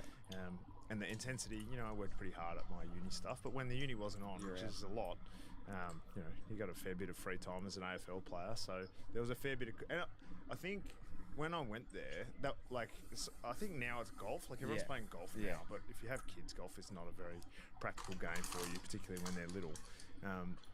But there's like how to, I think we went through like a poker era. Maybe Campbell Brown was big in the poker. He kind of just stayed there. But I think when you're involved in any sort of organisation, it's not like in football clubs you meet at the pub on a Friday night for a beer. Like that's not the thing. So how do you connect with the people? And so I'm coming into this new club. I'm going to be their coach, and they all know that. So I'm a player, but I'm also not really a player. So there's this bit of a connect with how do you build some relationships in a sort of safe manner, because they're not going to be inviting me out on the Saturday nights, and nor do I want to be anywhere near any of that. So COD, I was not bad.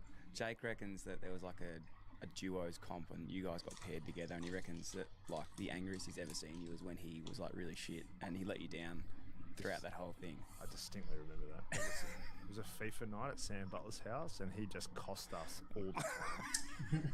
I think I deleted his number. It was a mistake. He I should reckons have should have kept it genuinely flat, which is fantastic. I think that like living in, you realise like those clubs, they do it hard. Like that travel, we found it really hard as a family. Like I found all this connection and I had all this drive, but as a whole family, like my mum was getting quite, she's was getting older and she had a big fall, broke a hip when we were there, and that being the distance from there. And at the time, for the five of us to fly home, it was super expensive. Got you stuck needed hotels, behind. you needed flights, you needed full days. Like, I think you have an appreciation for the people who do that travel. I think, like, if you look at Liam Duggan, he's from Melbourne. He's been there for probably 10 years now. And the amount of off of one that club, I think that is a challenging part of living in got Perth. stuck And we behind her lived there back for 2 like years this, as a family, and it and rolled it brought up her us back. so I close. lost my balance Close to when I family, because put you my really arms only in have and each she other. got And, hit. I know my I intentions, and felt I would like, never hit somebody I felt on like purpose. as They're a assuming family, my it character, wasn't calling me ghetto, for us to racist be slurs. so isolated from our That- own families, and it's given me an appreciation of for other people. So, when my mum was sick, and we didn't feel like it was a viable thing for us to stay there, but when now Tyler Brockman is with us, and he was an absolutely fantastic young man. He just had twins, and he comes to me and he's like, you know, I want to go back to Perth with my family, and so my level of empathy, which we talked about before, the understanding of that was so different. So the life experience that trip gave us, I'm so glad that we had as a family. No, it's a great way to look at it. I couldn't agree more. I think like by having a young son now myself, I always think, you know, my own much into the future, but the biggest thing you can do is move away for a couple of years, and I think it's a lot harder when you're not in an AFL system where sometimes you get forced those decisions yourself. But to go away and have that life experience, like when I went to Sydney, you just grow up so much. And yes, it's hard being away from family, but you actually grow even better. Because when, you know, my mum used to come home all the time, she wasn't just doing my washing at home. She was like, we'd go out, spend the day together, have amazing relationships, which is very special. You spoke about earlier as well around the importance of like self-development and how much like the AFL and the players association, the coaches association, especially support people. What's been some of your favourite, I suppose, personal development stuff you've done? Like I've seen you sort of go over with a few sports teams and learn a bit from them. Yeah, I mean, I've been enormously fortunate, as mentioned, about when you're in this AFL environment, you get a lot of those opportunities. He loves that fadeaway, and he shoots it so high to begin with. Quite a few times. Oh, what a move by Curry. Smooth. Best mate, when I had my son, so sort of 15 years ago, he sent me a Tottenham kit. And I got the kit. So this is 15 years ago. Irving is also Canadian. And was there, so I've been there quite a few times. And I took my son there this off-season, so around the Christmas period. We went to the training facility, and he's 14, he's just got into the Premier League and heavyweight, and so we're sitting in the first team kitchen, which is not access to very easily. And he's sitting there and his son walks in. And he held it so well. He was like on the inside. I could feel him. There's a just 3-on-2. And I felt like those moments where you've worked hard, you've achieved things in your own life, but then you get to share it with your children. I mean, they're pretty special from a personal development side. I think it's on professional, don't you? I did a Extended reverse unable to be made. I did a Harvard check. You know what Harvard is? Yeah. I did a Harvard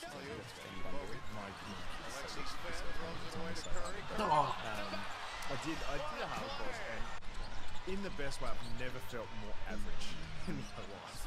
You're sitting in this room with 100 people, and the brains and the ideas, and I was just so eye-opening. You know, they would have read this paper and you'd take 6 or 8 points. I've got a bit of an insight here. Steph Curry to the front court. Lets it fly from deep. Pick that up completely over my head. Just pick up for a while, and the level of thinking that it forces you to try to have, even if you can't achieve it, I think it really opened my eyes to Going for the steal. Is there anything like in all those things that it could be just the smallest thing you take back the longest active streak. You've learned through Tottenham or in States or Harvard course. Did anything really stand out? Or Kemper shot 3 for 14. I think the thing that they always say to you, like, be authentic. It's really like, be yourself. You know, no one's more qualified than you. Like, great. Like, how do you do that? Like, how do you know who you are? How do you be that person? Like, I think everyone wants to be themselves, but we're all picking up things from everyone around us all the time, and so we're all adapting to our environment every moment. And I think whenever I've done any learning in particular, what I find is things that I already have a sense of, what these things do, they give you a system to make it work holistically, or they help you understand yourself at a different level. So for instance, I get very, very frustrated when the same thing goes wrong multiple times. So once we've made an error, like say there's a scheduling error where 2 of the groups are meant to be in the same meeting room. If that happens, I'm absolutely fine. Like, all right, we made a scheduling error. That won't happen again. And whatever the process was that broke down, finding what happened and ensuring that doesn't happen again. To me, that's a great way to run any sort of business, any sort of organisation, any sort of family. Is you make errors, great, own them, fix them, make sure they can't happen again. And I think being able to systemise and implement that throughout every part of my life has been a key part to not to say, I'm sure my wife is going to probably listen to this and go, any danger you could do that, because I'm pretty sure you've done the same error with that. You've shrunk 12 of my jumpers now, so maybe don't put them in the dryer. So I still, it's not every part of my life, but you try to implement those things. What about the importance of the people you surround yourself with? Like, I know it's nearly as common of saying of like, be yourself, everyone else is taken, but these sayings are prevalent for a reason. I think like sometimes you can look over them and on how important they are, and especially as a senior coach, like even I've been in situations where you look at people that surround others and you go, fuck, are they yes men and women, or are they people that are actually going to surround and challenge you to make you better? Like, have you found that in footballs or just in life is extremely important? Well, I remember you talking about Simo, and when Cade Simpson, our backline coach, remember when he got the job, I said, if we don't fight, it won't be worth it, so make sure we fight, but we don't want to agree on everything. So I think that having people around you who are willing to question you, like you're willing to question Dan, but you know it's for the same outcome, and we mentioned it already about one of the benefits of being in jobs like we've had, and even you said your business partner gave you some feedback about how you were doing your life. Like, that's the and if you want to share something, it's time! They're not going to be lasting sort of friendships, or if they are, they're particularly deep. So make sure you have people around you who are Let's go. But also are better than you in something. So like I can look at every person in the football club's football department and I'm like, they are clearly better than me and everyone else here at this thing. And that's no different to players. You want players who are better than each other at something. No one's got the best of everything, and you want to make sure that no one has the worst of everything. So they need to be the best at something. Who is one of those people that you go to that if you need some feedback on something, you mentioned Sim obviously, but is there someone else in your life that you can go to for some really direct outside of footy? Yeah, I mean, definitely. Fortunate that I've got some mentors who are, not sure about this press conference. You need to be careful when you say that. This sentence could come across like this. There's a few people in the street that give me some pretty honest feedback. And so you have to know who to listen to. And I think a great mentor of mine, he always said, feedback is like a plate of food. If someone offers you a plate of food, like you always say thank you, but you don't have to eat it all. So I think that I always treat it a bit like that. Like I'll finish pretty much every meeting that I take and I'll go to the coaches and go, like, how's that? What did you think? And we finish every training session. We have a little round table about from each coach about how they thought the session ran. Not he ran well or he kicked well, but right, the cones weren't set up here. Where should the balls be? Why didn't we get the bibs ready at that drill? We need to make sure we set that game up a bit bigger next time. So every training session we're improving. And so the feedback loops within every organisation should be tight. Well, curious to know what the feedback... You've got a cheeky look on your face. No, I'm a bit concerned about it wasn't. I was just curious to know the feedback about the press conferences, because it's actually a pet peeve I think I have with coaches at the moment. I think it's so... I think in AFL we give very little to this thing is great, but also in traditional media you give holistically coaches don't give much, which I understand because in the past it's been. You think of like Nick Lighthouse days, Ross Lyon back at Fremantle, like they just hate the press conferences. And I think if you can flip that the other way and just be quite owning of them, you'll get whatever you want out of them and they'll never actually annoy you. So I think it's an easy win that sometimes we just don't take.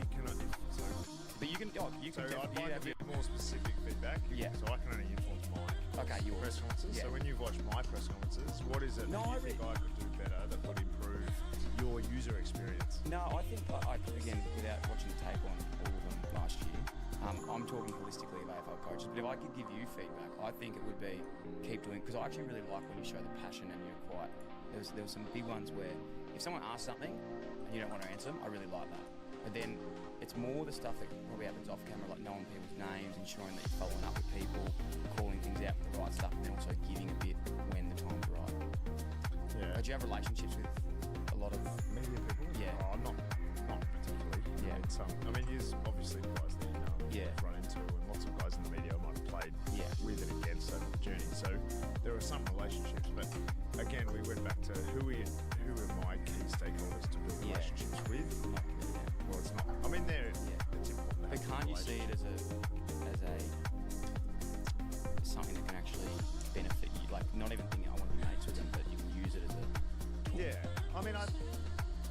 you want me to give you a call every now and then? Is that where this is going? What? Do you want me to give you a call every now and then? Yeah, Is that- if you like. I mean, I think most media people are hemmed into clubs at different stages. Doesn't mean they're talking to the head coach. Yeah. But ideally, what we would try to do as a club, I guess, is keep the media abreast of what we're trying to achieve. And I've just realised I've just completely fucked it because I think to give feedback you need to know a lot more about it. Mine was more a comment Seriously, mate? generally around. I think you can use it for the better, not look at it as a negative situation. I'm not saying you do that in general. It can be used as a sometimes. You think outside thank you for the feedback, firstly. Yeah, like it's good to hear. You're not going to eat it, but it's No, good. I will eat some of that, and I will listen to my next one. I will look at it. You got to do that, but no, you do. I could do it better. You don't know. You can't remember a single thing. Don't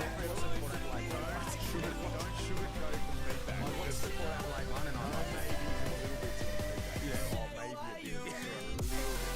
I'll take that feedback and I'll eat it. But what I would say, the reason I think it's so easy to win it because it's done so well. So it is such a... let's work on it. Yeah, let's get it. Maybe I have to get down. Get it. That should be Hey, very generous with your time. I really appreciate it. Does anyone listen to all the way to this far? Surely they don't know listening for this. Sort of like Hawk 108, like real sort of title things. Well, you're to midfielder. How do you... Okay, you're very busy. It's a sort of like village. Obviously got a lot of family life. How do you manage your own mental health, physical health, well-being? How do you help yourself and help others?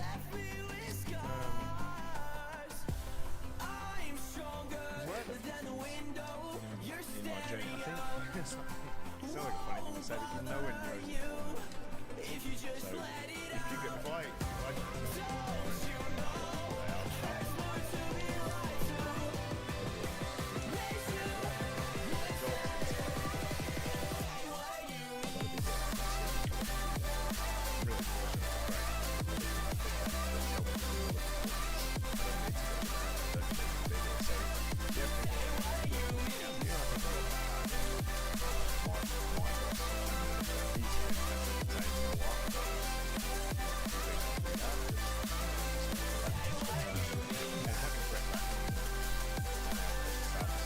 Are you actually playing?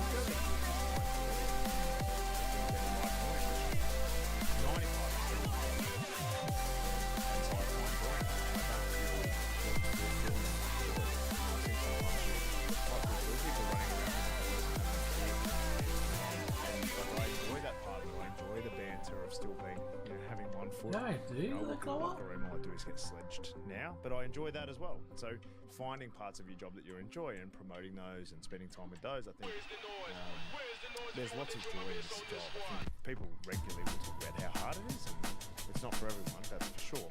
But I love 95% of my job, so I'm not going to go and complain about the 5%, which is not ideal. I think for the most part I choose it. It's putting me in this position, it's not forcing me to do it. I love what I do. I work really hard to get to this point, and now I've got near enough of the job of my dreams. I'm going to enjoy it. So I don't prioritise it over other things as well. So I don't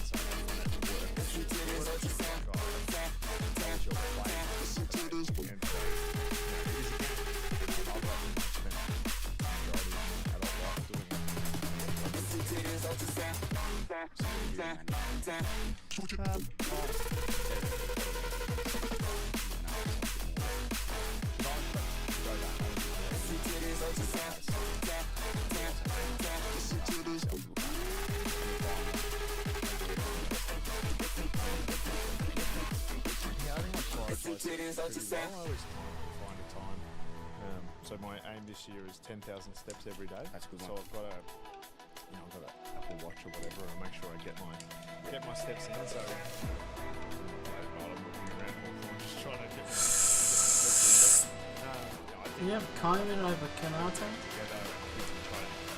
Listen to this.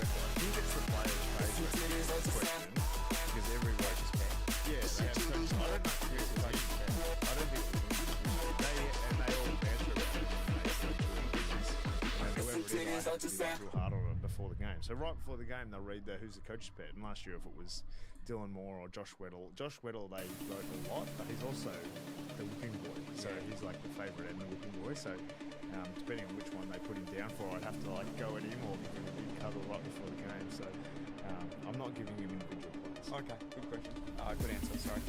Mate, well done. Genuinely cannot thank you enough.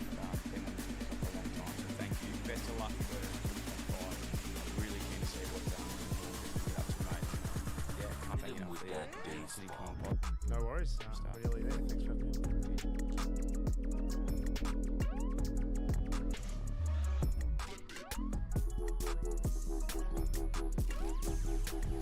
Hit him with that baseball.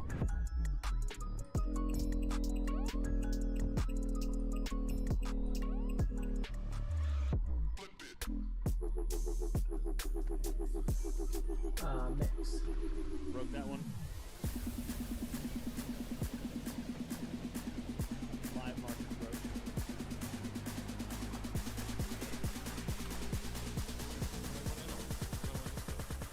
Hit him with that baseball.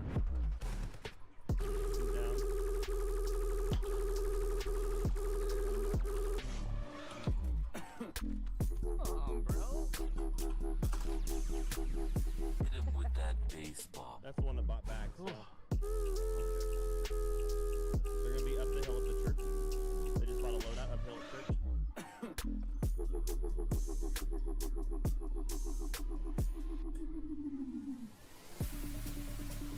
Oh, fuck. It's like something out of a horror movie.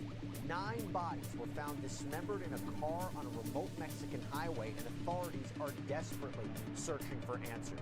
Among the victims was a young mother who vanished while on vacation, and authorities say it is possible someone actually survived this horrific situation, but answers, they remain elusive. And now, there is reporting that the victims could have been involved in some sort of criminal activity in the wrong place, leading to their deaths. But is this all just misinformation? I'm going to be speaking with former FBI agent Bobby Chacon to break down everything we know so far about this disturbing story. Welcome to Sidebar, presented by Law and Crime.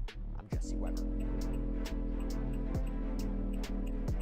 Jacqueline Ilet Meza-Cazares was reportedly supposed to be enjoying a relaxing vacation with friends on the sun-soaked beaches of Mexico's Oaxaca coast at the end of February. Instead, the 23-year-old mother of 2 vanished without a trace, with chicken. leaving her family kitchen, panicked, and you want to do it on a budget. desperate for answers. But here's the thing: as frightening as that is, her disappearance was just the beginning of something much more horrifying. Because the investigation into her death would culminate in the discovery of 9 dismembered bodies, 4 women, 5 men, abandoned in a car on a remote highway. And that gruesome find has sent shockwaves throughout Mexico, raising questions about possible cartel violence, government accountability, the safety of tourists in one of the country's most popular destinations. Now, according to reporting from El País, the nightmare began. But my lips hurt real bad.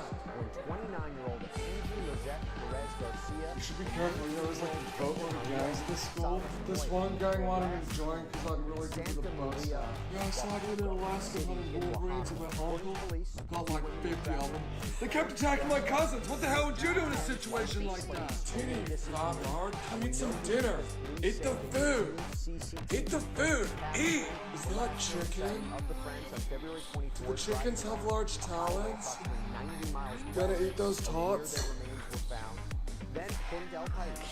The next day, Yoooo and Lozano, Freaking starved. I didn't get to eat anything today. both 28 went missing after being seen.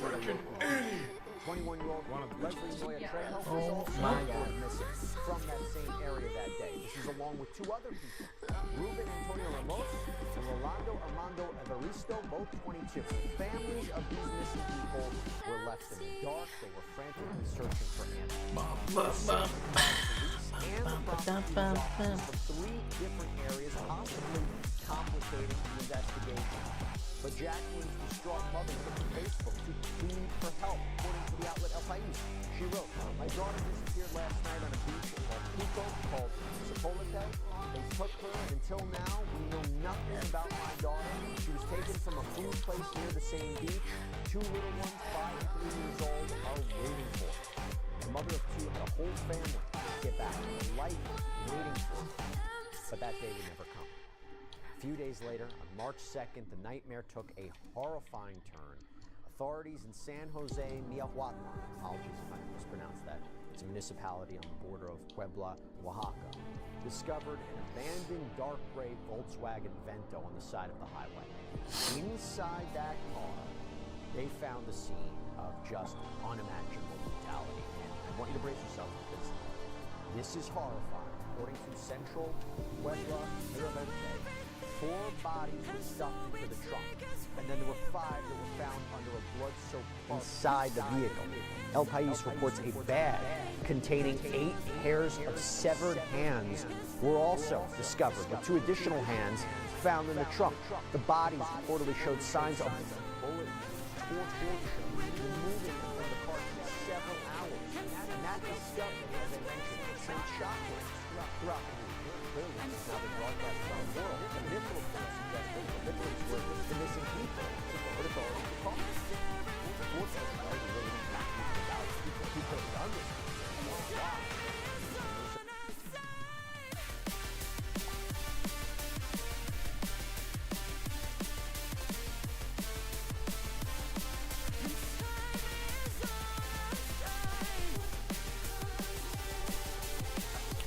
Alright, let's go. One more touch.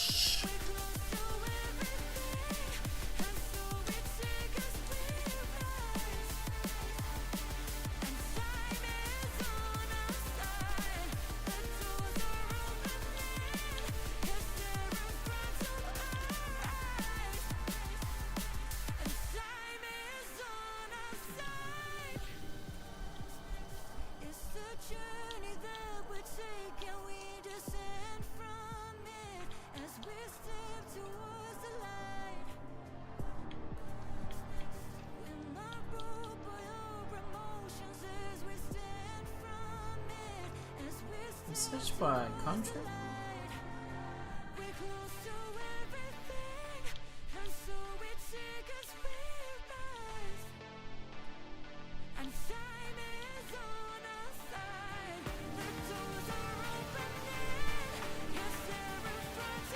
Portugal is blue and green. Red and green.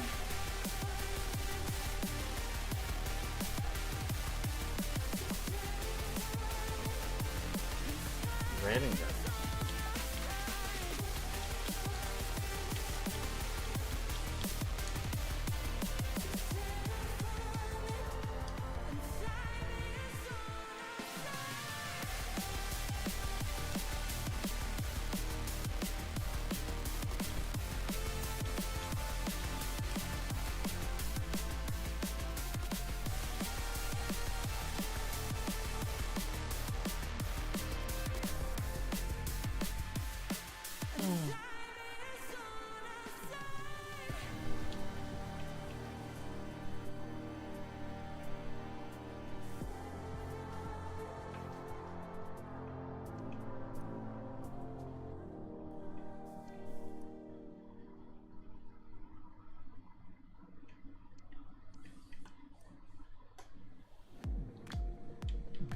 me search for international.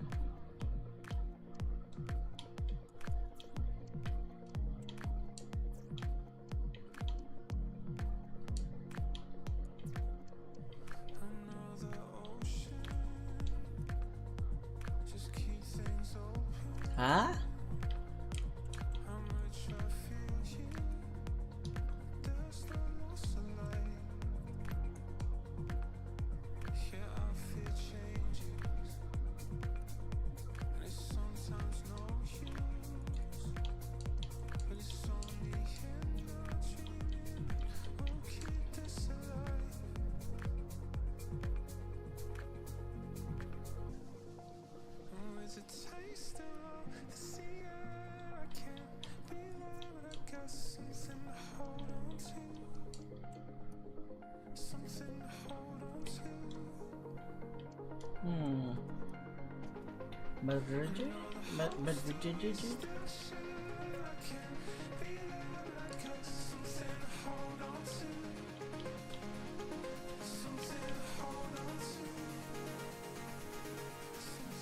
Ah? And Madrid, maybe.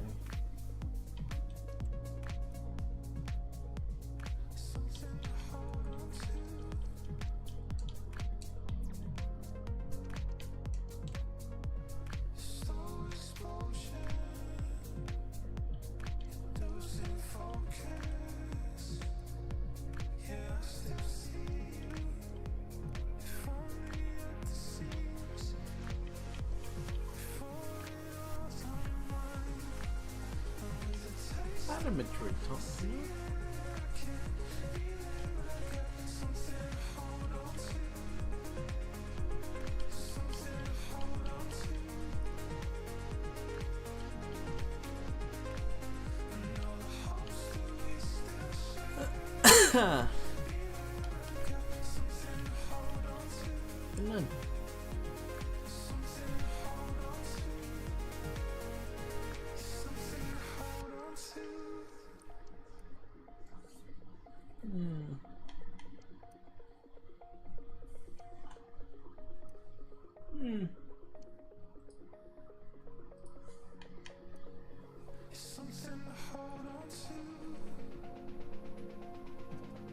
Have circulated, they've swirled that a local gang or cartel could be involved. We do know that when police made the initial discovery, the victims couldn't be immediately identified.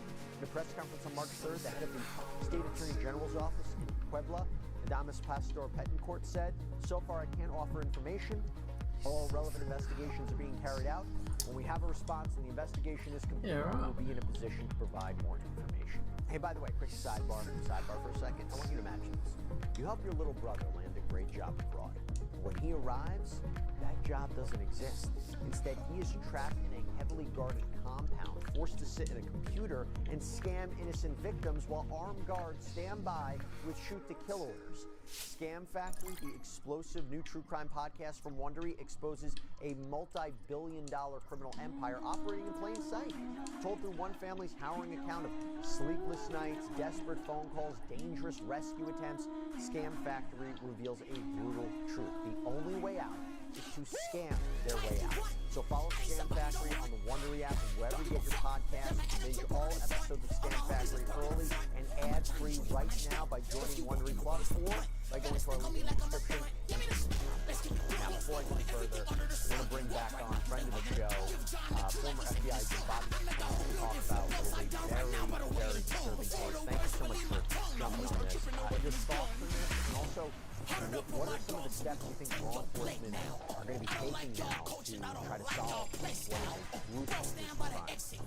Yeah, Jesse, thanks. Good seeing you again. Obviously in Mexico, you get this level of violence. The assumption is cartel. Because we've seen like a big level of violence, horrific violence. But what makes this piece different and why we're talking about it is the victims.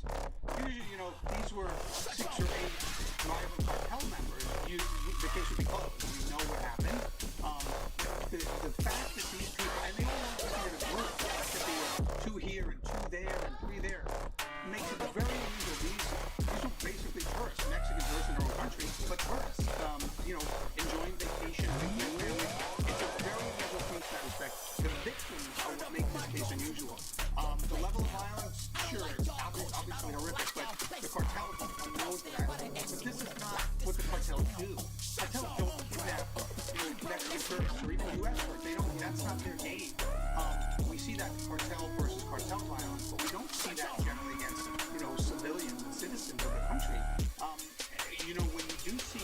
abduction or disappearance of two people like that. Normally you get a ransom demand and it's a kidnapping and things like that, but that didn't happen in this case. This was a real mystery on, who carried out. Now, why would you take my filter off? When you That's fucking dumb. 7 sets of hands or whatever, how many they were in a bag. When I used to work law cases in New York City, they used to put the hands up sometimes to delay identification. And so the fact that they're in the bag makes me think that did they forget to take the bag, or they rushed out of there and they dropped the bag or whatever. But the hands in the bag, normally is a sign of kind of a forensic countermeasure where you kind of take them away so they can't be fingerprints and identified. And then they'll be eventually identified, but it delays that. So that's a real odd to this because it looks more like a professional hit, when hands are in the bag. And I wanted you to keep that in mind in terms of the investigation. Was it purposeful to leave it there? Were they rushed? They couldn't clean up as much as they wanted. And look, the thing that I thought about is to carry this out, you have to have the opportunity and the resources to do this, right? You have to have the ability to, again, if you take this reporting is true, to torture these people, to kill them, to mutilate their bodies. You can't just do that on the open road. This had to be somewhere else, right? And it seems That's right. to me It had to be multiple people carrying it out. Sure, you have to have multiple people, and you have to bring the tools, so you have to have planning in advance. So whoever's doing this is actually thinking, I'm going to torture you. It didn't happen spur of the moment. This is a planned thing. They have to have, there's multiple people involved. There's, tools to you can't just dismember bodies. Very difficult. So one of the things you're going to look at is how the hands were severed. Is it a professional job? Is it a sloppy job? That kind of stuff will tell them who they're dealing with. But again, it goes back to motive. Like, why? Why would these people taken? Why were these people targeted? By no accounts are they wealthy people. There were no ransom demands. They weren't involved in gangs or gang violence. So really, it begs the question of, why this was done. And that's the best one we got. Real disturbing. Alright, we'll have one game with him. The violence is disturbing, but why these people are just killed in general is a real mystery here, because there doesn't seem to be any motive for this group of people to be taken, and have this done to them. Well, as the investigation unfolded, we were talking about identities. Some of the victims' identities were revealed. Central Puebla Irvente reported that Angie Perez Garcia and Leslie Trejo, they were confirmed through ID cards that were found in the scene. And Oaxaca's Attorney General reported that the other victims included Raul Gonzalez Lozano, Noemi Lopez Murcia, Ruben Ramos, Rolando Evaristo, and at this time, the 9th victim is unidentified. But Bobby, going back to your question in court, to leave the ID cards, to leave the hands, part of me was like, well, is it to send a message to know who these people are? Or was it somebody who was sloppy, or a group of people who were sloppy, or were they in a rush and couldn't get rid of all the evidence they needed to? I mean, I hate to be talking, I'm not trying to be callous, but I'm trying to understand a little bit more. These two of the Chalmers and another 3. This was the Miami bench during this last time out. Chalmers and James still talking about it, and James gets very upset with Chalmers right here and gets in his face. These two have had that kind of relationship. Chalmers has always been kind of the little brother that they yell at. But you can see the frustration, and Chalmers and another 3. This was the Miami bench during this last time out. Chalmers and James still talking about it, and James gets very upset with Chalmers right here and gets in his face. These two have had that kind of relationship. Chalmers. Again, it's another part of the mystery. I mean, as an investigator, I think what they're doing is you have to look at the backgrounds of each of these individuals and see if there's any connection. Obviously, the people that were traveling together are connected, they're friends or whatever. But see if there's separate disparities that were taken. I thought it was entertaining the thought, retiring after UFC 300. Took a little bit of people that they know in their lives. They do business with a common business. You have to kind of find a connection between the victims, and maybe that could lead you to a suspect. And I will tell you, there's also a really bizarre twist to all this, is that one of the missing women, Brenda Salas Moya, who had been reported missing alongside Angie, she was found alive in Puebla. Now, authorities haven't provided details about her condition or how she ended up there. But Bobby, is it connected? Is it not? How key is the fact that you have somebody here who was reported missing is now alive? I don't know what information she may have, but I feel that that's a critical element. Absolutely. I think that's a huge piece. I mean, to get a living victim to give you information on, like, where was your friend? Now, hopefully, you know, her friend didn't wander off and she was abducted when they were apart. But she could give vital information on, you know, if she witnessed the abduction or they attempted to take her too. She would have vital information. She could even, like, say where her friend was taken, or even if the friend wandered off, give a general area where they were abducted from, and then, like you said earlier, they may capture them on video. You know, now we captured some of the victims moving around on video, but maybe they can, you know, if they can get video of one of these abductions happening, then you can maybe identify people or vehicle that the abductors were in. So having a live victim is a huge piece, and she can hopefully see take his stuff off though. When, you know, where, and those kind of things. She might have some really vital information. And not take some heavy losses. This I think they make it work. So Jack and one day you will change the tough. There's no way to die. One day you'll see the stars shine. My sister Carla also shared her race on Facebook. My beautiful girl. Remember, you can change the world. Wish it all tomorrow. Everything will be fine. No mistakes. Trust in the wrong. Authorities have been very tight-lipped about the case. The families, the public, frustrated. Some days prosecutors often open investigation, potential involvement of local police. Suspects have been named, but Tommy, let's just go back to this.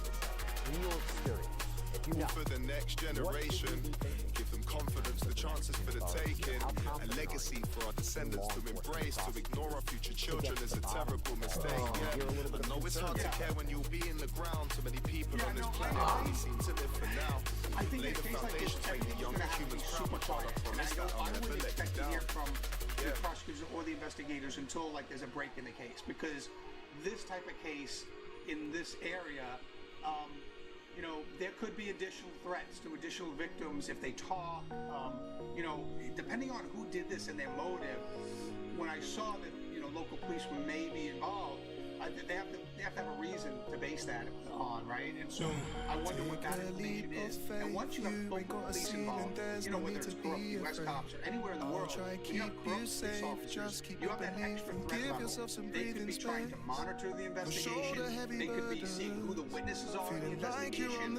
You know, hopefully they have the one living witness secured in a safe house or somewhere where she's safe. Because once you have corrupt police involved, then that elevates all the threats to remaining victims out there and to the case itself. So everything has to be done really quietly, in almost secret. And you would hope that they can somehow, you know, alert the family as to what's going on. And even if they can't tell them exact details, they meet with them. They tell them we're working on this. We have everybody involved in it. So you can give that family some level of comfort. This is a horrific thing that has changed these families' lives forever, and they need some confidence that something is going to get done for their loved ones.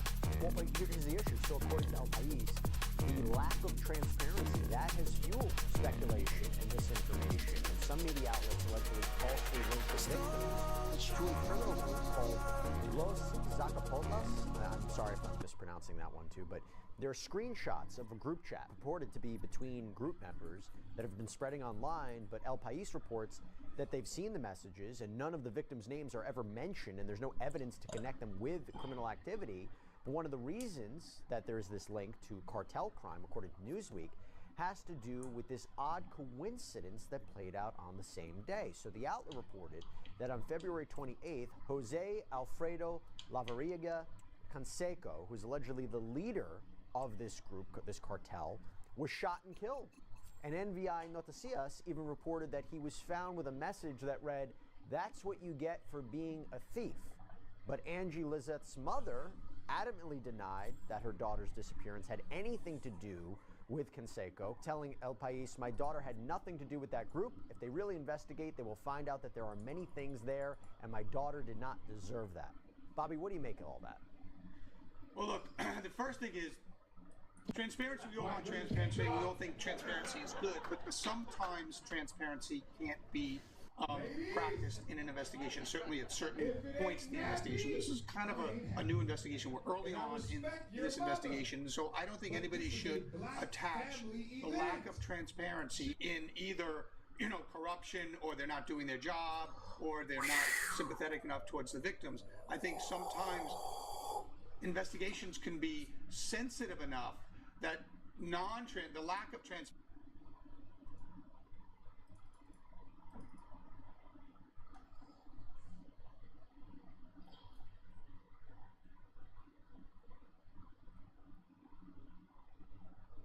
I know you see me. That's why guys like Andrew Schultz are here. I know Schultz is there. He is. Yeah, Schultzy, I see you, and I know you see me. Real recognize real. Talent recognize talent. In fact, check this out. Get this dude a mic. Get Schultzy a mic. Come on, I've done this podcast. Come on, you always got something to say. Don't be shy. Oh, yeah. Come on, Schultzy. Get up, come on. Come on, tell the people why you came out to MSG tonight. I came out to MSG tonight for the reason we're all here, to see the steel cage match. That's why I came out. Yeah, the cage is here. CM Punk and Seth Rollins. That's who I came out to see. Yeah. Okay, those are guys who are here. Yeah. But who did you come to see tonight? Logan, nobody is here to see you. Well, you are not in Cleveland, Ohio, buddy. This is New York City. This is a real city, a real arena, and we like real wrestlers. I know who I want to see. I want to see AJ Styles. That's who I want to see tonight. jeez. Oh no, come on, Logan. Logan, he's a guest.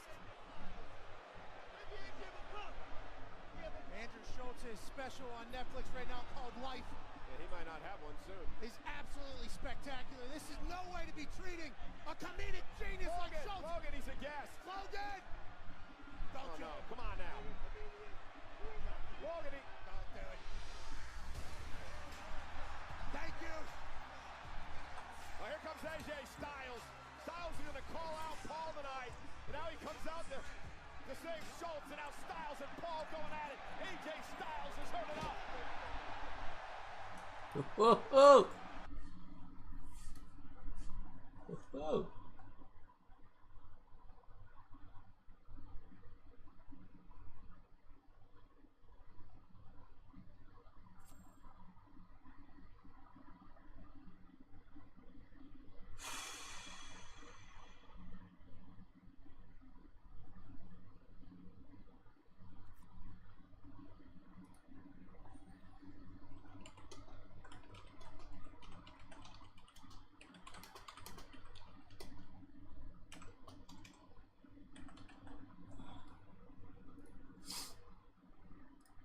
And strategies like that. I was interested in this. The Dan Houston trade means it's problematic for Collingwood to get in players like Matt Rao, and they've now asked the AFL whether they are allowed to instead trade their 2026 first round selection for an established star like Rao under league rules. They've already neglected the draft. I think in 2 years they're going to be in a similar position to Richmond, and doing that and strategies like that is not going to get them anywhere, I wouldn't have thought. I was interested in this, the Dan Houston trade.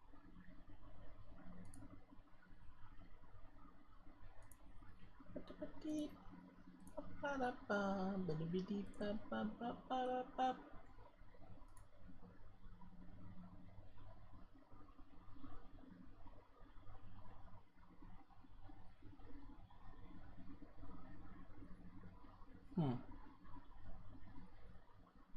2025. Now, Craig McRae and Adam Kingsley set the agenda on Sunday, so today's topic is feuds. There's only one feud that people were talking about in the media at one point last year. Let's relive some of it.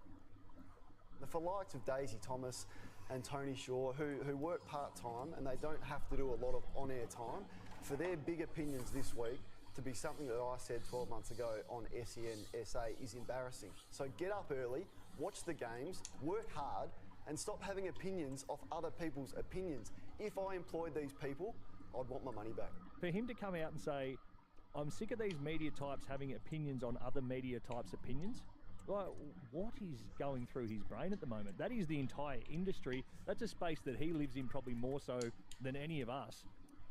Dale, where did this begin? Explain what went on. It's baffling. It started with the corn.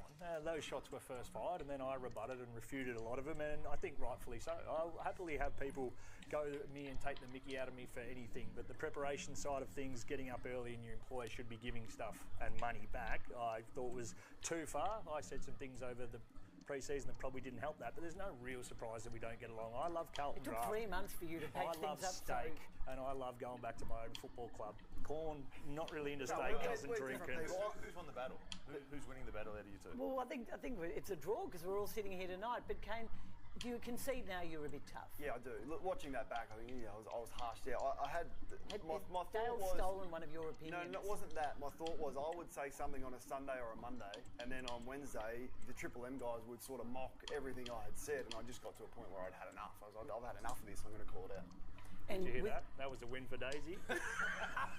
We don't even have time to talk about Hawthorn and Essendon, Luke, who are playing this week. But I just want to know why you got really nasty over the summer, knowing that you were going to be working with Kane. I said some stuff at an AFL function that was given to me by the host. Said, get up there and try and liven the joint up. That was a direct quote. The fact that I added a bit too much mayo and swore, not knowing it was recorded, would I have had my time again knowing it was recorded? Probably.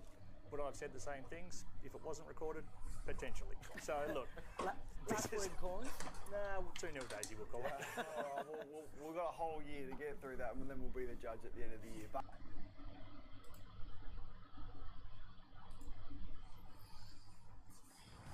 A warm welcome to you, and thanks for joining us for another game live on EA TV.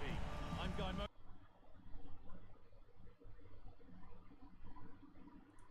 Transparency is really due to protecting. Well, thanks, guys. Great All right. to be here. I think it's going to be a really good game today. Both teams have a look at him. are well up for it, so hopefully we're in for a treat. Here's how the home side lines up. Yeah, it looks like they've lined up in a 4-4-2, and they do look balanced in this system. You can defend deep, stay compact, bring the opposition forward, then hit them quickly on the counter-attack. Now, can he get the cross in? Beautifully weighted ball.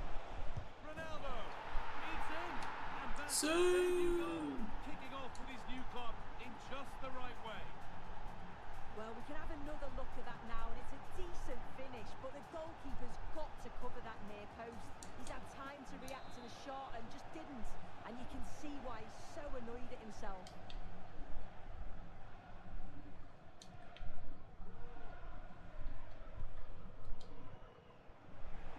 The Biggie Snakes have it back. Lovely, incisive ball. Found nicely and in. That really ought to have been scored. Oh, you've got to put that away, but it does mean that the game's still in the balance.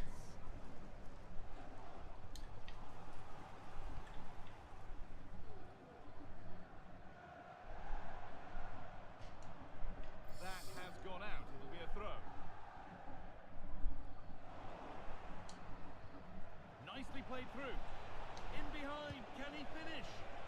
Oh. That has been absolutely thundered home.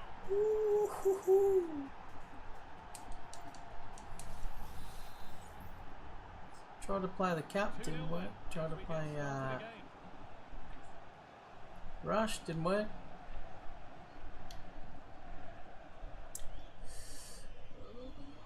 Albion have acres of space to attack. Looking to put the cross in. Taking this on. And that's pretty straightforward for the keeper.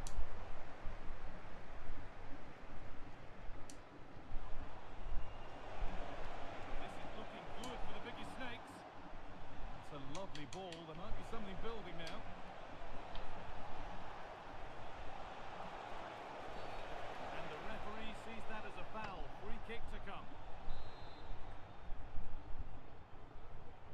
fouling who? Oh, and he's won the ball. What happens now? Looking to create an angle. Oh. He's kept that out nicely. Oh.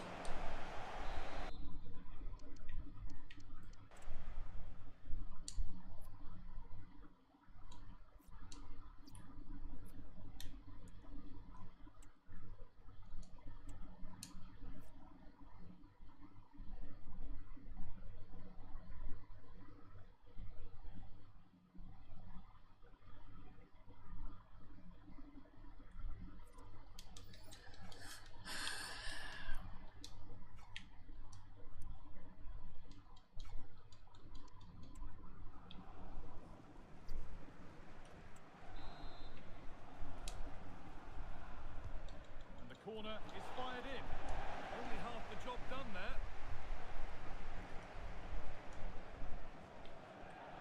Read the pass well and cuts it out.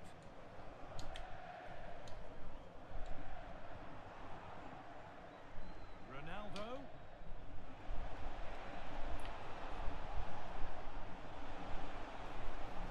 The approach play looked encouraging, but good defending to snuff out any threat. Oh my god. Advantage played, no free kick.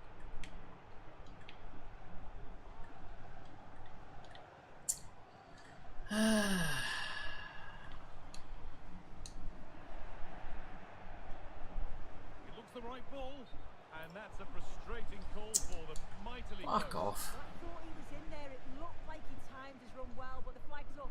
He'll be so disappointed because that's really unlucky.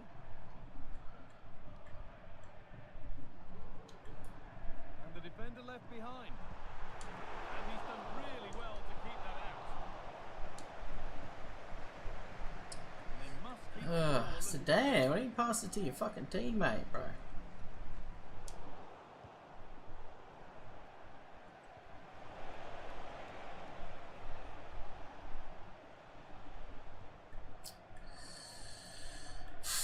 Change player EA, fuck man. In the right position to cut out the pass.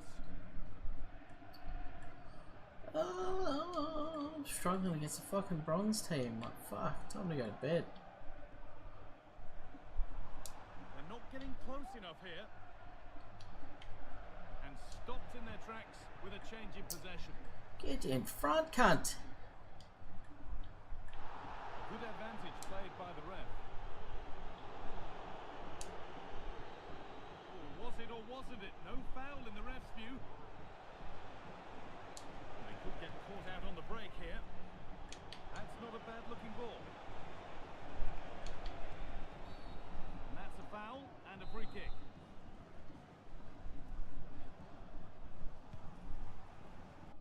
What's a foul? What?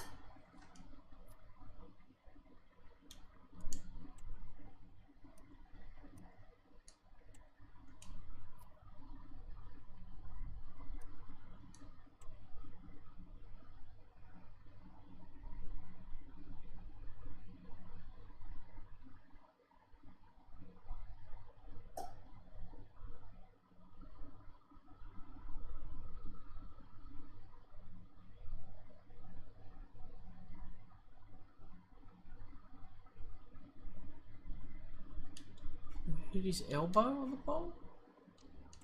Is that what it is? And the referee's whistle brings the first 40. Fuck me.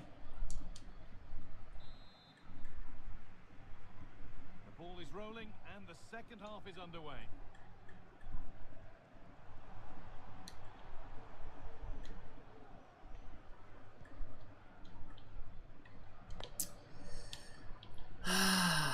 He's hit that well. Well, not the easiest of saves, but you'd expect him to probably stop that. Cristiano Ronaldo. Yet to find a way to goal. It's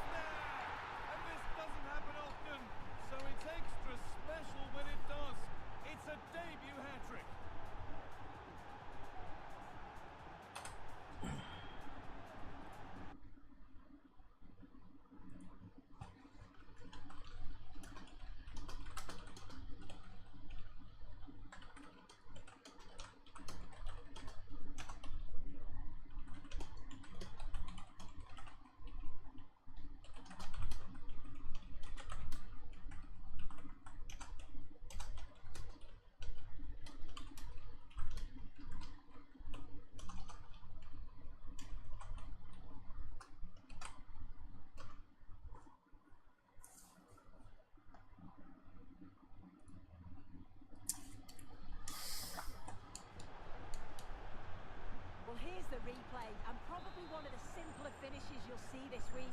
From that sort of range, there was never really any doubt that he put it away. The ball has been lost by the biggest snakes.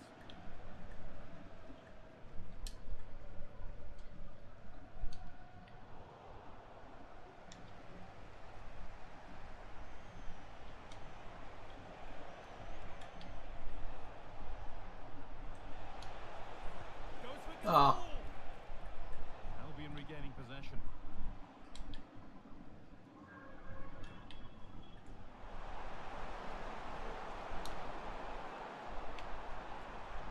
Good cross into the middle. And that will ease any defensive worry. It's knocked through by Pushkas. Great chance here. And that's good goalkeeping in a difficult situation. Kick him.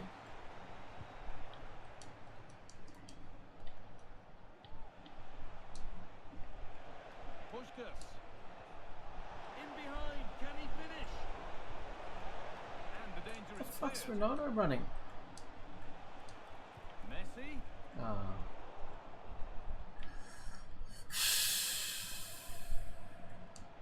Getting a bit congested in the middle of the park. Ronaldo. Ah.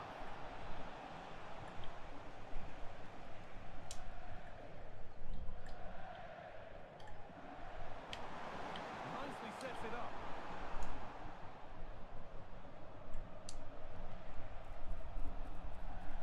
Ronaldo.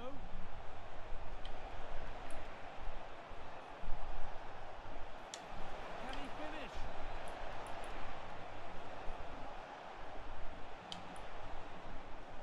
Oh. And that's nicely won to see off the threat. Ronaldo.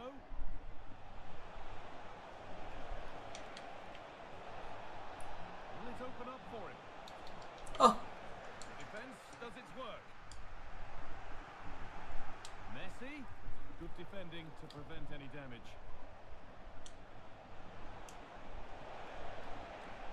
Well, he's lost the ball, and any chance has gone.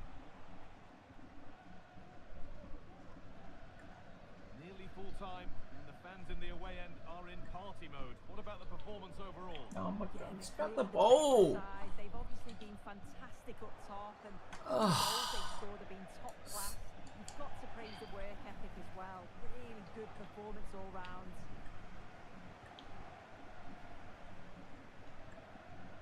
Oh. Ronaldo. Now, this has to be. Oh, what a tackle to break Press up the play. joystick in. Flick it up, mate.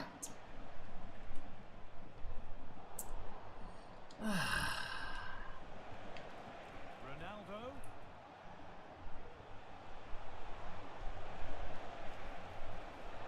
What a chance. Ah. God. That's been cleared away. And the final whistle wraps up a match that's gone Okay, the now. way of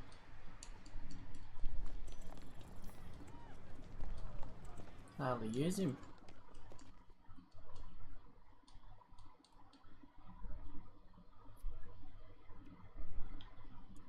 That's against a shit team as well.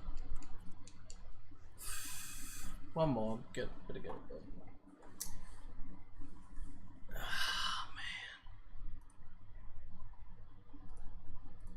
Potential witnesses out there and protecting future victims.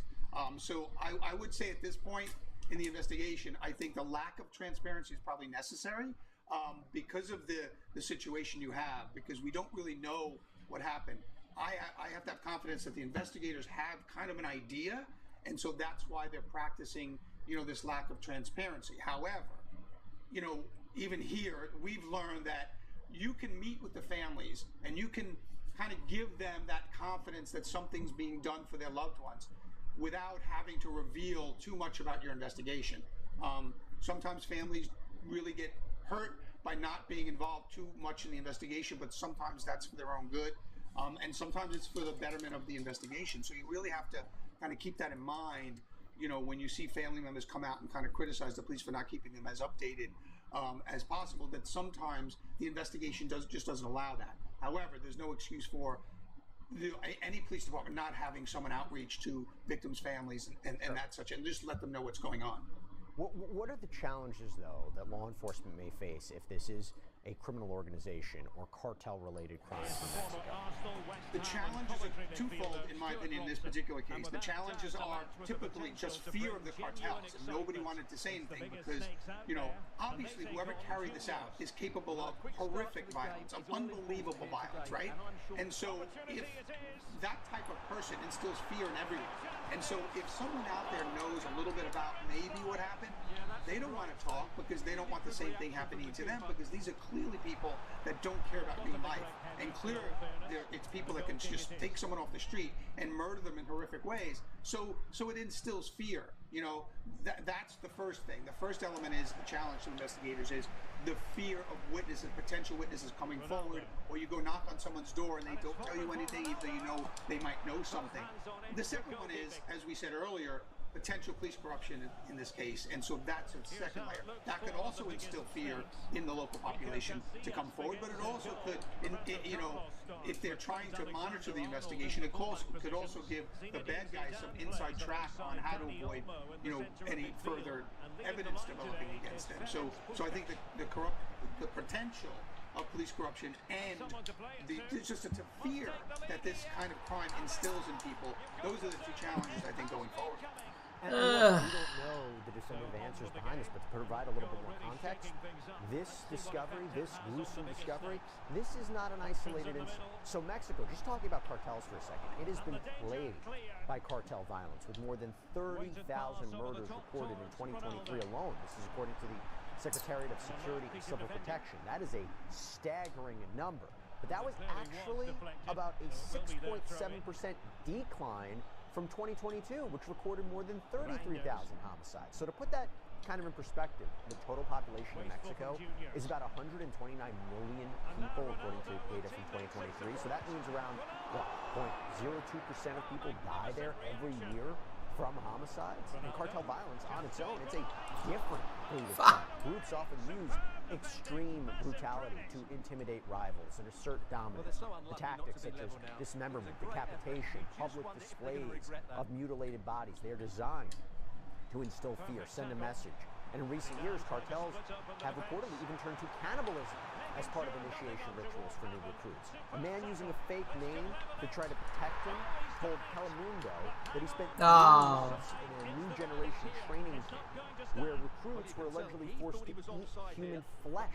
Jalisco New Generation allegedly even posted videos of trainees eating the hearts of rivals. The discovery of the 9 bodies in Pueblo, along with the apparent torture and severing of hands, we don't know for sure, but you could make the argument, as we've been talking about, fits the cartel's pattern of violence. And as the investigation continues, these families of these victims, they are left to mourn their loved ones. They are demanding answers.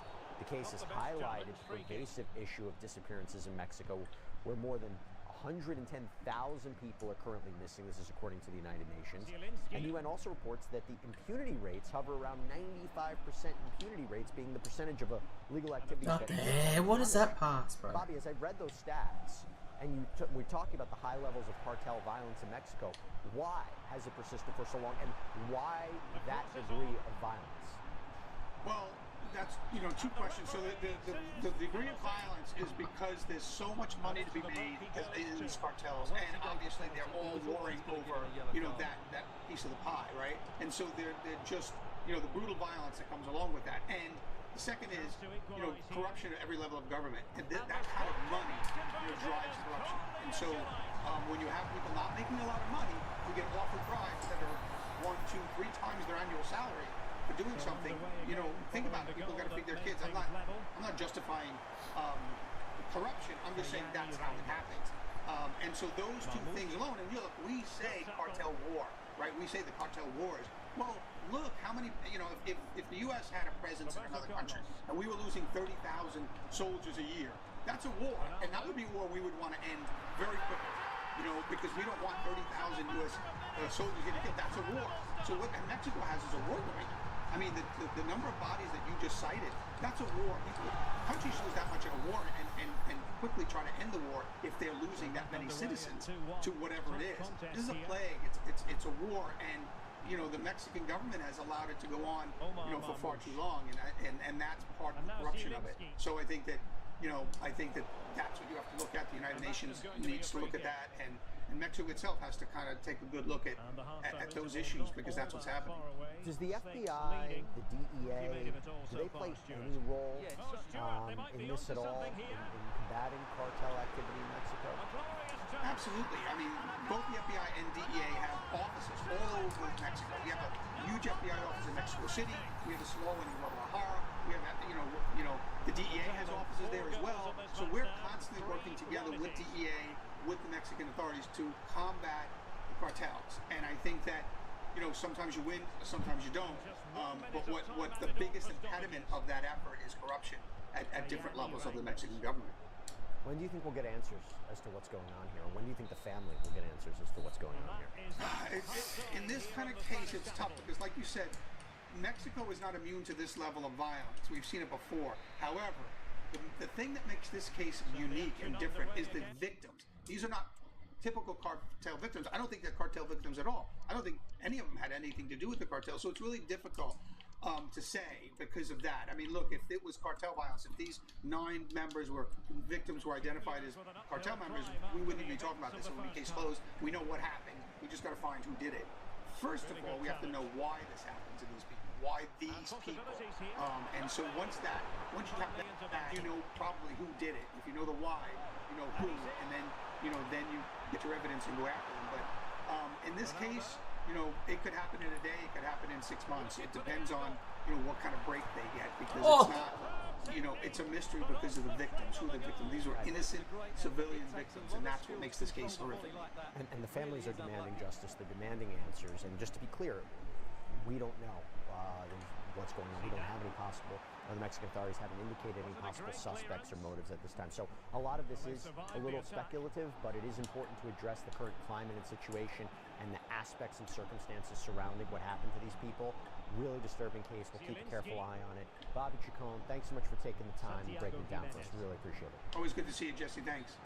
All right, everybody, that's all we have for you right now here on Sidebar. Thank you so much for joining us. And as always, please subscribe on YouTube, Apple Podcasts, Spotify, wherever you get your podcasts. I'm Jesse Weber. Speak to you next time. Completely missed time, and you would expect a booking under the circumstances.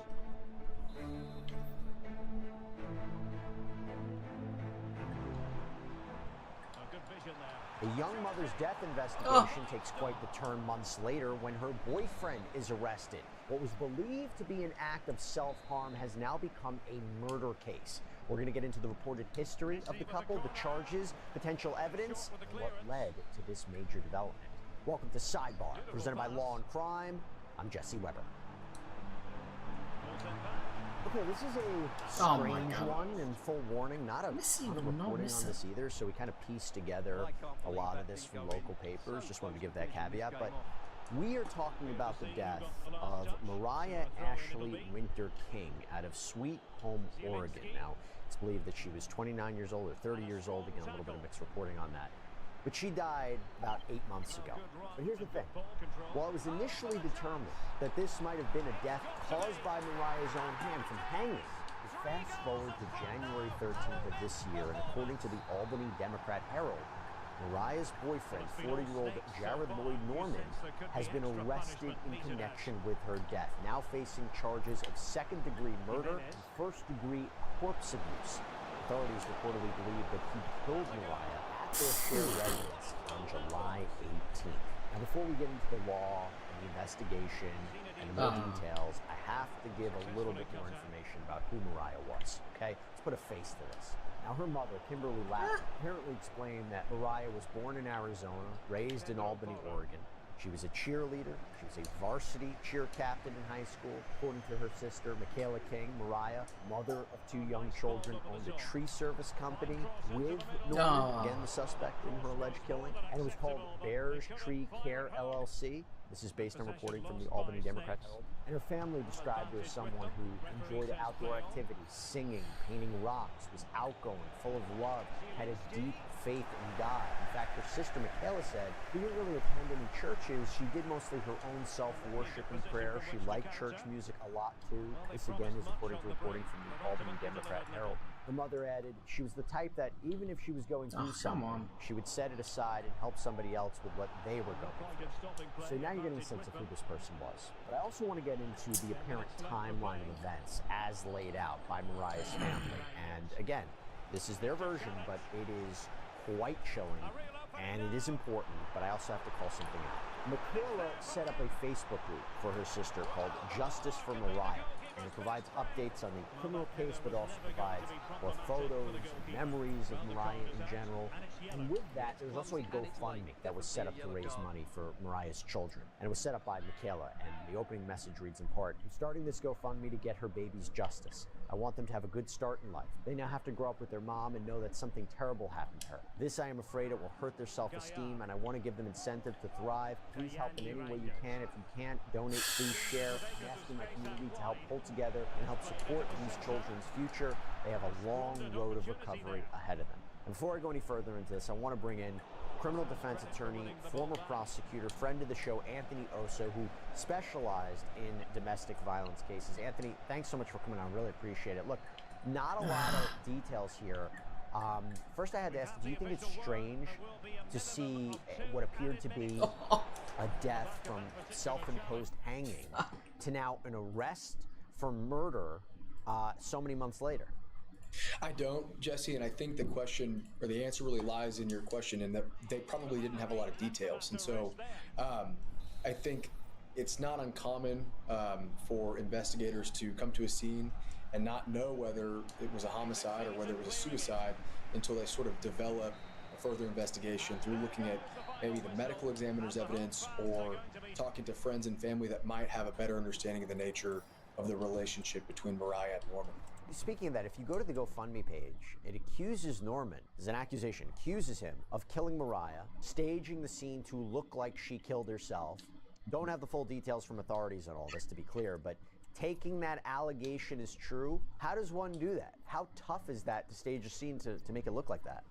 It's extremely difficult because anytime that there's a homicide, it's within the jurisdiction of the medical examiner in that county to then conduct an autopsy. And typically those are really thorough evaluations of what caused somebody to die. And so when you're talking about a strangulation, they're going to look for things like what type of object caused the damage to the neck or inability to breathe that would have led to her suffocating. And so it's very difficult because they're going to investigate further through that autopsy. Yeah, this is a strange story. It's a sad one.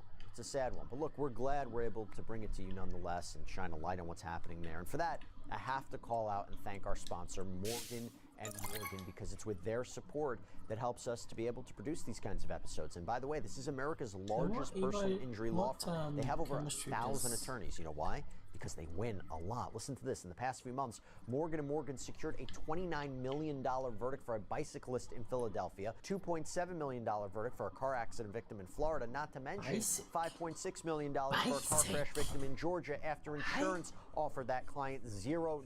So even if you think your case isn't worth millions of dollars, why not start a claim and fight for what you deserve? Morgan & Morgan makes it so simple. You can start a claim from your phone in just 8 clicks. So if you're injured, you can easily start a claim at forthepeople.com/LC sidebar.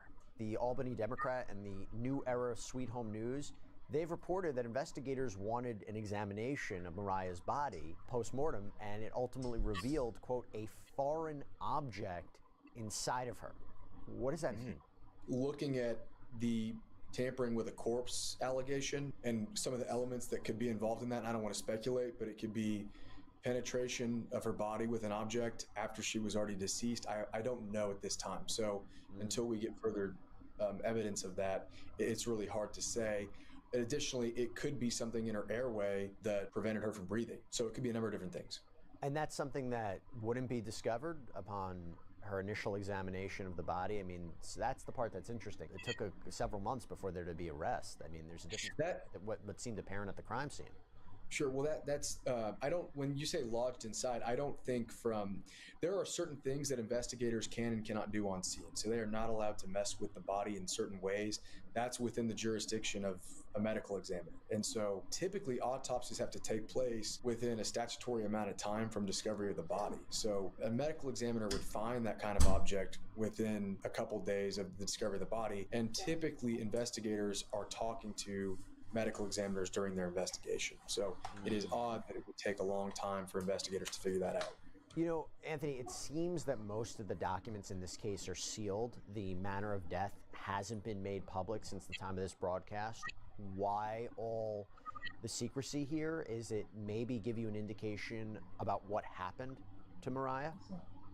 I think it's more, in my opinion, leads more towards an ongoing investigation than it does describing exactly what happened to Mariah. Oftentimes, if things can be sealed, if arrests have not been made, but here, I believe that Gerard's been made a suspect in this case. So I don't understand why records are still sealed at this point. Typically, you don't get copies of the autopsy report. They're not public. Those will remain in the state's file and they're disclosed to the defense. So I'm not surprised that we don't have a copy of that. So I can't speak to that. You raised an interesting point when you were talking about abuse of the corpse, and I figured if there was some sort of sensitive nature to that, that might be why that information is not being released.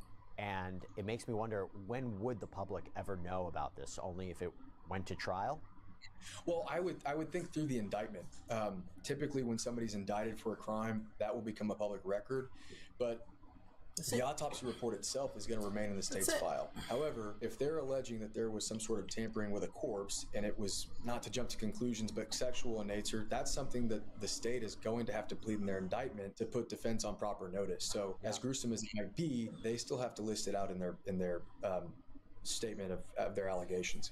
Look, you raise an important question, because later on I'm going to go through what the actual text of these statutes are, and I think when it comes to abuse of the corpse, it's very specific. So we'll get to that in a second. We'll talk about it. But I want to actually now turn to the potential timeline of events. So this is based on reporting from the Albany Democrat and the New Era Sweet Home News. And again, this is a lot based upon the observations of those close to Mariah. So here's what we have. 6 days before Mariah died, Michaela King, again her sister, apparently called her. And this call ended with Mariah hanging up because it turned into a disagreement over her relationship with Norman. There apparently was an effort to get her to leave him, and this created tension in the family. And I'm gonna get to that more in a minute. But according to Michaela, quote, she told me that he woke her up shaking the mattress and acting crazy, yelling at her and shaking her, telling her to get the F out of his house, and her kids were in the next room over sleeping. Now, reportedly, Mariah's mom called in a welfare check that night, but according to Michaela, when an officer stopped by, Mariah said everything was fine and told the officer to leave. And then you go to July 18th, 2024. Again, this is the day when we believe that Mariah died.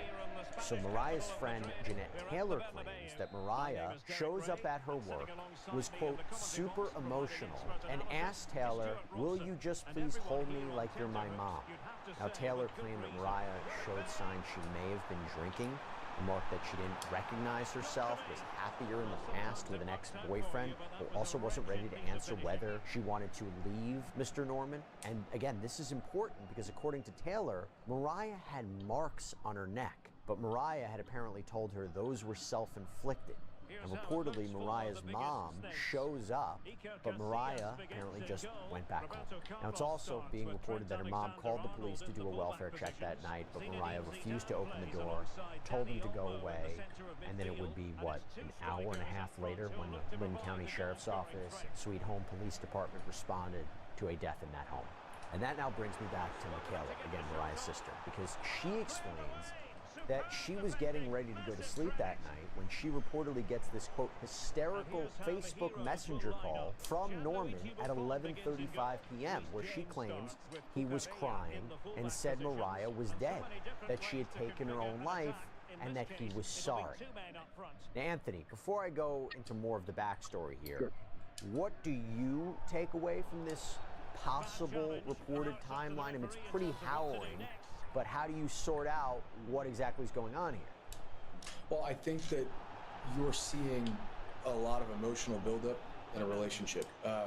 And my legal mind is making me wonder, well, how am I going to get that evidence in a trial setting? But these are obviously emotional periods for both Mariah and Jared, and so I think that it's odd that that would lead up right to a suicide. It seems more like if I'm the prosecutor, I'm going to use that to show a buildup of emotion and tension between the two parties to try and establish circumstantial evidence around what happened in the house. Before I give the other side of that, the possibility that she did harm herself, could that prior episode you mentioned, talking about getting into evidence, could that alleged episode from a few days before her death, could that come into the criminal case against Norman? I would imagine defense attorneys would say it's not relevant or maybe prejudicial sometimes. Absolutely. I would object to it. I think the prosecutor might try and insinuate that it's the nature of the relationship evidence, which typically is admissible in murder trials. But from a prosecutor's perspective, I would try and argue that it was a then existing mental state and that to try and get around some sort of hearsay objection. But to your point, relevancy would really be tough to establish. And the defense might say at the same time, they might use that to show the mental state of Mariah in the days leading up to her death to say that she was very emotional and it had nothing to do with Jared. So I would be interested to see how both sides use that evidence if it came into trial. Now, here's what's interesting, exploring this whole dynamic in these relationships. According to Michaela, again, Mariah's sister, Norman would later claim it was Mariah's family's fault for her death, allegedly saying they weren't there for her. Michaela responded to this accusation that Kimberly, their mom, cut off contact with Mariah by saying, wait a second, she only did that because Mariah wouldn't stop seeing Norman. That, quote, he was becoming a huge problem. So now you might be asking, what exactly is being reported about this relationship? Well, let's go back to the New Era Sweet Home News. And what you're about to hear is based on reporting from this outlet. So it doesn't appear that Mariah's mom had any prior knowledge or was aware of any physical abuse between Norman and Mariah. However, remember when I mentioned there are these tensions in this family, it has been reported that her mom did believe Norman was controlling Mariah in all sorts of ways, that she advised her daughter that there are, quote, flags, and she should think about getting away. And according to family and even neighbors, Mariah allegedly complained about Norman, that he would allegedly give her the silent treatment or would emotionally or mentally abuse her. And according to the reporting, since the beginning, there may have been issues, dating back to when the couple first got together in 2021, because family and friends apparently noticed a difference in Mariah's personality. There was a claim that she started drinking, and that according to her mom, Mariah distanced herself away from her. Now, Norman has been described by those in Mariah's life as standoffish, that he would avoid them. And by the way, based on the reporting, it wasn't just a family or friend's intuition or observation. It was reported that Sweet Home Police Department Detective Sean Potter remarked that police had started getting disturbance calls from the couple's neighbors right at the beginning of this relationship, too. Oh, and interestingly, Potter reportedly God. indicated that Norman had been cooperative during the investigations into these matters and was straightforward but intense. Now, we have two different versions. And what do I mean by that? So Mariah's mom explained, quote, I'm not positive that he ever told her not to come see me, but she started noticing that his behaviors would increase or he would give her the silent treatment if she had went and spent the day with me or her siblings or anything like that. So she'd pull away from us. It was easier for her to stay away than to make waves at home. But then you hear from Tiana Garcia. This is apparently Mr. Norman's former girlfriend and mother to one of his sons, who reportedly claimed that she heard Mariah just wasn't close with her family, and that she believed they wanted to take away her kids, hence the distancing. She remarked, quote, he was very much stuck in his ways, which at times caused rift, but Jared is the type of person that can have someone screaming in his face, and he will shut the door and ignore you until he's ready to deal with it in a calm manner. Sure, we would fight, and he was insensitive at times, but people aren't perfect. She went on to say, he's not a killer. He loved Mariah. Mariah loved him. She had a lot of issues that needed a lot of attention, and when she didn't get it, she would throw fits. Now, Anthony, back and forth, what do you take away from this? How do we understand, look, the way I look at it is people's observations are important, right? This could all be testimony, but what they're told about someone or maybe their own interactions with someone could be very different than what Mariah was experiencing. Again, I'm trying to make sense of this relationship. I'm trying to make sense of the competing narratives here. Well, absolutely. It's and I think that's why the law really restricts witnesses' abilities to get into things like that and their observations. I mean, in order to really get into evidence about Jared and Mariah, I think you have to actually have observed them together to really discuss the nature of the relationship. And so I understand that the families both have their opinions on what they thought happened. That's not uncommon in these kinds of cases, especially when the alleged murder occurs between people that were dating and love each other. But I think it really muddies up the relationship evidence, and I think that the investigation really needs to be focused a lot on the physical evidence that was involved in this. By the way, talking about Garcia, and again, this is all from The New Era, she believes Norman is innocent and that her son and Norman were together and found Mariah dead in that shed. And apparently, Norman's father and his son's friend were there at one point too, and that their son indicated Norman was hysterically crying. She believes this wasn't a murder, but rather a case of Mariah taking her own life. And I'll couple with this one that even Mariah's family admitted she struggled in the past, contemplated killing herself, and even allegedly back in July of 2022 took Norman's gun and called her mom telling her she wanted to die. Now, Anthony, aside from the fact that you might have potential witnesses here who were there, there is this other aspect to it that has to be considered. I agree. I mean, I think that that's extremely important evidence, the fact that there were suicidal ideations. I know that they were distinguishing between actual suicide attempts and ideations, but that's really important evidence, and it's a tough case and it's kind of a tough call when you know that there's behavior consistent with what the original, I guess, theory in the investigation was that would have corroborated believing she committed suicide. So it's very tough to say. And then now you've got an alibi about him having not even been at the house when her body was found. But the thing is they arrested him for a reason, right? It can't just be the apparent lack of a note or a mom leaving her two children, because obviously those are key factors. It may help the prosecution's case in saying this is not somebody who would have done something to herself, but I feel there has to be more against Norman than just that. I agree. I think that, you know, and I really think that it has to do with physical evidence in that autopsy, and it could be things like scraping under the fingernails and running DNA. I mean, that might lead to the idea that there was some sort of struggle during her suffocation. I mean, a lot of times you will see people scratching at their own neck, but I just wonder if there's additional physical evidence that investigators are relying on that we as the public don't know about yet. That would be in the state's file. Yeah, and I want to get to the charges because I do think that will help us. It might illuminate a little bit of some of the questions we have, but just to let everybody know, so the children, right, it's being reported that those children are living with their father.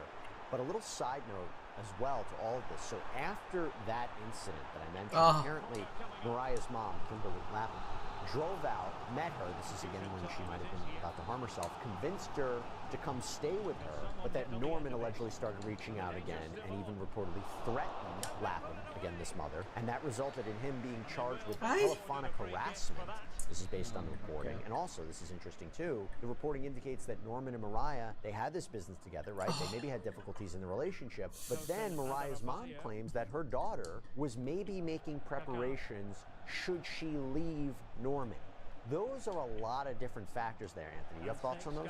Again, just a lot of different facts going on here that would indicate that there's issues going on in the relationship, which is something that you typically find out when there's a homicide between two partners. So I think it is consistent with the theory of homicide, but again, there are so many different facts going on here that it's really hard to say, and I'm curious what is actually in the investigative file that has led them to file these charges.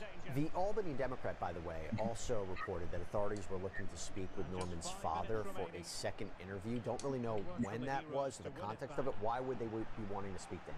It sounds like if they believe that Jared was hysterical on scene and it showed up and found the body in the shed and he had knowledge of that, they might want to make sure maybe they've taken his statement and since then have found out additional facts that have helped them develop more questions, or maybe they think he was lying, or maybe not lying but untruthful in his interview, and they want to confront him with those issues. So again, with an ongoing investigation, it's unlikely that we're going to get to see a lot of the intimate details of an investigation.